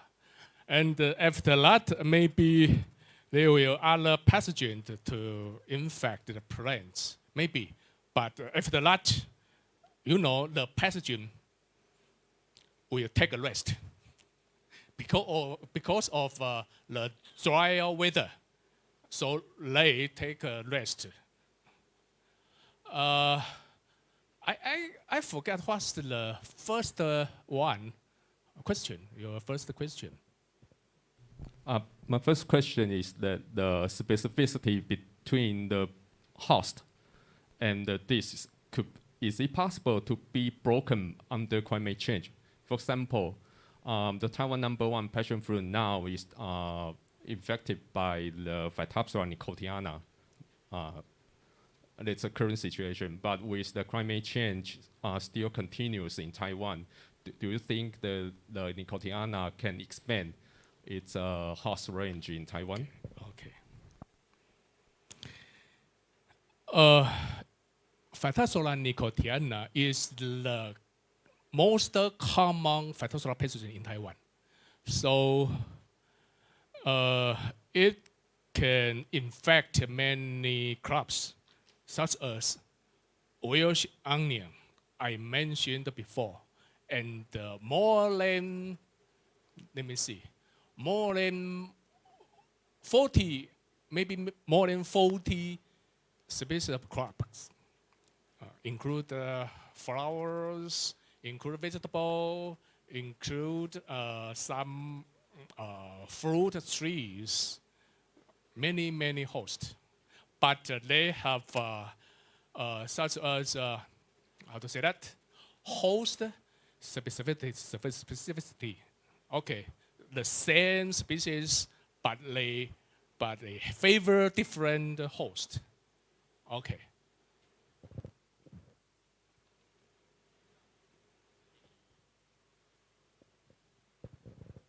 Any? Dr. Shinapan.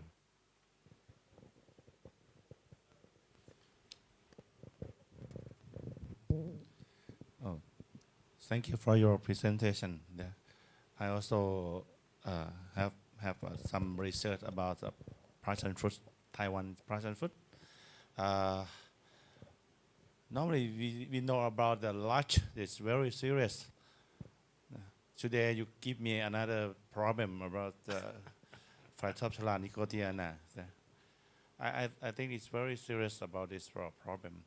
And maybe it's similar to our Thailand fruit tree a lot also. Except chemical, do you have any experience or another kind of, or so for example, a micronutrient or some microorganism or something? I think it's quite better because I also do about microorganism.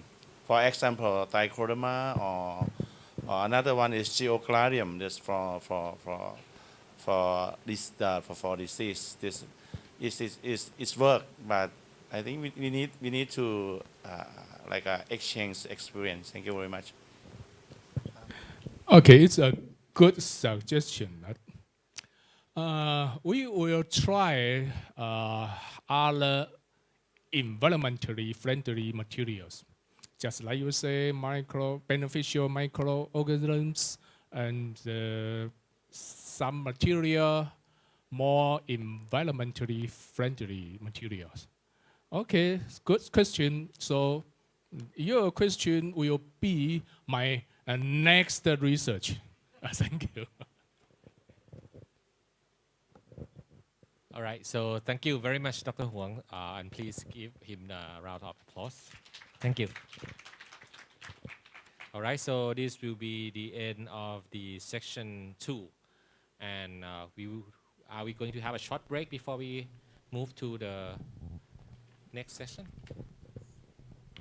Okay, thank you very much for the moderator, Associate Professor Dr. Siriwatt Sakhonwasi. Thank you very much. Yes. In the next, we will have the coffee break for afternoon, and then we will come back again on 3:30 p.m. Thank you. Please.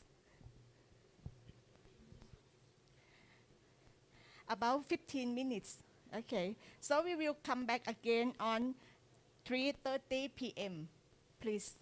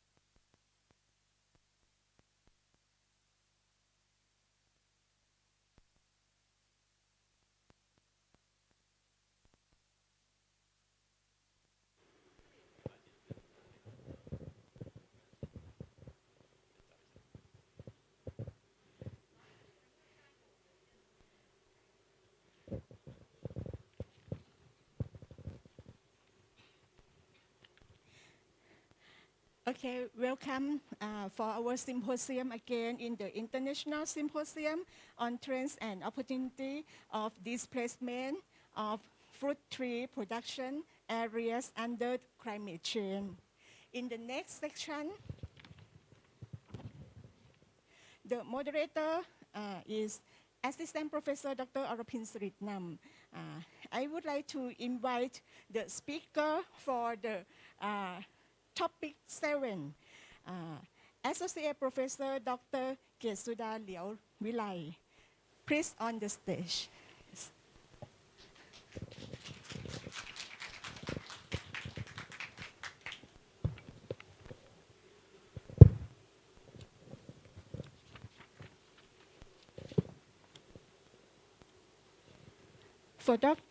For Associate Professor Dr. Kesuda Liao Vilai, she's graduate from the PhD program in the Plant Biology,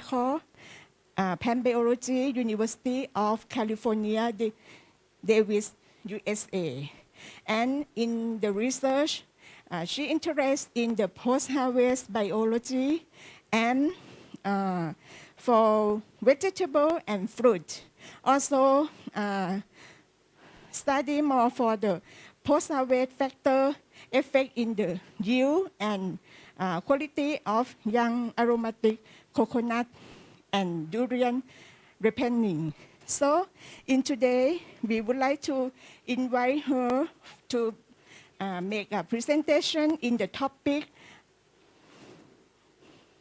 climate factor effects affecting yield and yield prediction of aromatic coconut. Please. Thank you very much, Chairman, for your kind introduction, and good afternoon, everybody. May I sit down? And I probably have to use the cursor because I just realized from the online they couldn't see the pointer when we use this one. Okay, thank you. Today, it's my honor to present part of our work from our multidiscipline team from Department of Horticulture, Entomology, Soil Science, Agriculture, Engineering, and Statistics. And before going to the topic of climate change into aromatic coconut yield, I would like to give you some introduction about how important of these aromatic coconut. For aromatic coconut, people fond or love the coconut water. And for global coconut water market are increasing. Actually, this is only from the market in the US. There was value at about $5 million in 2020 and expected to worth 11 billion in 2027 with the growth rate of 15%. And for Thailand most export fresh fruit, aromatic coconut is actually ranked number 4th of the Thailand most exporting fresh fruit, followed by only durian, longan, and mangosteen. And the number increased every year. For example, in 2020, the value was 3,000 million baht, and the value doubled in 2021 to 6,000 million baht. And this year, only 9 months up to now, the value already doubled. So some people said aromatic coconut is the second durian for the export. It is the rising fruit, the rising star fruit for the exporting of Thai fresh fruit. For those of you who are not familiar with this aromatic coconut, it is the same species as the tall type coconut. However, it's shorter and they have a unique aroma of pandan plant. The fruit, well, I can say nut, harvested at immature stage where they are only 6 months after antithesis, which is earlier than the tall type coconut. The fruit of the tree also start to bear the fruit at age of 3 years after growing or after sowing, which is earlier than those tall type. We can grow coconut everywhere in the world. However, the main growing area is in Brazil, India, and Southeast Asia. In Thailand, actually, we grow both tall type and the aromatic coconut type. For the tall type coconut, they are actually 10 times higher in terms of area compared to the aromatic one. And the tall type are mainly in the southern part of Thailand, and the aromatic coconuts mainly growing in the middle part, where especially in the area where the river flow into the Gulf of Thailand. In that particular area, flooding is the problem. The sea level can be fluctuated. And with that, the farmer prefer to use ditch and dike system where they have a plant on the canal and then they have water around these plants. However, in the upland, where the flooding is not a problem, coconut can grow in the flat land. Although the plant is around the tree all the time, the irrigation is still required. The young tree, less than 2 years old, need about 10 liters per tree per day. However, for the old tree, older than 5 years old, it needs about 100 liters per tree per year in order to get good production. And then another special for these coconut is that they're bearing the fruit all the time.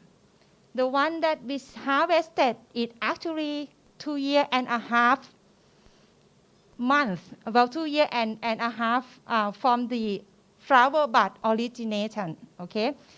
And every 3 weeks, they get the new inflorescence, meaning that at any time point during this process, if you have severe climate change or anything abnormal, it can infect any step of this development. Okay, that is another complicated, unlike other plants where they have only one time flowering, one time fruiting. For coconut, they have all the time. It happens all the time. And when we start look at these coconut yield during the 5 years from 2015, we found that throughout the year, there are some periods where the yield is actually low.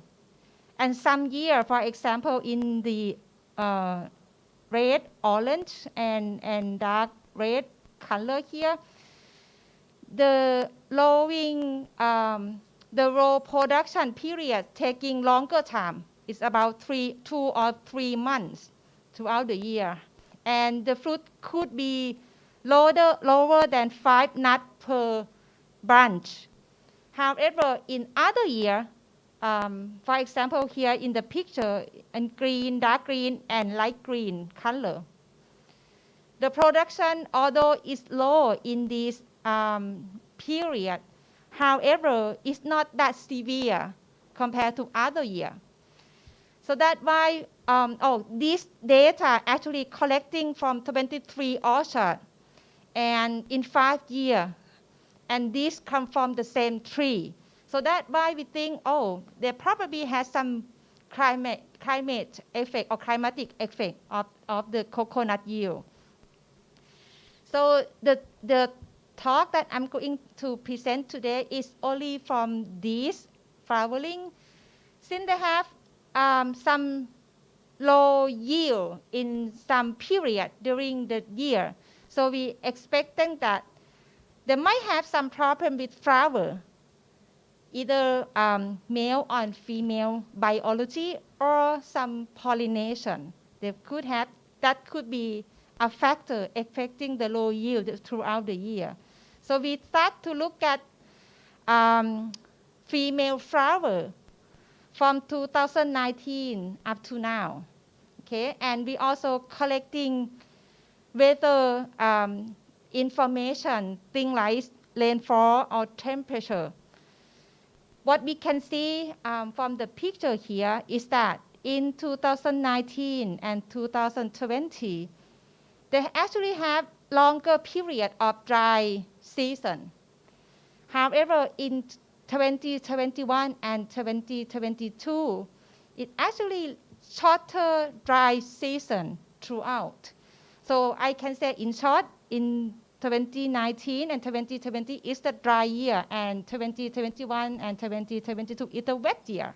Okay, and the temperature in 2019 and 2020, the average temperature is 1 degree Celsius higher than the other 2 years.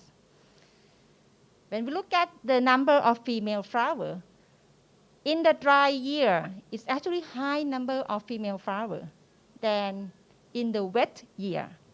Okay, and in coconut, a 60% fruit drop commonly found in aromatic coconut. However, in those dry year, the fruit drop can increase up to 80%. What does it mean? So although in dry year you have more flower, but those flower drop drop 80%, and that could result of low yield in the dry year. However, in the wet year, you have less number of flower, of female flower, but the fruit drop percentage also low.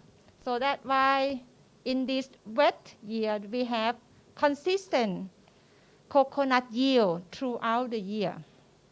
Okay, so that's one thing. So from that data, we might be able to conclude that at least rain amount affect the number of female flower and also affect the fruit drop. Then coming to the fruit drop data, we start to hypothesize why the fruit drop is so high in coconut. Are there any problem with the female and male biology, or they don't have any pollination? For the first question, we look at the anther dehiscence. So we hypothesize that during the rainy season, when the humidity is high, the anther will dehisce slower.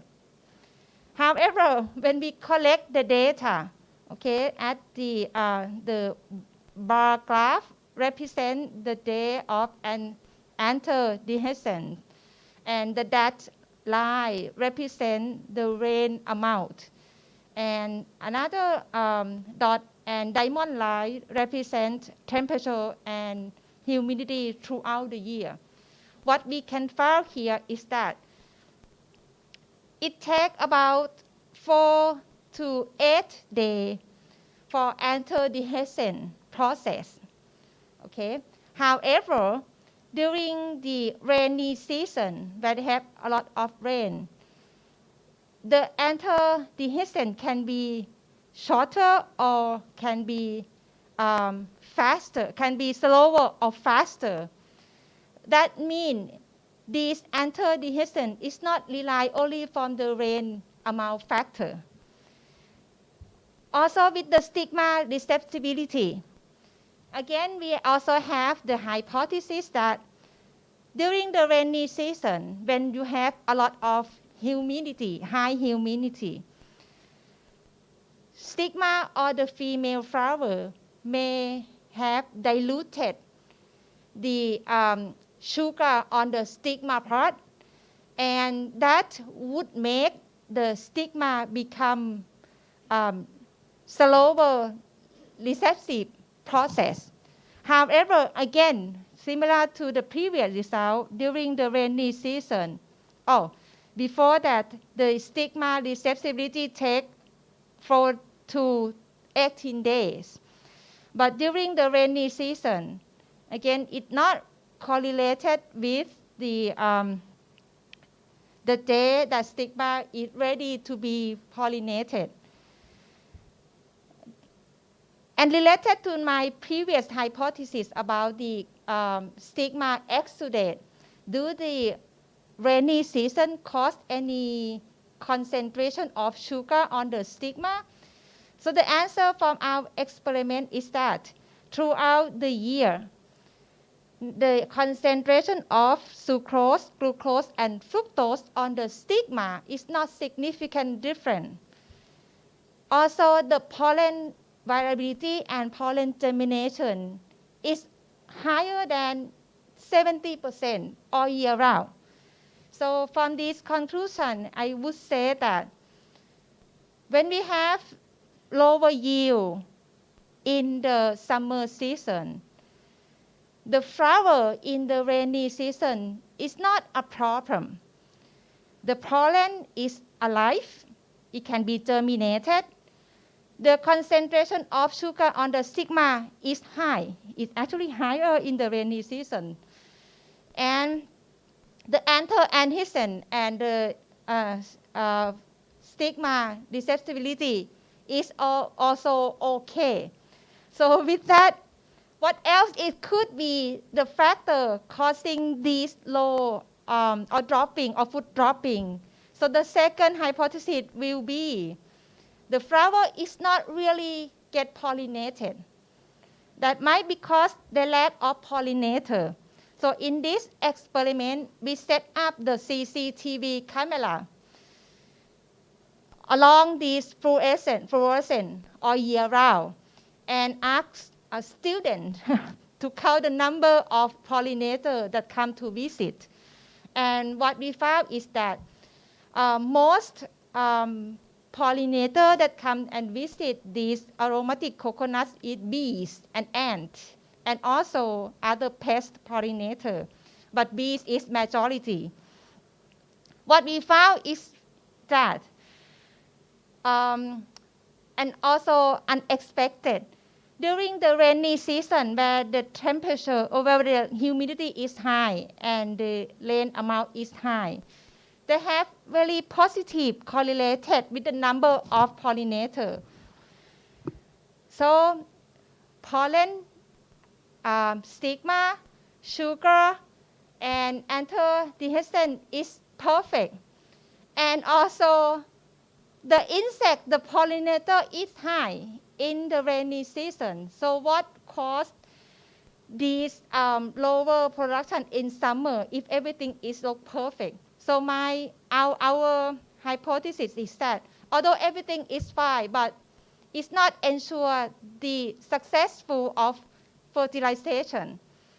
You know, it can be, the pollen might be able to flow on the stigma. Pollen can be germinated. However, it doesn't mean that it can successfully go into fertilize with the egg inside the flower, the female flower. And that could be a next step of our experiment. We're going to observe the fertilization in the real situation. However, we also try to help with this pollination while we use stingless bees. And what we found is that using stingless bee can reduce food drop, especially in the rainy season. And with that hypothesis and result, up to now, we don't have absolute answer or absolute solution to make high production or high yield throughout the year. So what we can do in the parallel is that try to make a prediction model that could be to benefit or to benefit to farmer and also to the wholesaler. For the farmer, if we can predict the yield at least 1 year in advance, the farmer can have may have some practical that increase the yield. For the wholesale seller or for the exporter, if we can predict the yield 1 year in advance, it can make a market plan. Okay, so that's why we also doing this prediction model. In this experiment, we have 2 scale for the big and 2 details scale. For the big one, we only have the fruit yield collecting from 23 aromatic coconut orchard.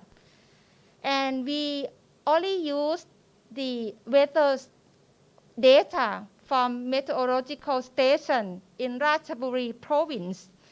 And those 23 orchards is actually located less than 30 kilometers away from this station. What we can find is that using stepwise multiple linear regression, we can get the accuracy prediction model up to 66%. And by putting rainfall, air temperature, relative humidity, evaporation, and soil temperature as variable factor. And also with the same set of these variable factor using artificial neural network, the accuracy prediction model increased to 89%. But the problem with here is that we don't know or we could not explain why the information of this weather 1 year the weather information, how could they predict the yield 1 year in advance? We don't know because we already put the data of weather information and we predict the yield. So in order to know actually what happened or what factor, we also set up this weather station in each of these 3 orchards. We collecting data, and we also be collecting the number of female, the percent fruit drop, and also weather information from 2.6 years before harvest, and use that information with dynamic Bayesian network with time series analysis. Now we can say 95% confident that we can predict the yield at least 7 years in advance. Using 3 months before plus the number of female when we see right now to predict 7 months, to predict the yield 7 months in advance with 95% correct. And with that, I didn't see the slide, but I will stop here and will be more happy to take question or suggestion. Thank you.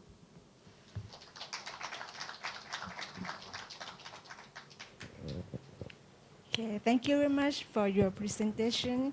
And in this time for the question, please.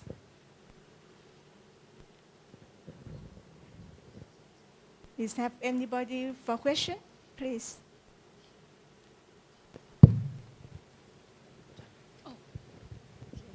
Well, very interesting information. May I have a last slide?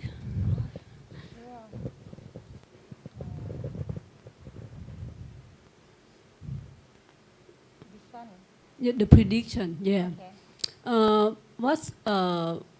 What's your hypothesis that you are thinking about 3 months that correlate with the 7 months of the production? This is very important information. Thank you. It's very good question. I didn't have 3 months before flowering. That is a time of sex determination. So coconut is they define the sex later. At the beginning, they not have a male or female flower until 3 months before flowering. At those times, they will determine whether they're going to be female or male at the particular position of the lattice of inflorescence. And that well, we expecting that these 3 months will be affecting the number of female flower. And that's why we had to combine the weather in that area, and then based on literature review, temperature and also rain amount affect the sex determination. Yeah. So it means that the information 3 months before sex determination is correlated with the production of the coconut. Exactly. In order to get high yield, you should have a More lot of female female. flower, and those female flower should be pollinated, and and then fertilization should happen, and also food development. So it's actually 4 process together. So do you have any information between the male and female ratio that's suitable for fruit setting? Up to now, we just have observation. We didn't set the experiment yet. Okay, that's very interesting. Thank you. Thank you. Any question from the online? Okay. The question from online, how sting bees can reduce food drop during rainy season. This is also a very good question. You know stingless bees, right? Stingless bees is the bees, one kind of bees that doesn't have sting. This one, stingless bee, both bees can fly up to 3 kilometers from the hive. So during the rainy season, they don't have enough light intensity. If you raise bees in the orchard, the bee will not go out and find food. They will stay at the hive. Stinglet bee can fly shorter distance. So that means it's increased possibility to fly out. And another thing is that stingless bees collect 50-50 of nectar and pollen, where bees collect more nectar than pollen. So that's why we think, and another good point for stingless bees is that they are habitat in the local orchard. For the bees, it's actually, I believe that some bees, they just like some location. You cannot raise bee in every place, but not like stingless bees. So I think that probably, that might be my answer for Dr. Muhammad's question. Yes. One more else? Online, I don't see any more questions from online. Okay, I have one more question about the type of the coconut that we have in 2 types in your presentation. Could you explain more for the main effect of the each type of coconut that can have effect for the resin production? This is also a very good question. You know tall type coconut, right? The one that we use for milk to do curry, that tall type one. And this, the dwarf type, which is aromatic coconut. The tall type, it takes 1 year from flower to harvest. The dwarf type use half year. Okay? So in the tall type, if anything happened today, it's going to affect next year, today, but next year. So meaning that, but both tall type and the dwarf type had low production in the dry season.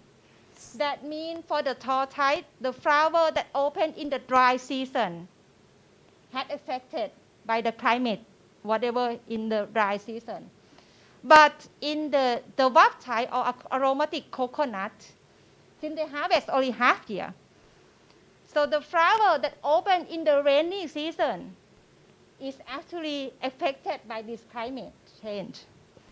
So that could be my answer. What is the difference between the 2 coconut types? Yeah. Yes. And then a lot of literature review, they observe the high temperature that would affect the pollination. But that could definitely be a case for the aromatic coconut because the flower in the dry season is not a problem. We have a plenty of coconut available in the rainy season. Yeah. Okay, thank you very much. We have more clear data for the coconut, especially for the aromatic coconut. Yes, thank you very much. Yes. In the next topic, on the topic number 8, we would like to invite Professor Dr. Domingo E. Angelis on the stage, and he will have the presentation on the topic food production in the Philippines amidst climate change. For his curriculum vitae,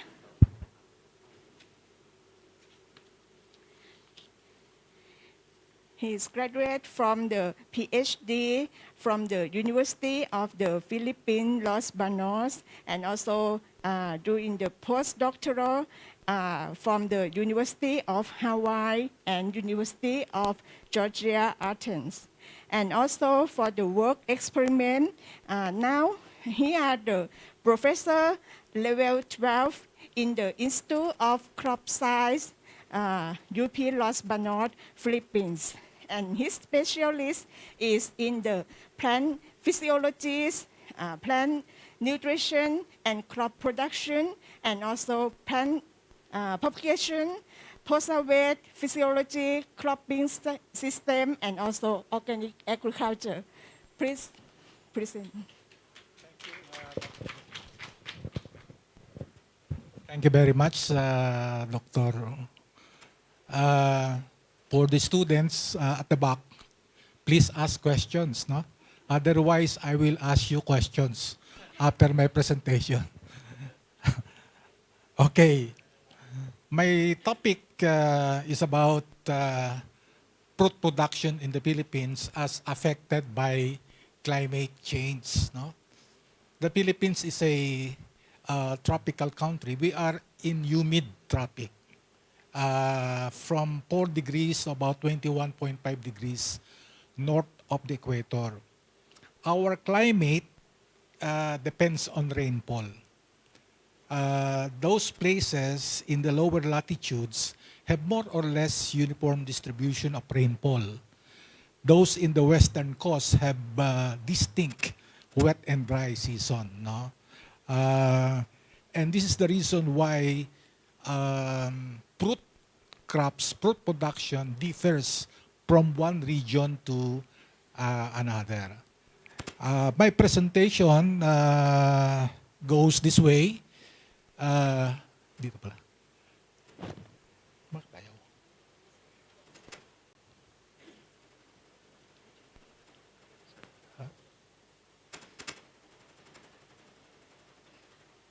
Sige. Ayan. So, I will be talking about the manifestation of climate change in the Philippines and then discuss with you how climate change affect fruit production. What are the ways that we do to address the challenge of climate change? What are the issues that affect local response to climate change? And then the courses of action that we should undertake, at least in the Philippines, so that we can institutionalize whatever programs we have to attend to climate change. All right. Now, for almost 130 years, temperature changes, and it increased by 0.85 degrees Celsius. No? This is because of global warming, and further increase in temperature is inevitable. In fact, in the Philippines, temperature increased for the last 60 years by 0.64 or 65 degrees Celsius. And this will further increase. In fact, by 2050, temperature in the Philippines will increase in Luzon and in Visayas by 1.5 degrees Celsius. and in Mindanao by 1.4 degrees Celsius. So, and based on that, we have to plan, no? We have experienced erratic rainfall pattern, no? You will notice in the right graph how rainfall changes, no? High in the 70s and low, yes, in the 90s, no? Little bit, low in the 70s and high in the 90s or 2000, no?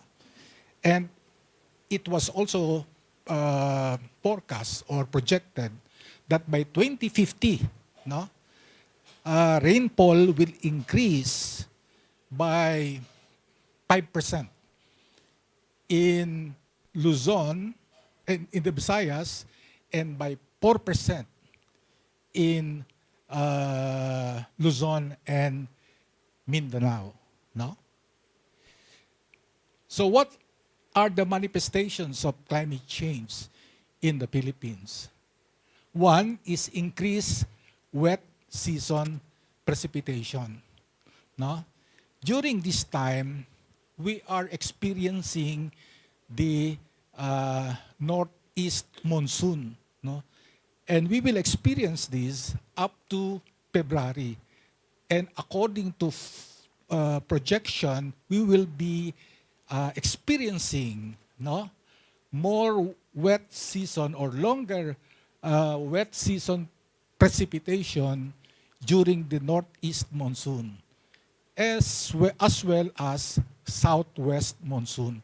The southwest monsoon starts in June, July, August, and accordingly, this could extend up to November. And what is the cause of this? The ultimate effect of this is, of course, flooding and increased incidence of vector-borne diseases, as well as risk of landslides. What else? Accordingly, there will be a decrease in dry season precipitation, because even during the drier months, particularly in distinct wet and dry season, we experience precipitation. But by 2050, and I think we have been experiencing it now, there will be a decrease in dry season precipitation. And what will be the ultimate effect of that? Longer drought, decrease in yield. And of course, some areas may no longer be fit for crop production because of this. What else? Of course, seawater rise. Accordingly, by 2050, no, 64 out of 81 municipalities, or provinces rather, in the Philippines will be affected. And you know what will be the effect of this in the eventual future? Salinization of our croplands. And of course, with this climate change, now there will be environmental degradation. In fact, erosion threatens 46% of our arable land. No? 17.3% are under severe erosion. And we know for the fact that eroded land are poor in fertility, no? Are more prone to crop losses due to unproductivity. No? We will be experiencing drought and so on and so forth. But as of now, the changes in temperature and rainfall is within the temperature and rainfall range of many tropical crops grown in the Philippines. No?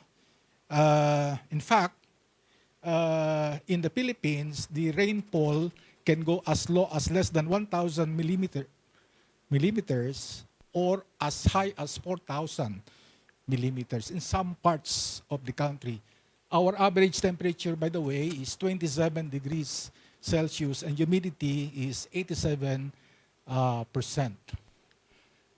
Because we are in the Pacific, we are highly vulnerable, no, to hazards. In fact, we were third among 171 countries based on our exposure to hazard. Fourth among countries hit by the highest number of disaster. Fifth in the global climate risk index, and 13 most vulnerable among 180 countries. Most climate vulnerable among 180 countries. Okay. So we grow a lot of tropical fruits, no? From major to minor.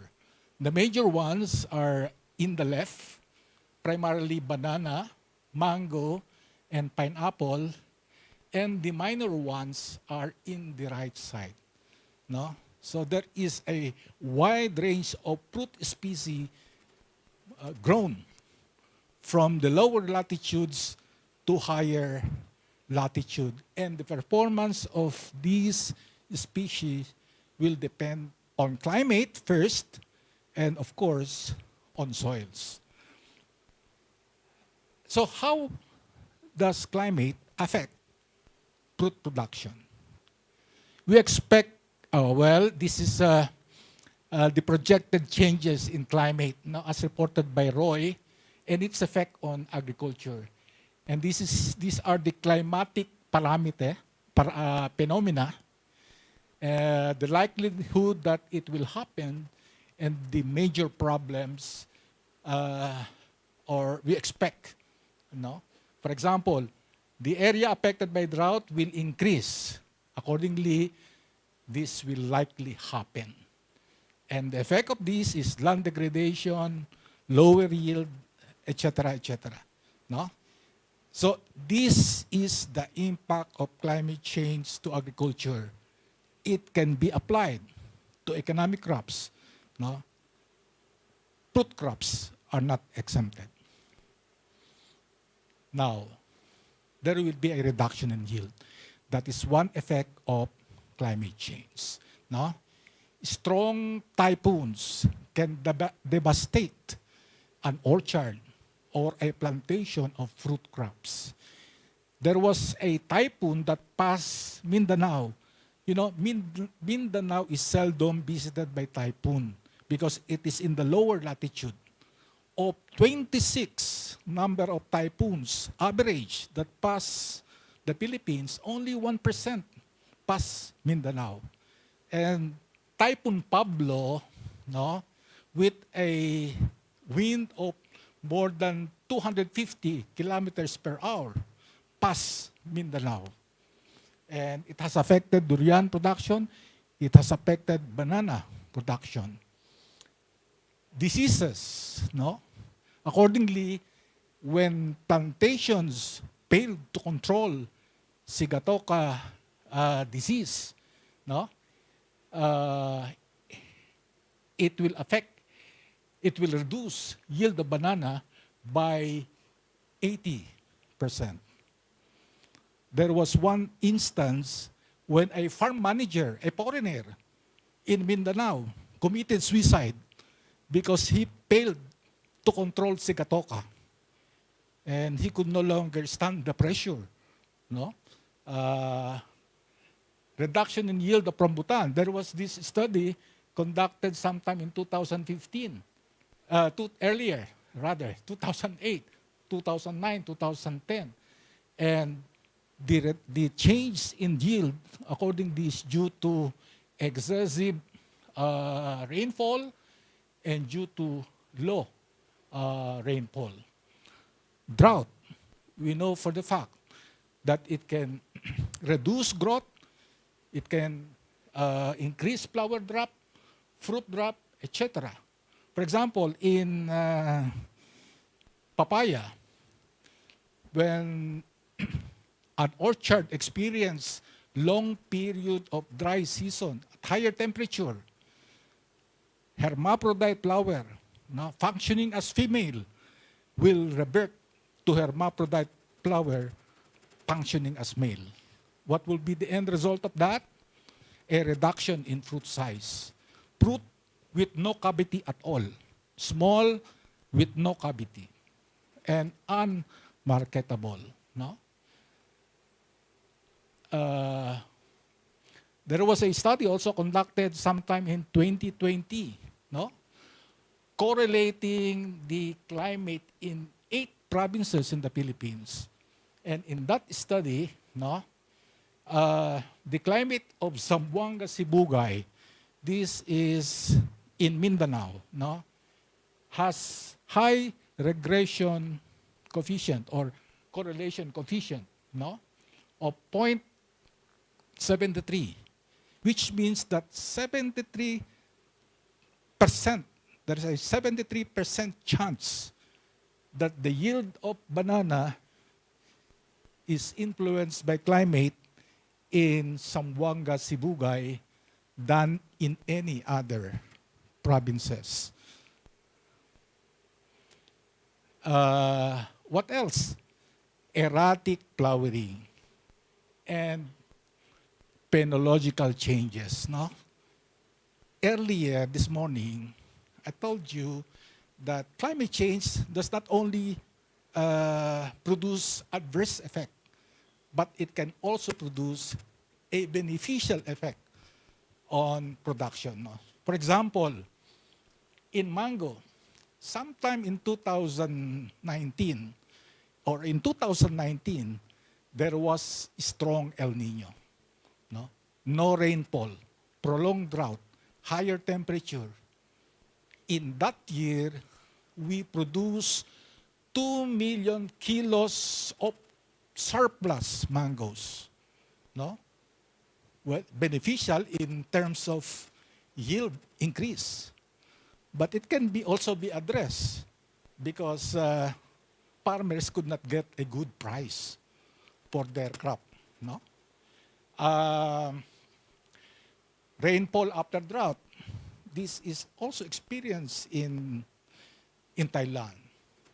When durian is exposed to a longer period of drought or to drought, no, and suddenly it rains heavily, no, flower will develop. We have experienced that in durian, in mangosteen, as well as in lanzones, no? And if these 3 species flower, no, during the unexpected time and the water supply is not sustained, these flowers will fall. And what will be the end effect? Low productivity. No? Erratic rainfall, of course, this is in lanzones. This is in pineapple with pineapple responds to flower inducers. And its response is high when night temperature is low with shorter day lengths. But in places with shorter day length, but the night temperature is higher, the response becomes lower. Okay? And then, of course, change in phenological development. No? Accordingly, with increase in temperature, it shortens the time between flushing. No? Normally, when the flush develops, it matures in 8 months. And then thereafter, the mango will flush again. No? But if the temperature increases, the flushing will commence, the succeeding flush will happen much earlier. No? So, increase in temperature will increase relative growth rate, and it will decrease the time between successive flushing. No?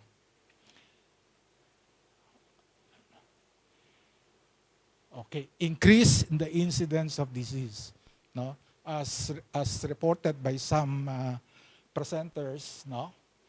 When papaya has been submerged or has been planted in waterlogged areas, no, submergence in 2 days will increase the incidence of Phytophthora rot, no, and eventual death of the plant.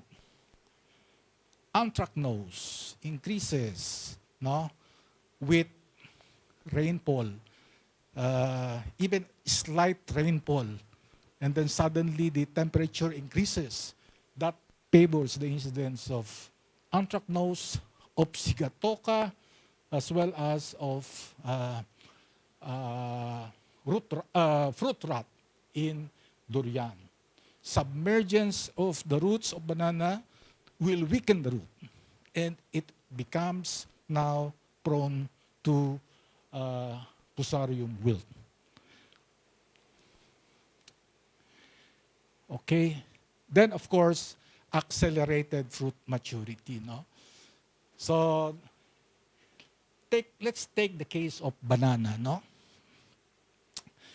There was a time in Mindanao, we devoted 449,000 hectares of banana in the Philippines. No? We have commercial plantation in Mindanao. There was a case in Mindanao when there is a 10-day rainless month.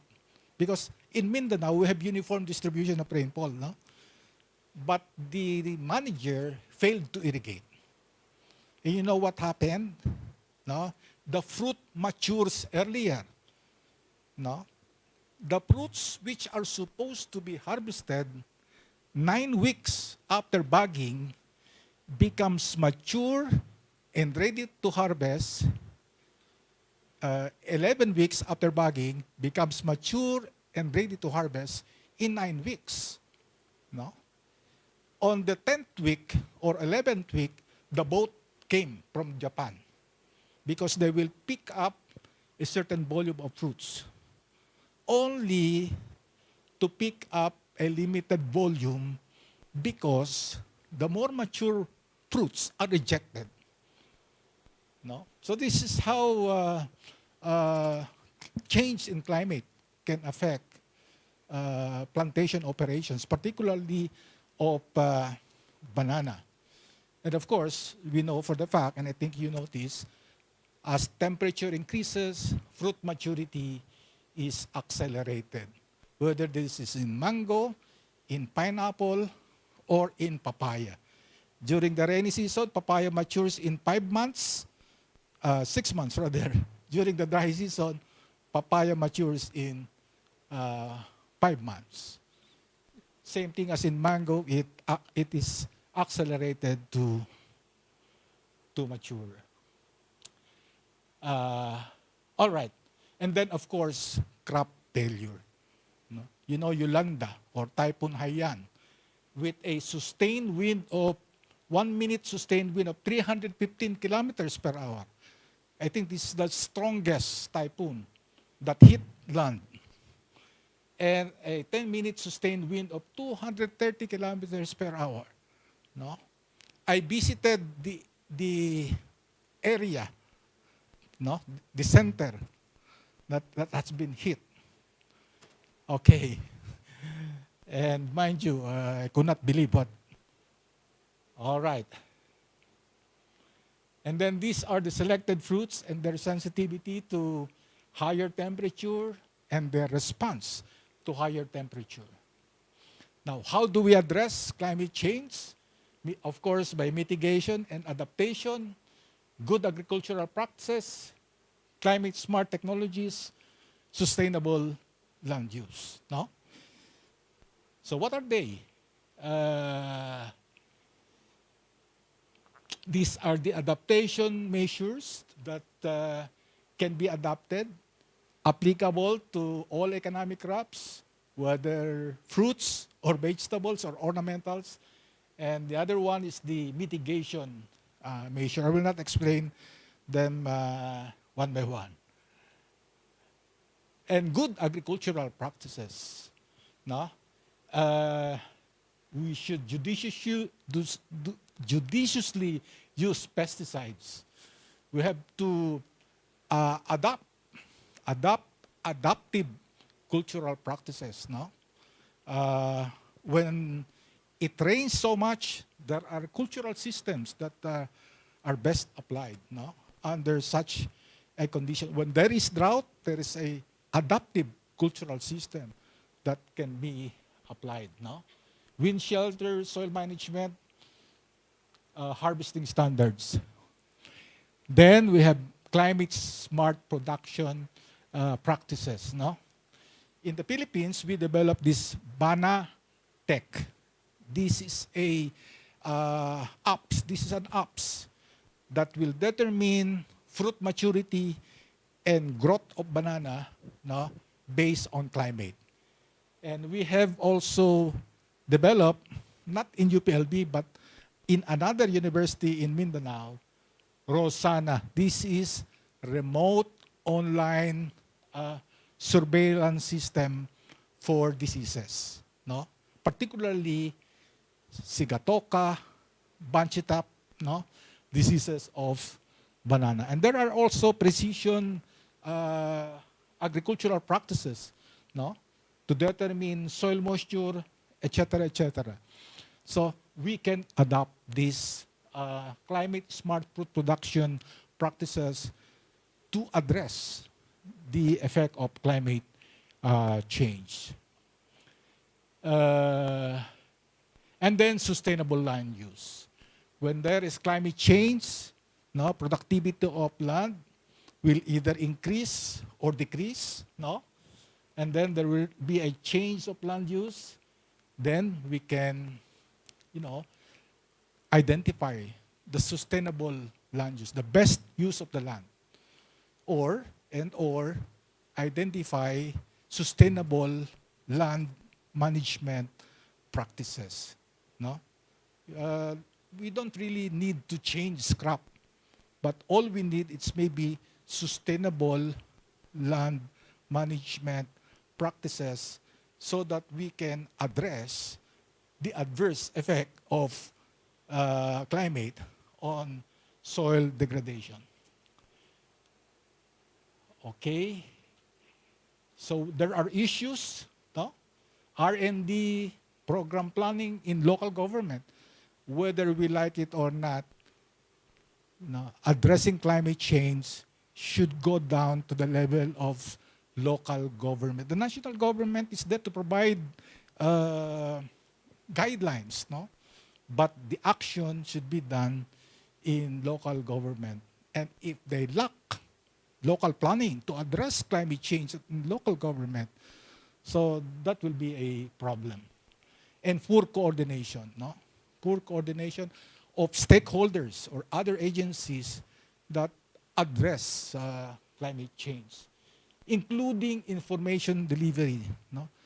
There is this Climate Change Commission in the Philippines, no? Which implements the adaptation and mitigation initiative in agriculture. This is a flagship program of the Department of Agriculture. And you know what one of their findings is? Farmers are unaware of the adverse effects of climate change, as well as how these adverse effects can be addressed. So we have to have an effective information delivery system in connection with this. Okay, so what are the courses of action? Mainstream, no? Fruit production as it is affected by climate change. Consider fruit crops in the food security plan of the government, no? Because as Ma'am said earlier, as Susan said earlier, FAO requires that sets that we have to consume 200 grams of fruits, no, to meet our vitamin requirements. So we have to review, we have what we call in the Philippines as strategic agriculture development zone, which we identify the best crop for every land in every location. So we have to review this in light of climate change. And of course, sustainable land use, particularly in local government. We have to develop a long-term plan, no?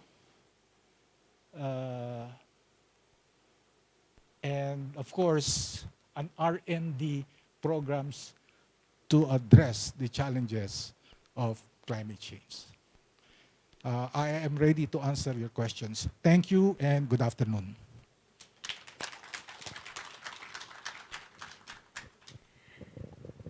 Thank you very much for your presentation. And we have a little bit time for question. Is have anyone for question, please?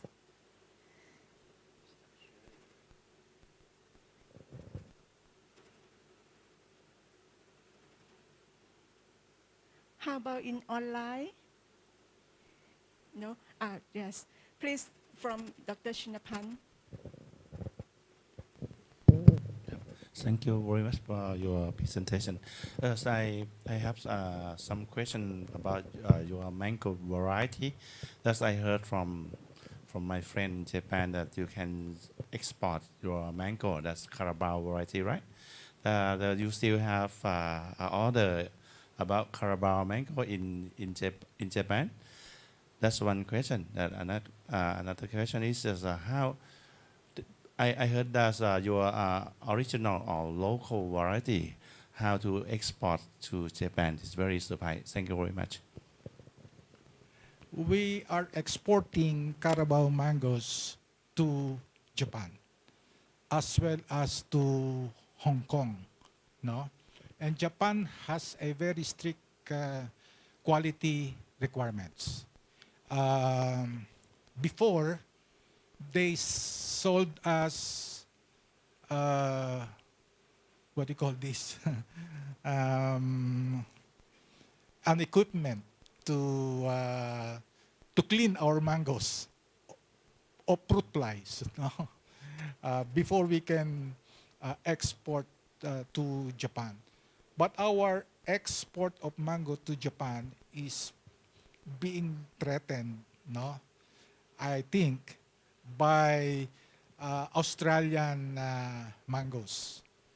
In fact, if I remember it right, no, Australia has invested in Vietnam to grow Kensington Pride. This is their export variety.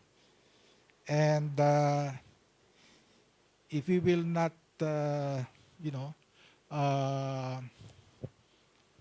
act together in the Philippines, we may soon find a problem. We always claim that our mangoes are superior, no?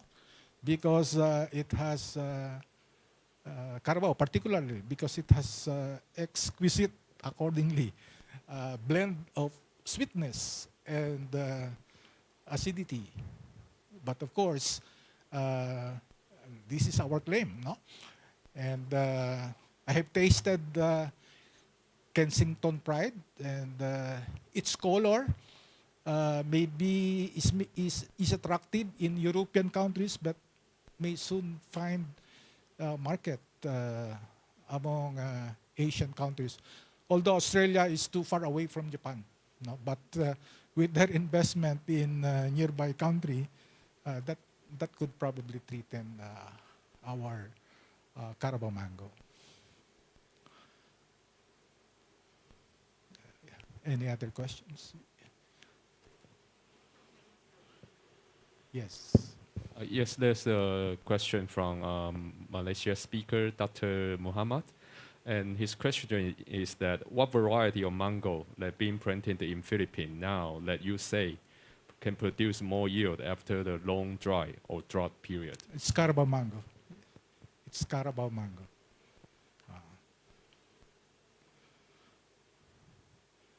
Actually, the flowering of mango is induced in the Philippines, no? We induce flowering. But the profuse flowering it was experienced with long dry season and hot temperature in 2019. No? Of course, we expect hopper problem, mango hopper problem. You know, sucking insect infestation increases when temperature also increases. But our farmers are aware of this. And the 2 million kilos of surplus production experienced in 2019, no, were protected against pests. Because when mango starts to flower, they protect. By the way, of course, our farmers use a lot of pesticides, and this will not mitigate climate change, no? Because we need fossil fuel to produce pesticides. But sometime in 2011, 2012, ASHAR, this is an Australian funding agency, came to the Philippines and funded a research, no, to increase or enhance productivity of Carabao mango. And they conducted the research in Mindanao simply because the quality of fruits in Mindanao is poorer compared to the quality of fruits in Luzon. It is poorer because the fruits seems to be watery, because the rainfall distribution there is more or less uniform. And second, the fruits are prone to anthracnose, no? Pre-harvest as well as post-harvest anthracnose problem. This is not experienced in Luzon, where climate is drier. So in that research, the growers there, the researcher there develops what he calls as need-based instead of calendar-based spray program. No? Because in calendar-based, you determine the stage of development of mango and you spray. No? But in need-based, you determine what pest is present, no, at any particular time and address it. No? Like for example, if it rains, no, you expect that anthracnose problem will increase. So you protect the flowers and the fruits against anthracnose. When it doesn't rain, you expect the fruits to be infected by hoppers, so you spray pesticides against hopper. So you use pesticides judiciously through that change in the approach of protecting the flowers and the fruits and the leaves of mango against pests. One more question, sir. That what month you harvest Carabao mango? How do you compare to Thailand? The peak season is in in April and May. Actually, it will start in March, April, May. That's the peak season. But any time of the year, we have mangoes because we can induce flowering. And fruits from Mindanao are produced during the off months in Luzon. So you go to the Philippines any time of the year and you can taste our Carabao mango.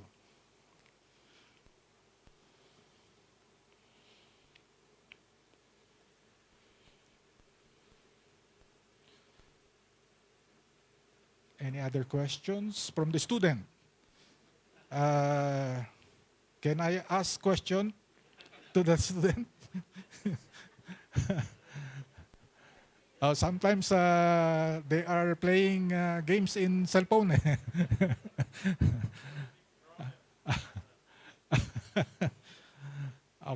Okay.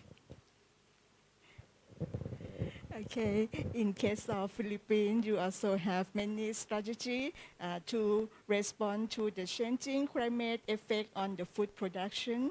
And also you mentioned for enhance and also ensure for its sustainability and sustainable for the food crop production. Thank you very much for your presentation, and please give applause for them. Yes. Okay. We're coming for the last section in section 4. I would like to invite the moderator, Dr. Vel Lili from the TARI, Taiwan, for the panel discussion and also recommendation in this section. And also all guest speaker too. Yes.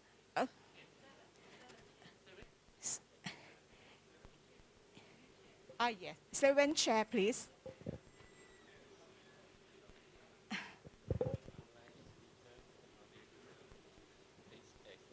Unlike speaker, open their camera. Oh, I see. On the online speaker, could you open your camera also, and we will have the panel discussion together. ค่ะเอาขึ้นเลย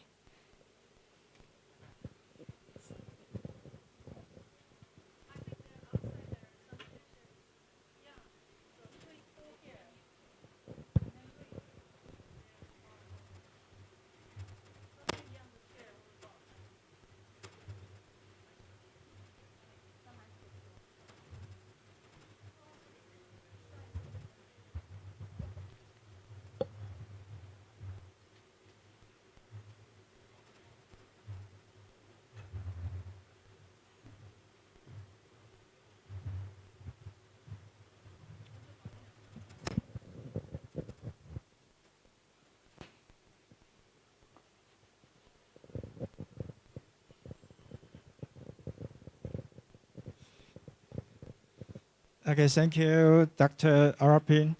I would like to invite the speaker today, all of you, please, to join us to be the panel discussion. Please,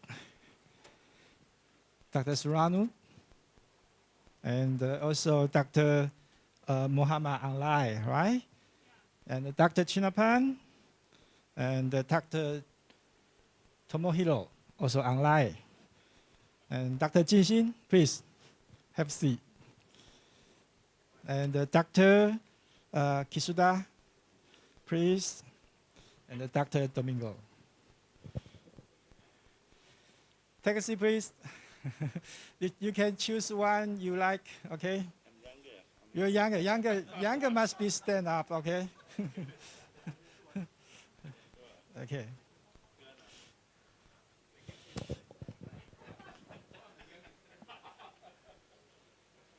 Yeah. Okay. Well, is the Dr. Suruna?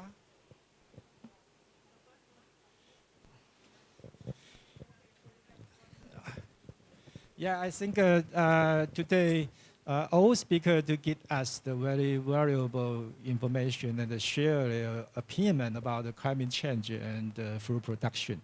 I think it still have the some issue maybe we can discussion together. For example, the Dr. Domingo to mention about the many have the natural disasters in the Philippines. I think very similar to the Taiwan. But the first I want to like to know your opinion. For the natural disaster and the environment maybe is not so too easy to control.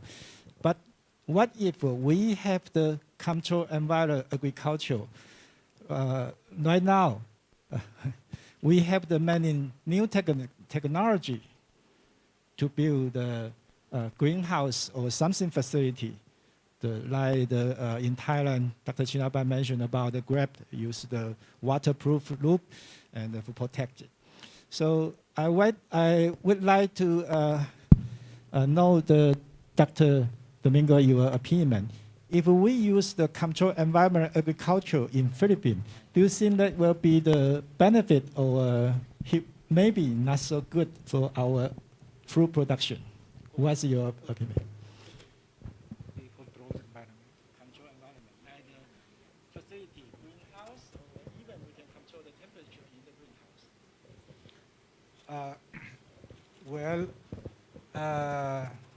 We have a project supported by the Department of Science and Technology to use controlled environment facility to do crop modeling for perennial crops, particularly fruit crops. No? But we find it difficult to do that because the controlled environment facility has limited area to do replicated trials and change in climatic parameters like let's say temperature, no? Or humidity. In Erie, they have this controlled environment facility, but again, unlike in rice or in other vegetable crops, you can do crop modeling, no?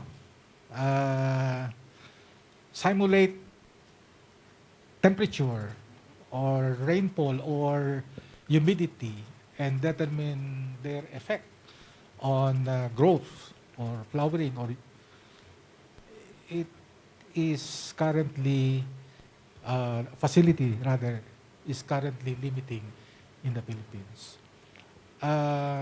Protected cultivation system in fruits, not unlike in Taiwan or Thailand. Maybe okay, but I don't know its effect on fruit accessibility, because fruit access is determined by price, and growing fruits in protected structures, under protected structures, no, would mean higher price in the market, no, would increase the price of fruit in the market. And besides, we are in the typhoon prone area. We export typhoon from the Philippines to Taiwan, no? Yeah.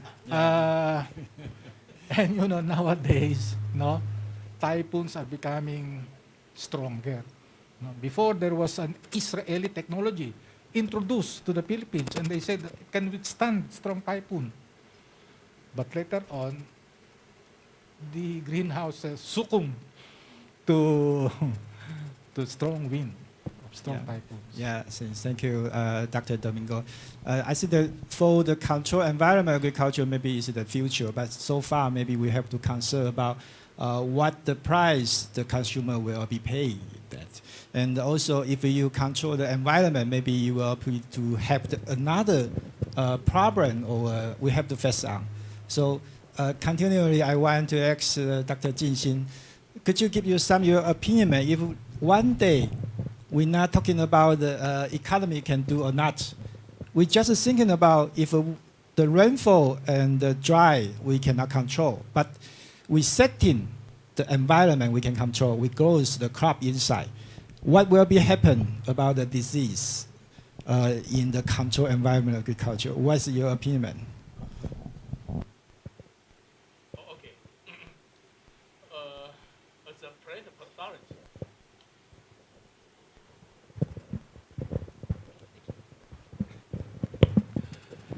if it rains a lot, right, and many diseases will happen. But if it doesn't rain for a long time, insect pests will happen and will be severe. Okay, so that's why we have so many research to do, but in the greenhouse. In my opinion, I think many diseases will disappear. But the insects in pests will be severe. Yeah, that's my opinion. In the dry season, I think only few diseases such as powdery mildew and rust will happen. Yeah, so if we build up good greenhouses, I think many diseases will be solved. Okay. Yes, sounds you will lose your job, right? Yeah. In the control environment, we not have the heavy rain, so the disease will gone, but the small insect or small pest will be increased quickly, Yes. like the spider mite or shrimp. Yeah. So I think maybe like this will be very totally different.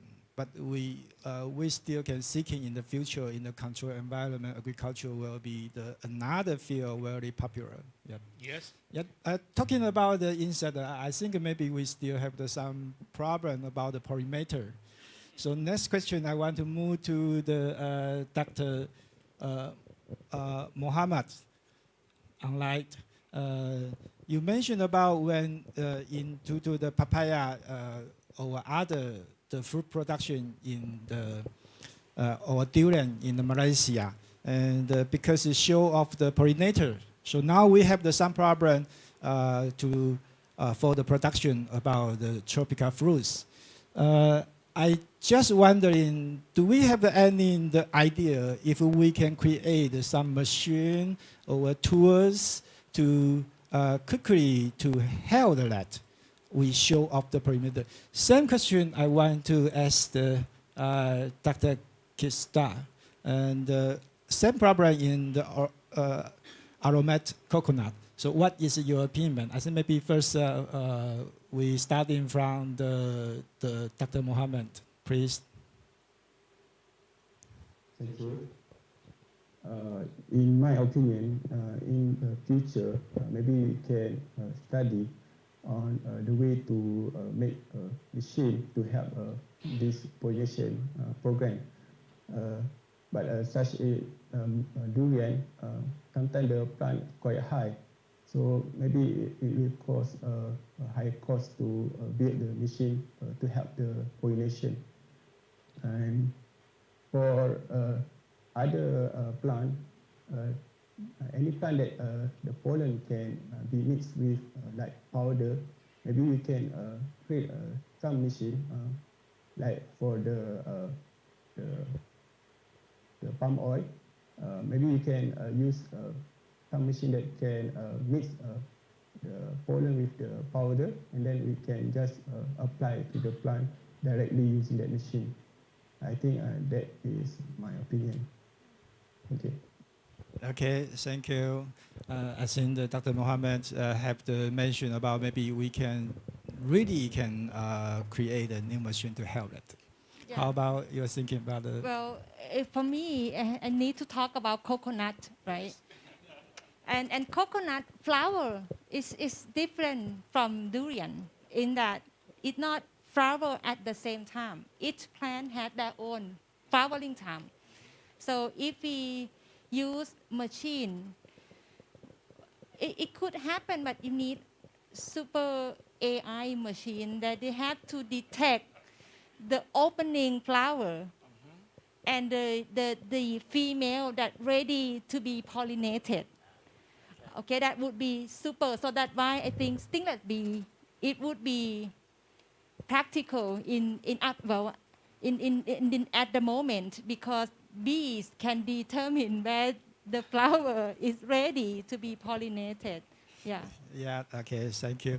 But another opinion is I remember I ever been to visit Canada and Saskatchewan University, and they use the fly, home fly, to do the pollinator.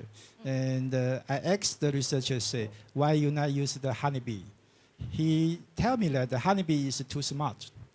A little bit like you said, like you mentioned about if we use the honeybee to do the pollinator, he would not collect the pollen from the coconut. He will collect another flower he like.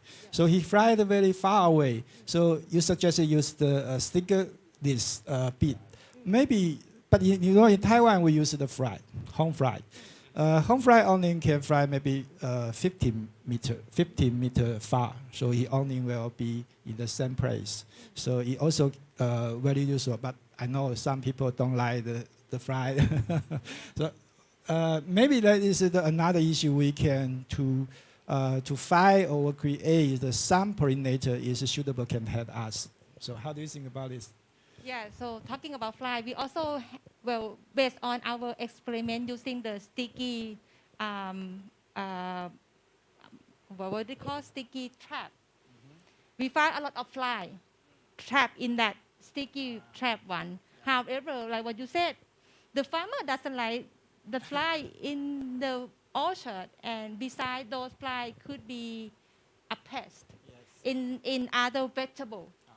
So that's why the fly, well, but we also try to, well, I didn't show it in the presentation, but we also use other chemical to attract those pollinators in combination of these stinglet bees. Yeah, but I agree. Trying to find alternative pollinator other than bees would be a good idea for, well, at least for coconut. Yeah, I think that talking about the use the machine or we call the smart agriculture. Maybe in the climate change or environment is not suitable for agricultural production. Maybe some machine can help us. I know that Dr. Chinapan, you also do some research about this, especially the remote control small machine in the orchard. What's your opinion? Should we to pay more attention about the small, smart, maybe not so high tech to AI, just a remote controller machine? How do you think about it? Can anything help for the climate change in food production if we have the smaller machine to help us?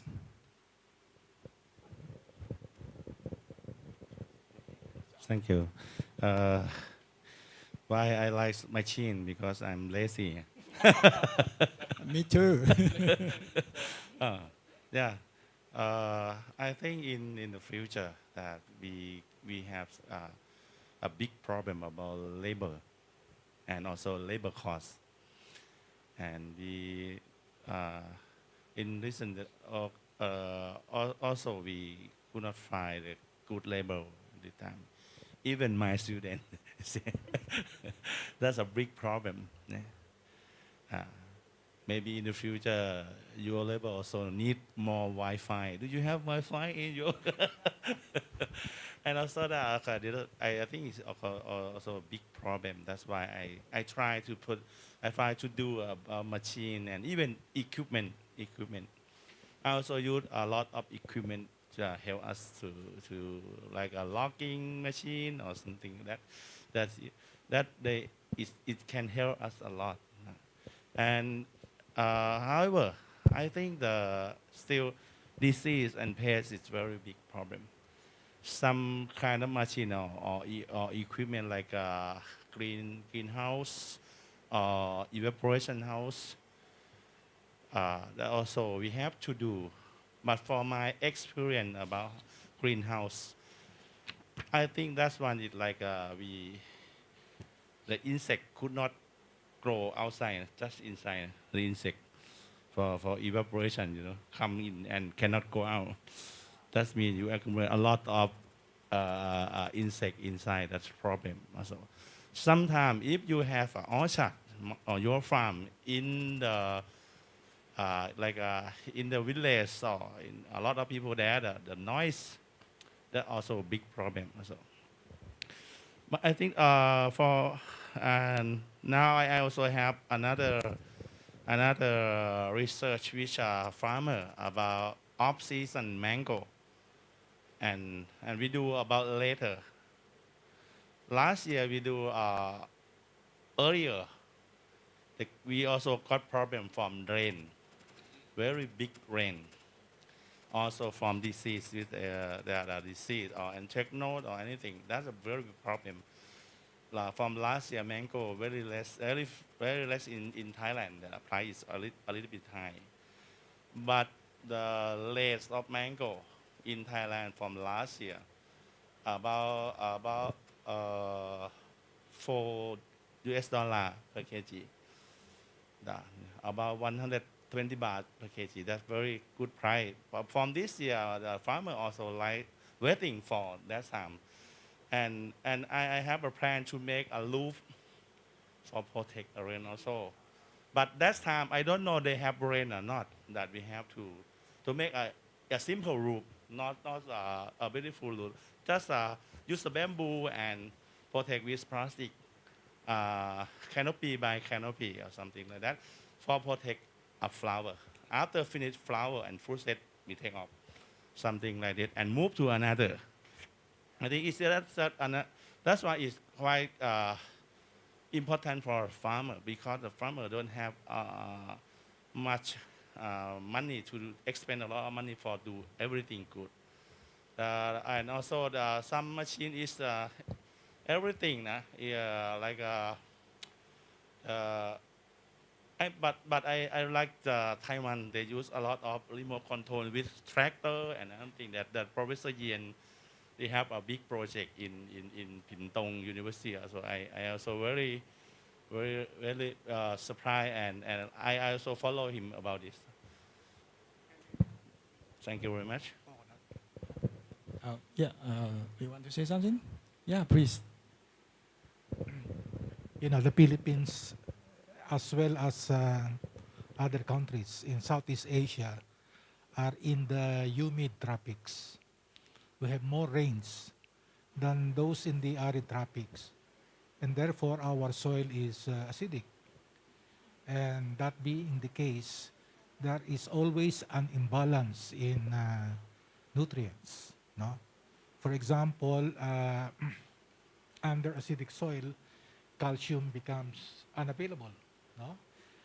And we know for the fact that calcium plays a major role in fruit retention.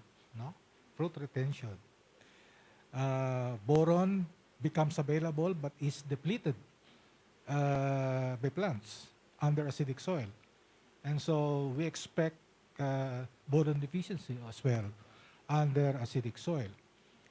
And what would happen if boron is deficient? We expect poor fertilization because of poor pollen tube growth with the deficiency of boron. So in the Philippines, we look at poor fruit retention as well as poor yield of coconut in a holistic manner. Pollination is, I don't think, a problem because it can be affected by wind. No? And we know for the fact that those in coastal areas are more productive because of wind pollination. No? And besides, we apply also salt, ordinary salt, to our coconut, and with chlorine there, as well as potassium, chlorine in sodium chloride with salt. We found out that it can increase the endosperm thickness and yield of coconut. That's why in fertility management among smallhold farmers, the Philippine Coconut Authority recommended the use of ordinary salt as fertilizer for coconut, and we found it to be highly yield enhancing to coconut. Okay, Okay, thank you, Dr. Chinaban and Dr. Domingo to share us. I think you're talking about the pollination or the coconut, the female flower or male flower. Maybe it is very similar like Dr. Sranam, you mentioned about the longan. I'm thinking about if we pruning the flower branch, it will be to increase the female percentage in coconut or not. But it's just kidding. Maybe this is still need to do some research about it. But I have the question for the Dr. Tranam, because you mentioned about nowadays the longan you grows to the Jantabria province, and you also mentioned about the longan he need a chilling temperature to let it flowering. But as we know that the Jantabria province and the Chiang Mai province, I think Jantabria is hot comparing with the Chiang Mai. So what's happened about that? Is it totally disorder about the lost crop because climate change or something? You have to only use the potassium chloride or other methods to solve the problem. So how do you think about this? If we, because of climate change, now mango can harvest all year round, and Dr. Chinaban grows the temporary fruits in the tropical zone, and the Japan, the Dr. Tomahiro, he grows the tropical fruit in the temperate zone. So what's happened about that? What's your opinion, man? Can we just don't care about the crops? I just want grows it. I do this my way to use the practice, cultural practice, use the facility, use the fertilizer, use the growth regulator, like Dr. Chinambai mentioned, the growth hormone to control the fruit production. How about you think about this? It's going to be very amazing then. Thank you for your question. I think for the longan, actually we have effect from the climate change before.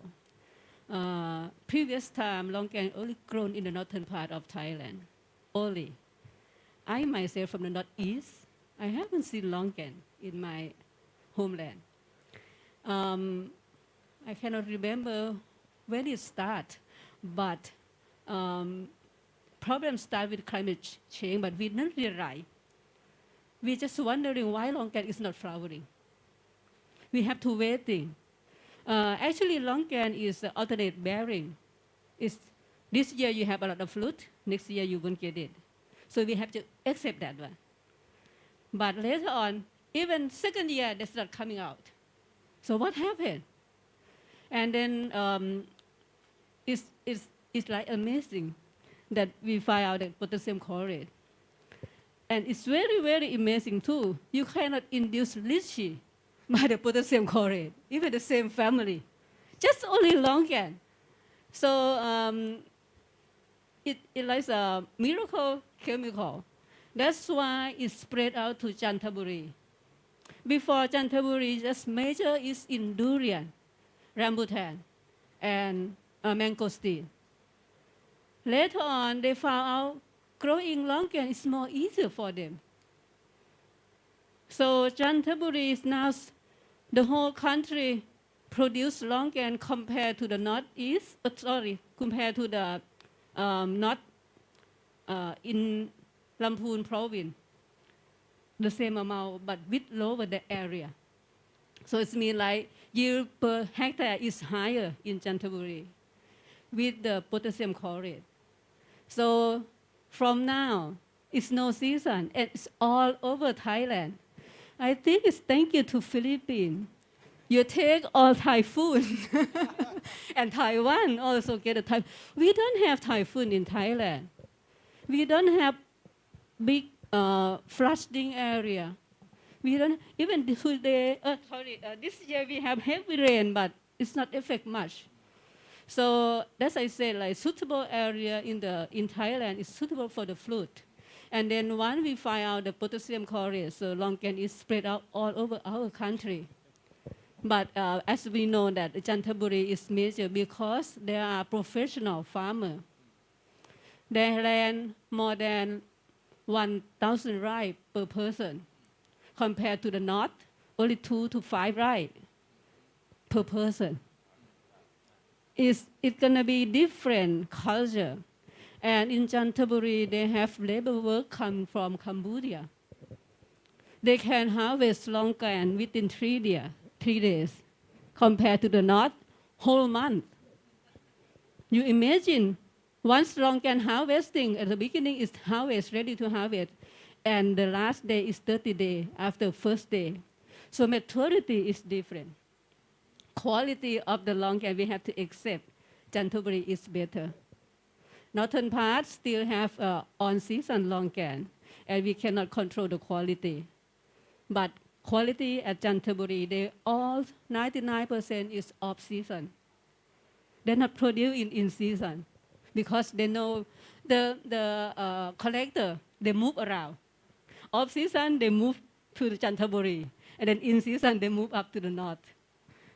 Another thing is, if you're going to ask me about the technology in the future, what I would like to see for the longan in Thailand, we try to transfer the technology about the food trimming to cut off the fruit, half of the production. The key word is you have to prune the tree or prune the fruit or thinning the fruit. Once it fruit set is very heavy fruit for the whole tree, because we know about the sourcing relationship. But the farmer told us it's not heavy, it's okay. So I don't want to trimming it. So what we're thinking about with our researchers, we would like to have a technology that you can photo the tree and you input to the program and told the farmer, this is heavy fruit, you better cut it. I told several researchers, but no one take it yet. So hopefully the AI, the technology in the future, and then help to farmer to identify that the tree should be trimmed, how to do it, and how much it should be left, the fruit on the tree, to get a good quality. Yeah, I think that's a very good idea because now, we also do similar research like this. I think maybe it's very not so difficult to do that, but must be have someone to do that, like the RGB camera. You just take a photo and the computer, they calculate how many the longan on the tree, and maybe it's too over. I think this is a good idea. We can continue the cooperation about this part.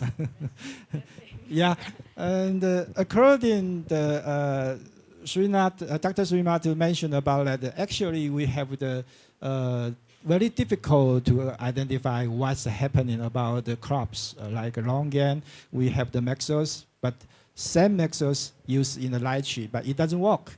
So I think maybe it's very uniform. I would like to ask the opinion about the Dr. Tomohiro. And now, just like I mentioned that in Japan, you grow avocado, passion fruit, mango, and everything grows very well. So, and the Dr. Chinaban grows a grape, the pearl, the perfumer in Thailand also very well. What's your opinion? Does we not need to care about the crop grows originally well? We just the seeking. We have some practice way or facility or some chemical to help us to produce. What's your opinion? Thank you. So today, I talk about hydrogen sulfide. So hydrogen sulfide is a little bit high concentration of hydrogen sulfide is a little bit harmful. So a little bit toxic. So it's necessary to clarify the concentration and the frequency of the application for each crop. So it's a little bit now adaptation to farmers orchard is a little bit difficult now, so we have to study, further study is necessary. And so in Japan, so today I talk about passion fruit and avocado at open field, but almost all tropical fruits in Japan is cultivated in greenhouse. And for example, mango, Japanese mango is very, very expensive, and the cost is also very expensive. And they use much of fossil fuel, so it's not good. So this symposium is how to adaptation to global warming, so global increasing temperature. But so in Japan, mango cultivation using the much more fossil fuel and making carbon dioxide. So it's not a good situation, I think. So we have to we have to change mind, and so how to decrease the fossil fuel. I think so. That's my opinion. So. Okay, thank you. I think in Japan, tell us, when you starting to grow the crop, maybe you change the cultural practice or even the breeding job, you can help that, like the passion fruit grows in Japan, open field. And use the high density, the cultural practice, it still can balance about the production and economy. So this is a very good example for us. But for the Dr. Chinaban, finally we still have 3 minutes. I need your opinion, man. I know you are the chemical guys. You always believe that your formula can solve every problems. You get a very good flowering and get a very good yield and high quality about the temperature, the fruit trees. But how do you think about that? You thinking that just you can solve any problem? It doesn't matter in the temperate zone or tropical zone. We just have the good chemical and the cultural practice. We can solve everything. What's your opinion? Okay. We are not confusing. We find out the opportunity to do the good thing for our country. Because in Thailand, for why I do like this? Because I'm working with the Loyal Project. We also have collaborate with Taiwan also, and we have to know about the temperate fruit and help the farmer, help tribe people to do. That's why I try to learn like this. And the problem, the long this the huge tribe people, huge tribe farmer, they doesn't know about the knowledge of any technology. That's problem that we help our king do for them and help the Loyal Project develop. Then the Loyal Project also has a bit with I was born this same year. That means 55 years. That's everything can. I think that the basically is the same thing. Soil condition, disease, press, anything. I think the same thing. But that for me, like now, the temperature is not important for me. That's I already mentioned about for the temperature for the flower. Tropical, subtropical, and temperature on fruits, the same temperature. You can see that about 16 to 25 degrees Celsius. That's for flowering. That's for flower initiation. I think every time. But the problem is chilling requirement. We don't have. That we have to find out another thing to help us to do about the chilling requirement. The quality, that's I already showed about that's the quality. And we can apply everything. That's for the research also, and for knowledge, and also for technology. And I think we can apply it. Right now, I also work with tropical fruit and subtropical also. Mango, passion fruit, I also do. I got a big problem from disease, very big problem from disease, from rain, from a lot of disease come to Thailand. And that's a big problem. I think this is a big problem for agriculture. And also rain or dry season also that, but very big problem from disease. And also I got new disease from passion fruit. I'm very seriously. Okay, thank you, Dr. Chinaba. I think maybe for the Dr. Chinaba's opinion is about for the agriculture is combine everything together. Like Dr. Jinxin mentioned about integrated pest management. Everything you put it together and can help the farmer, can help the production. That is the good way for that. And also for the climate change, I think also in my conclusion also saying like this, is the challenge also is the opportunity. When you show off the labor cost and you increase the labor cost, you not have the lab, maybe the machine, automatically machine or AI, you can combine together to help the farmer. I think that everything is like this. So it's not only the best size, because we have to focus on it. Climate change, we cannot to stop it. We even very difficult to slow down it. But we have to focus on it to understand what will be happen in the future. And we've tried to find out the solution. I think that today we're very happy to have the many speakers to bring us from the different country and bring us the different view and their opinion. I sincerely very say the thank you to every speaker for today the symposium, and also thank you the participant online or on site, because you hold understand right now I think will be succeed for your future. And I also to wish everybody have the nice day with everybody together for our symposium. Thank you. We close this session here. Thank you. Thank you, everyone. Thank you, every speaker. Also, thank you for the online speaker. Thank you. Okay, I give the microphone to the host, Dr. Oropin, please.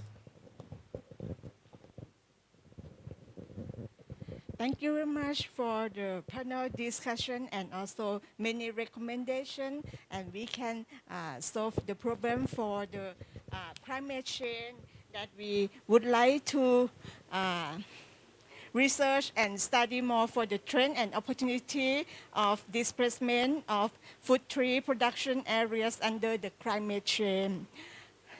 So we come to the last section for the closing remark. In this time, we would like to invite the director of the FFTC, Dr. Susan Chang, the director of the TARI, Dr. Valili, and also the president of the major university, Dr. Virapon Thongma, to give the closing remark. Oh, one by one, okay. Yes, okay. First, for Dr. Susan Chang, the director of the FFTC Taiwan, please have the closing remark.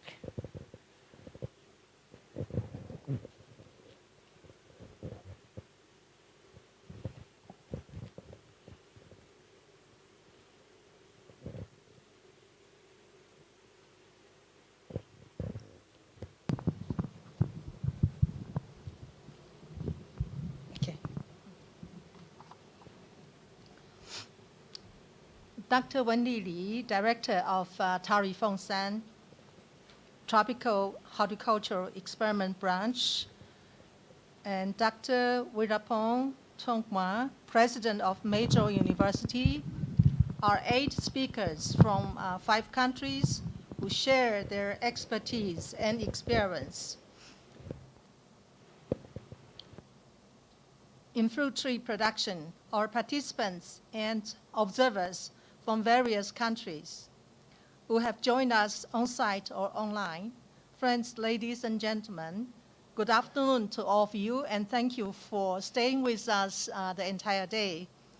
It has truly been fruitful and productive day, and we have learned so much from our speakers. Please allow me to briefly summarize what transpired today. In session 1, our Thai speaker, Dr. Thiraran Jakit of Major University, presented the challenge and trend of producing longans in Thailand. She claims that the 2 most important factors for longans off-season production are the flower induction technology and the pruning technique, which is a method of enhancing fruit size along with other post-harvest practices. Dr. Wenli Li, Director of TARI-MJU Tropical Horticulture Experiment Branch in Taiwan, talked about the challenge and opportunity and the impact of climate change on fruit production. He says, predicting near future climate patterns, adopting new technologies, integrating cropping techniques, selecting varieties adapted to environmental change, and adapting fruit tree production on controlled environment are the keys to overcoming the impact of climate change on fruit production. Dr. Mohamed Afiq bin Tojo Afrin, Senior Research Officer of MADI's Horticultural Research Center in Malaysia, also talked about the same topic, but dwelled more on MADI's project to develop strategies to overcome the impact of climate change through the development of adaptation and mitigation strategies. This includes the study on the effects of simulation of heat wave on papaya and corn within climate-controlled room, and the potential of using micronutrients and chemical elements to improve pollen viability, pollen tube growth, and fruit setting. In session 2, Dr. Chinapong Tanarut, Assistant Professor, Faculty of Agriculture Production of MJU, presented the challenges and trend to produce grapes and other temperate fruits in tropical areas. Thus, he says, could be possible through the use of chemical or breaking dormancy, such as hydrogen cyanamide, to replace the chilling requirements, and using cytokinin with boric acid to induce flower bud formation in the off-season. Meanwhile, in Japan, Dr. Tomohiro Kondo, Associate Professor at the Laboratory of Tropical Agriculture in Kyoto University, talked about passion fruit and avocado production in southwestern Japan and the challenge of reducing chilling stress on them. Both fruits, he explains, are very promising crops, but plant injury, low fruit quality, and low temperature fruit stress are common problems. However, recently he reports that sharing and HH2 hydrogen sulfide application are helping to enhance vegetative growth, photosynthetic rates, and reduce chilling injury. Therefore, adaptation of these findings to cultivation methods has been demanded. In Taiwan, Dr. Jinxin Huang, Associate Researcher of TARI's Plant Pathology Division, presented how heavy rainfall has given rise to severe crop diseases caused by Phytophthora spp in Taiwan. Taking passion fruit as an example, he says passion fruit cultivars with Phytophthora blight resistance could be used as rootstock to prevent the scion from fruit and root rot. Field trial results show that the regular application of phosphate weeks before the rainy season and/or the precise application of fungicides before and during the rainy season could significantly reduce disease severity.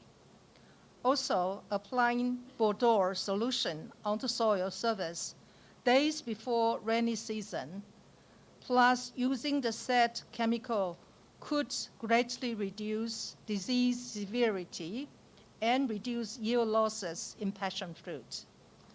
And Dr. Kitsuda Ungawila, Associate Professor of Horticulture at Kasasa University, presented the climatic factors affecting the yield prediction of aromatic coconuts. In their study, it was found that rainfall, air temperature, and humidity had no effect on stigma receptivity, amount of nectar, nectar sugar concentration, anther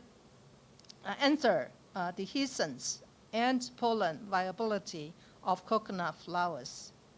Stingless bees tended to reduce coconut fruit drops during the rainy season, and air and soil temperatures were important variables for prediction of coconut yields.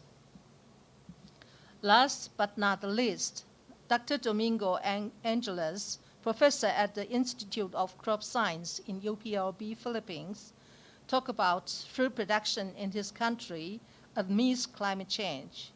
He emphasized that good fruit production practices such as multi-story cropping and appropriate nutrients, water, pests, and canopy management through pruning, adoption of a smart fruit production system, and a review of existing land use could ensure the sustainability and suitability of fruit crop production in the Philippines. We at FFTC are mandated to collect and disseminate all the important information we have gathered today, and will package and disseminate this information through various forms of media, like our websites, our newsletters, electronic direct mails, social media, etc. Hopefully, this can generate multiply effects to all those interested in our activities. Once again, I wish to congratulate everyone involved in this activity for having successfully mounted the International Symposium on Trends and Opportunities of Displacement of Fruit Tree Production Areas under Climate Change. FFTC is very honored to be a part of this activity together with TARI, particularly the TARI Fengshan Tropical Horticulture Experiment Branch, major university, particularly the International College Office of Research and Extension, as well as the Faculty of Agriculture Production. I would also like to thank our colleagues at the FFTC, Dr. Rui Yu Yang, our nutrition and food system specialist, and Mr. Quintan Tsai, our associate researcher, together with Dr. Wenli Li, director of TARI Fengshan, and Dr. Chinapong Tarawat, assistant professor, and Dr. Orapeng Saritura, assistant professor of both the Faculty of Agriculture of MJU University, for their tireless efforts in organizing this event. And my special thanks also goes to my colleague Charles Wu, and also the technical team of the major university for their technical assistance and smoothly conduct the video conference today. And so I want to thank all our speakers and wish them a happy trip as well as return, as we all return to our respective countries after our field trip tomorrow. We are looking forward to another productive day tomorrow as we explore and learn more about the practical side of fruit tree production, particularly in Thailand. Thank you all very much. Thank you. Thank you very much for Dr. Susan Chang, the director of the FFTC Taiwan. And also we would like to invite Dr. Welly Lee from the director, TARI-MJU, Taiwan. Please give a closing remark.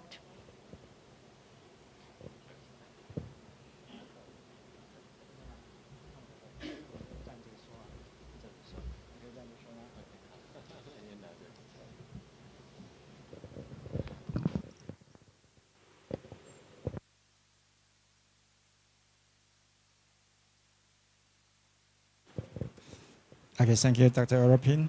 And Director Zhang, FFTC, and President Varapong, Major University, and every ladies and gentlemen, good afternoon. I just want to say thank you, and thank you. There's so many things here because we know that holding in the symposium or workshop is not easy. I oftentimes to have the online meeting when I drive my car go home after duty time. The major university, international college, the staff, Dr. Europin, the Dr. Apinin, and Dr. Chinapan, and the FFTC staff, Dr. Rui Yang and Dr. Keshi Chai, we oftentimes to join together. Of course, the finally make a decision is Director Zhang to make a decision and our president to make a final decision. So we can join together to be here. So this is the first thank you. The second is give me to the opportunity because when I attended this symposium, it's not just to share my knowledge, maybe cannot say knowledge, just sometimes it's the data and the information, but also have this good opportunity to collect or absorb the very good, outstanding the speech from every speaker. And in here, we can see our friend in Thailand. And also the thank you for the major university to give us an opportunity to cooperation together. I always thinking when we started to know each other, that is another step. It's just the beginning. And also in today, the speakers to give us many, many ideas. We will know that agriculture is not so easy, like the people say that. We have to face on many problems. And like today, we have the conclusion. We not have the boat, not have the restriction.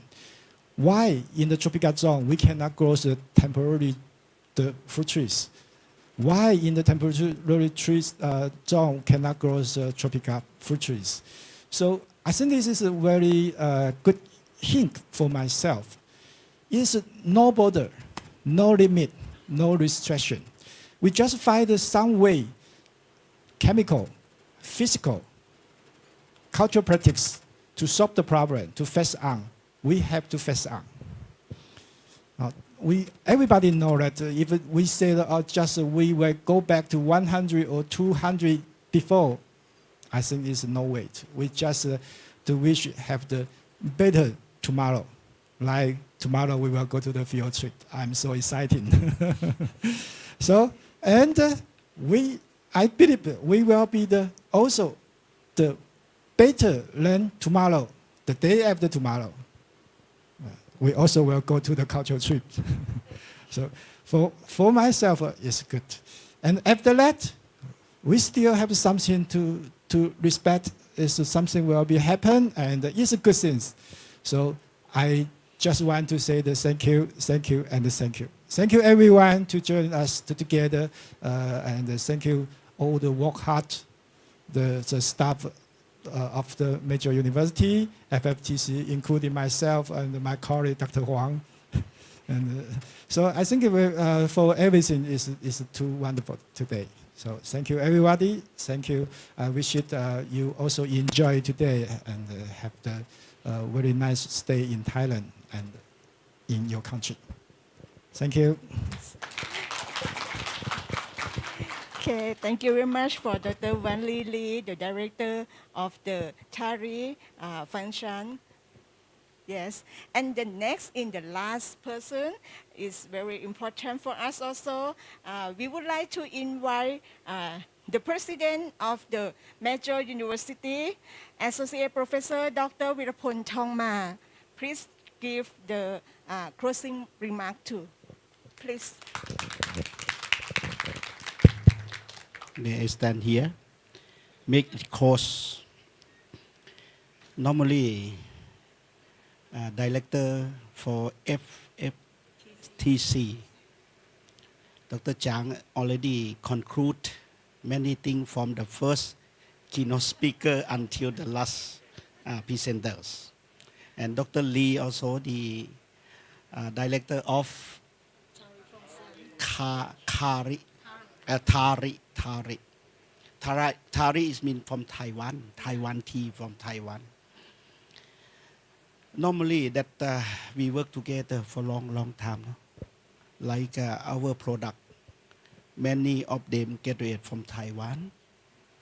Here I see many of them, and also our staff, like my son, both of them study in Chongqing right now. One already graduated, another one just study for PhD degree. And we have many friends. Why Taiwan? Why Philippines? Because I graduated from the Philippines.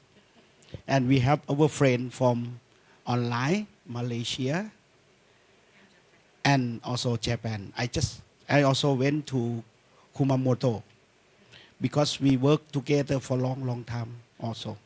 And right now we have Kasetsat universities to work with us.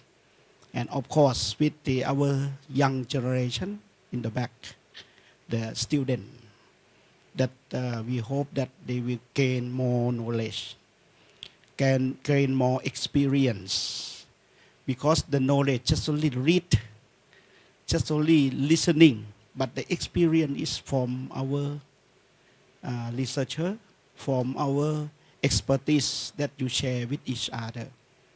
This is very important for the next, for the future agriculture. Some we talk, why, when the agriculture will smart, we just slender agriculture, smart agriculture. We try to use many ways. IT, we use cell phone, we use many things. But the important thing is we cannot be let the wisdom of the local people. Why? You see, from the Philippines, they also have wisdom of them. In Taiwan, when I went to many farms, like in Ilan, also they have many farms there. Yalisan, they have Aboriginal people. In Tonghua, in what they call like Tonghua University, they have many group of Aboriginal. They show, they have some of wisdom that they have there. So wisdom also very important for us. We cannot far away from the wisdom. In Thailand, we also have wisdom. Like tomorrow, you will go to Metang, right? Metang, right? Tomorrow. Prao or Metang? Prao? Prao province. Because they stay long time, maybe 100 years, 1,000 years, we don't know exactly. But somehow that the time changed. The technology changed. The digital change. We should follow something that act together. Innovation. But should become appropriate innovation. Appropriate technology together with the local wisdom that they have. Okay? Sometimes we cannot change they all because not appropriate for them because the situation, the condition of them is different. Like we cannot bring from Taiwan to Thailand all, but adjust it. But you know, we have many fruit from Taiwan variety. We have like chuchubi, the putsa chuchubi, right? Taiwan variety, very big and very sweet in Chiang Rai. They have in Chiang Rai, right? Machu the bamboo also from Taiwan. Many that we get from Taiwan because you have really big the variety. You can have technology to get the variety, but you cannot plant there because you have typhoon, right? Please come to Thailand. We don't have typhoon. We can plant here and you can bring from here, get back to your country. Please. This is, we cannot stand alone. We cannot stand alone. We should work together. This is, I just put W, it means wisdom, I, innovation. And N is network. Network today, we come with us. That I come early morning, that I saw all of you come. And online also, we have network together. Not the end, but we just, you know, work together forever. We can see each other every day, every second that you can talk with each other by cell phone, by line, something like that. This is our network. And for the last S, wins, S. Serving society, service society. This is important for our agriculture specialists, for our agriculture expertise. Why? Because agriculture should through our farmer, okay? Through our majority of the people, like in Thailand, 60%, 80% agriculture. I mean the farmer. In the Philippines also, maybe in Taiwan very few, in Japan very few, but Malaysia is also the majority of the people there, agriculture.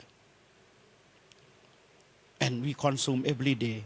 Allow us in agriculture. Okay? So wins. And when we talk about with fruit, we love them or not. It's very important. No? Somehow some people, they open the song for the tree, let them bear fruit. If we don't love them, we don't know habit of the tree. You just plant them, let them go by themselves. Cannot be. But like Dr. Chinapan Thanarut, he loves grapes. I have just only 3 grapes in my house. In my house there, he just take care every week. He come to see and he just told me, because I went out almost 1 week, he just told me that your grape is very beautiful right now, like that. Because he loves to go there, to see, to take care. This is very important for us. The farmer also, you know, the people, if we love them, love the tree, love the plant, they will come to take care, to see, to many things that see. They also have their heart. I think they have the heart also. No? The animal also, you see. If we love them, they will love us. No? Follow us. The tree also. So, Metro, we call one seed is one life. One seed is one life.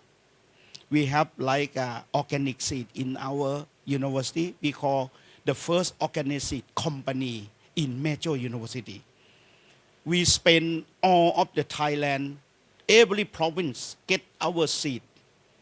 Vegetable like pepper, what they have, we send to them. 76 species. We send tomato, eggplant, something like that. We send to them during COVID-19. They don't need to, buy the vegetable outside. They can plant in their house and they can keep it and grow it This is one season, one life. But if we buy from the company just only one time, cannot plan anymore, right? Because FT, you call it FT, right? Cannot make the new plan anymore, just only one time. So just let you see, because two director already conclude, but I just try to, let we understand that in our university, in FFTC, in TARI-MJU area, very difficult, no? Fongsan.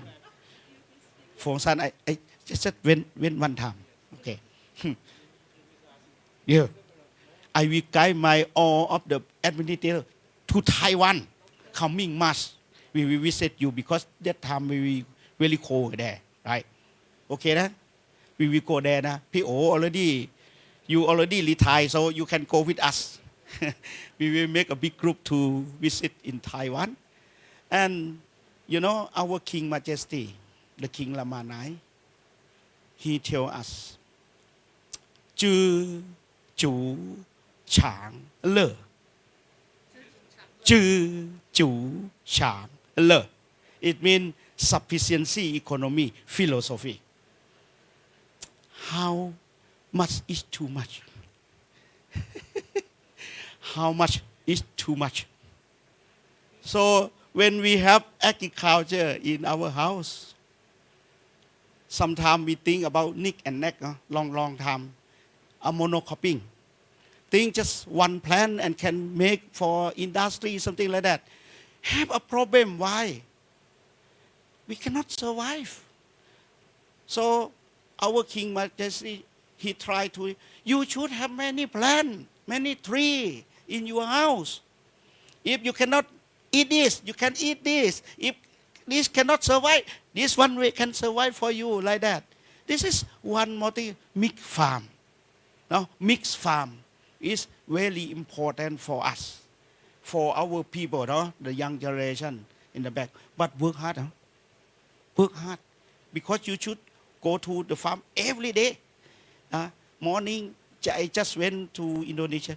3:30, they already come to the mosque, right? And 4 o'clock or 5 o'clock, they work in the field already. It's work hard.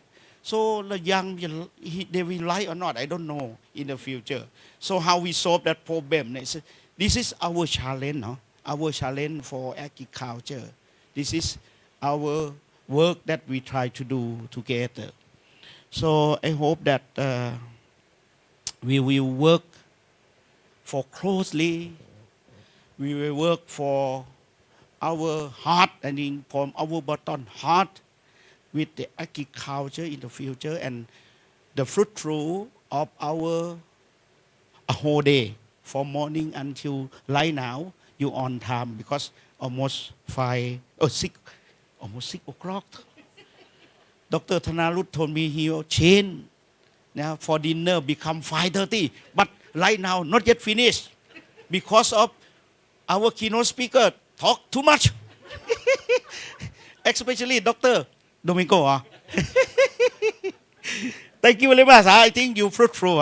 And the output of our conference, our workshop, our seminar, something like that we try to do like this, is a network and can contact together, work together forever. This is very important. Thank you very much for all of you that you fight from your country here. And we hope that you will enjoy here in Chiang Mai. Chiang Mai just only one province of Thailand. And you will go tomorrow, just only some place that you can go. But next time, please stay here longer. Longer and longer. And we will see each other more than this. And I hope that I will visit you sometime in Taipei, in Fongsan, okay, in Taichung. Okay, I will visit you. How about you, ma'am? Taipei, okay.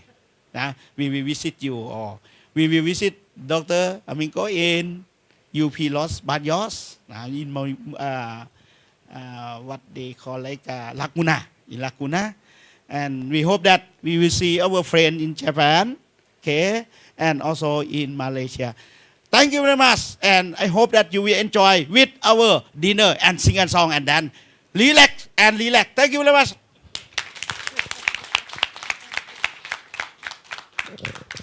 Thank you very much for Associate Professor Dr. Virapon Thongma, the President of the Major University. And also we thanks a lot for everybody, the guests, the participants in online and on-site here, and also all organizer staff that we make this work together and can complete in this time. Thank you very much. Yes. In addition, for the tomorrow, we will have the field trip program more. So who register for the field trip program, we will start for the van at the front of the Furama Hotel, 7:30 a.m. Please join with us. Yes. Thank you.